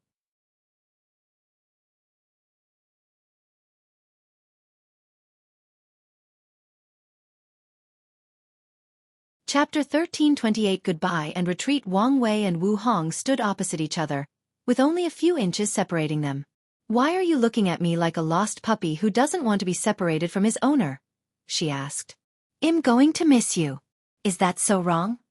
Wang Wei asked. It's only a few yuan epochs. Can't you just say you'll miss me too? I'm going to miss you too, happy? She asked. Of course. Wang Wei smiled as he looked at that beautiful woman before him. The love in his eyes has deepened immensely. During this training, he made a ridiculous amount of improvement, but was it really due to his talent? He knew that was not it. Although it played a part, it was not the primary cause of his success. The woman before him is why he's currently so strong and considered perfect regarding battle IQ. Wu Hong did not hesitate to feed her all her knowledge and experience, like a mother bird feeding a baby bird through their beaks. Only because of her selfless teaching did he become so intense, allowing him to fight on par with her. Of course, Wang Wei was not cocky enough to think he had caught up with. In terms of experience, he was miles away from her. He knew that if they were in a battle of life and death, even in the same realm, he would not survive more than a day. She would mercilessly slaughter him, and everything he learned in this training would only prolong the inevitable. All right, There is no need to keep lingering, Wu Hong said, preparing to leave. Before you leave, I want to ask something. What exactly are we? Wang Wei wanted to know the answer. If you say they are friends, he would disagree, given how close they've become during this training. However, they were not lovers either. Although he's seen her body during their training when their clothes were destroyed, the most intimate gesture they've made was holding hands and a kiss on the cheek after he won a bet. Wu Hong did not immediately answer this question, but instead started arranging his hair. There is no need to define our relationship. We have plenty of time to figure it out. Wang Wei glanced at her strangely. Back on Earth, he often used a VPN to browse through other countries' internet, social media, and so on, and he once read an article about something called a situationship. Unfortunately, that word might be the best way to describe their relationship. All right, I'm leaving, she said before kissing him on the cheeks. You can access this place as you wish. If you're in trouble, just come here and activate the formations. Even if all 7 of them work together, they can't break my array. So, take care of yourself and don't die. After saying those words, she did not wait for his response and flew away. Wang Wei suddenly yelled, If I did, I mean true death, will you do everything possible to revive me? Don't die, and you won't have to find out.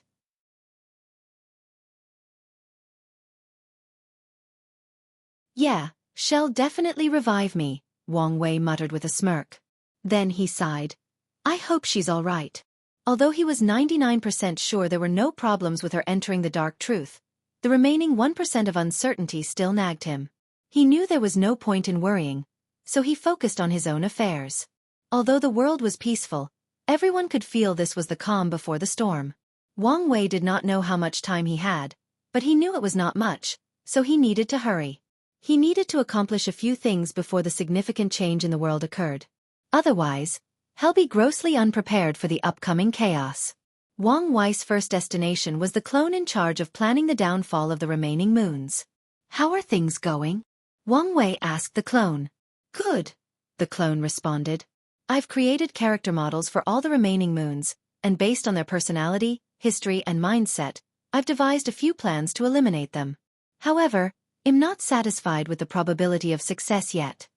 What numbers are you working with? 10% chance for Time Eater, 40% chance of success for the others, and for the one I've specifically targeted, it's a 60% chance. Those are low numbers, Wang Wei frowned. Why are they so low? Do you need more time? More information? Time is not much of an issue, the clone explained. Information is a problem for Time Eater. Unlike the others, the information about him is superficial, almost fabricated. In fact, he's the outlier why the other success rate was so low. Even with that plan, the clone nodded. That, and there is a high chance the Taoist son will no longer be hands-off. My calculations tell me he may want these people alive for a reason, and he won't let them die so easily. Let me see your plan. Wang Wei received the clone's memories and took a moment to digest everything. There was nothing wrong with it, and Wang Wei himself couldn't do it any better. So, he took a moment to ponder how he could increase his success. We need to change our mindset a little, he stated. If we want to do things from the shadows, we don't have to be the vanguard, and the more chaotic the situation is, the better things will be for us. The clone frowned. You want to force these ancient lineages that were forced to close their mountains to enter the game? That's right. They suffered tremendous humiliations at the hands of the 7 moons, and without those 2 around, they'll have no fear or restraint to enact their vengeance. If you want to make such a move, it's not enough to use their hatred to get them to act, the clone added.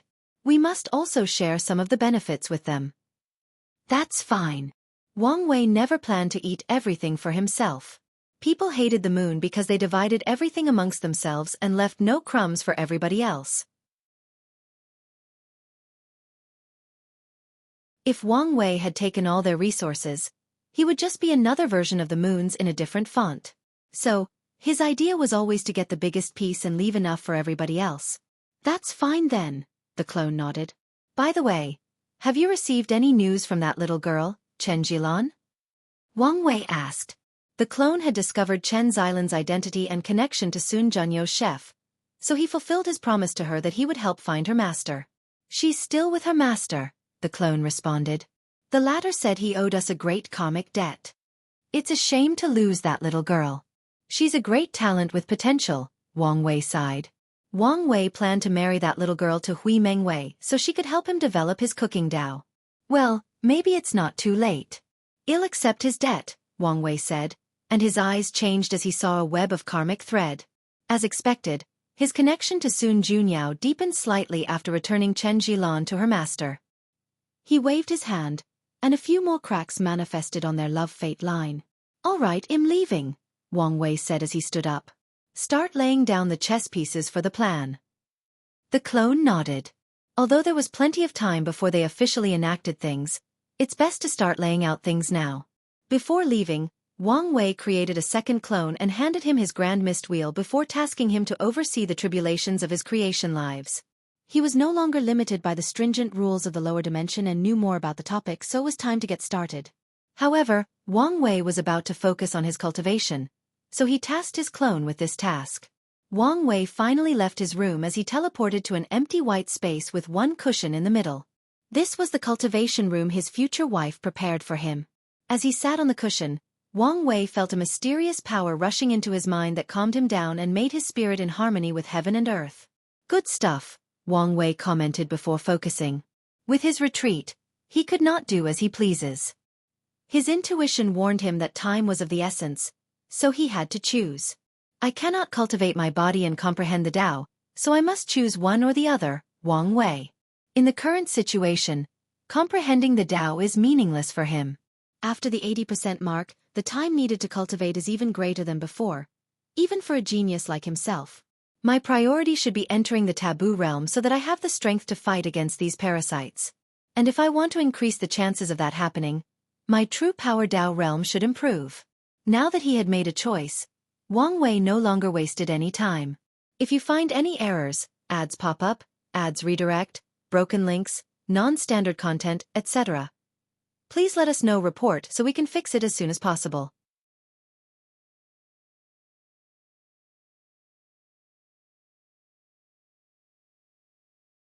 Chapter 1329 Sixth Flesh Tribulation. Wang Wei had already reached the peak of the third heaven, so he only needed to focus on his body-will fusion. He had much knowledge of the subject, whether from the Desolate Emperor or Wu Hong, so he took time to ensure perfection in the beginning stage of body-will fusion. Once he met the standard, he did not hesitate to summon the Sixth Flesh Tribulation. This test could be said to be simple but also challenging. A spinning wheel manifested before Wang Wei, and it released an aura that made his heart palpitate. He did not hesitate and plunged his right hand into the wheel. A terrifying force broke his body arm apart. The frightening part is Wang Wei did not sense any power similar to true will, but he knew this wheel could erase his arm from existence without any ability to heal. In other words, if he fails this test, he'll permanently lose his limb. Unless he found some extremely rare and valuable Tier 12 herbs, he'll never be able to regrow it. Wang Wei controlled his emotions to proceed. The wheel's purpose is not to kill or remove his limbs. Its purpose is to test whether he met the standard of body-will fusion. So, after he put his hand through, his right arm was torn apart but regenerated immediately. This proved that he had acquired some characteristics of will immortality. Wang Wei removed his hand from the spinning wheel and checked it. He soon discovered a few spots in his skin, muscles, veins, bones, blood, and even cells that it did regenerate. The wheel trembled slightly before removing the power inside Wang Wei's body that hindered his regeneration. However, Wang Wei did not immediately regrow this flesh, but instead, he spread his willpower to the areas he detected.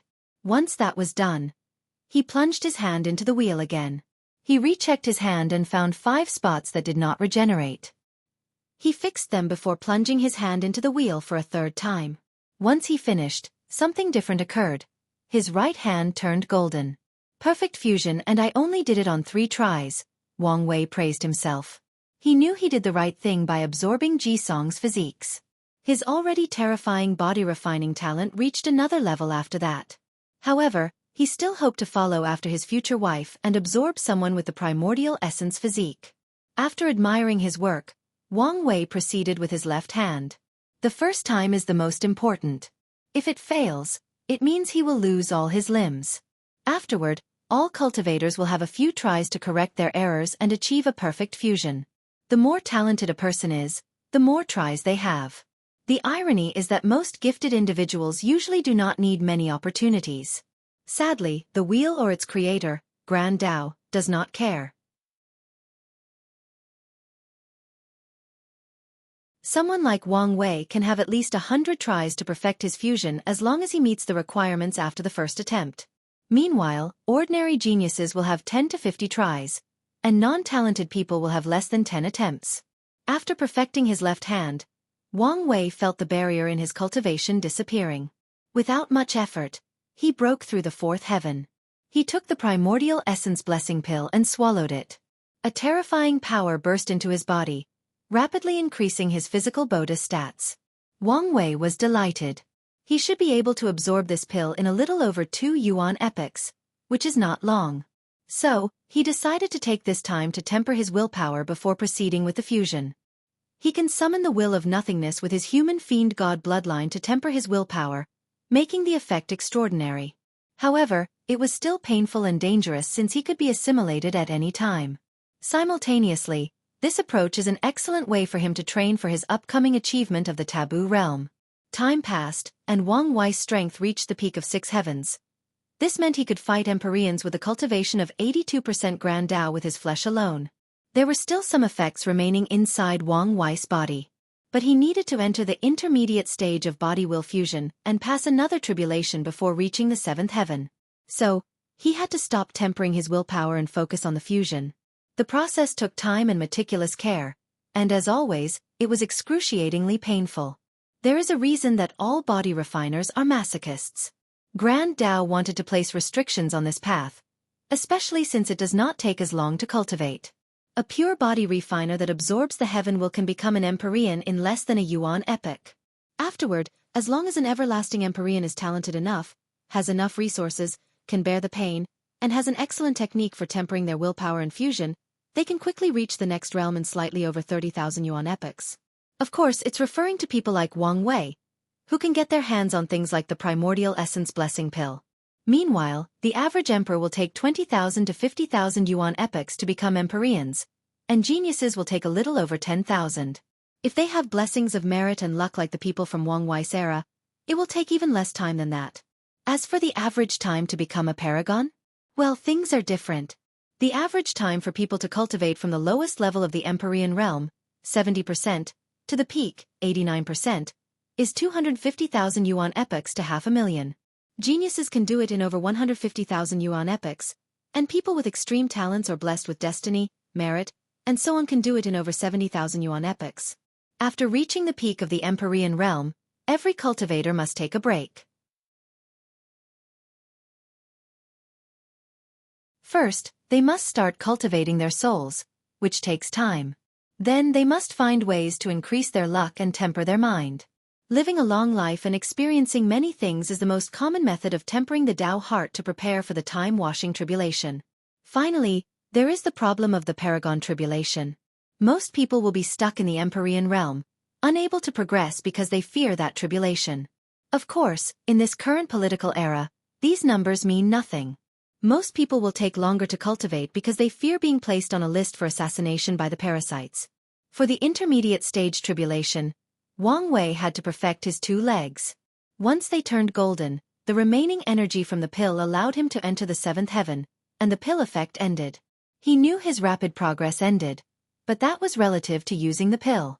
Wang Wei waved his hand, and a meal appeared before him. He took one whiff and felt the strength inside his body surge.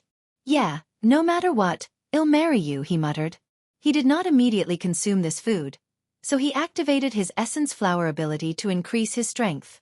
Instead, he consumed a few pills and herbs with the ability to accelerate his bloodline's growth. He took a too-long approach of bloodline growth and food cultivation to ensure he could reach the 9 heavens as soon as possible. Wang Wei took a bite of his food. Is this what the hell-suppressing elephant tastes like? His eyes were bright. Wu Hong left cards for him to describe all the dishes she left for him, and this one was from a rare innate demon god born from the underworld. The meat is soft, not chewy, and it releases softine power immensely beneficial to the soul. Wang Wei continued his training.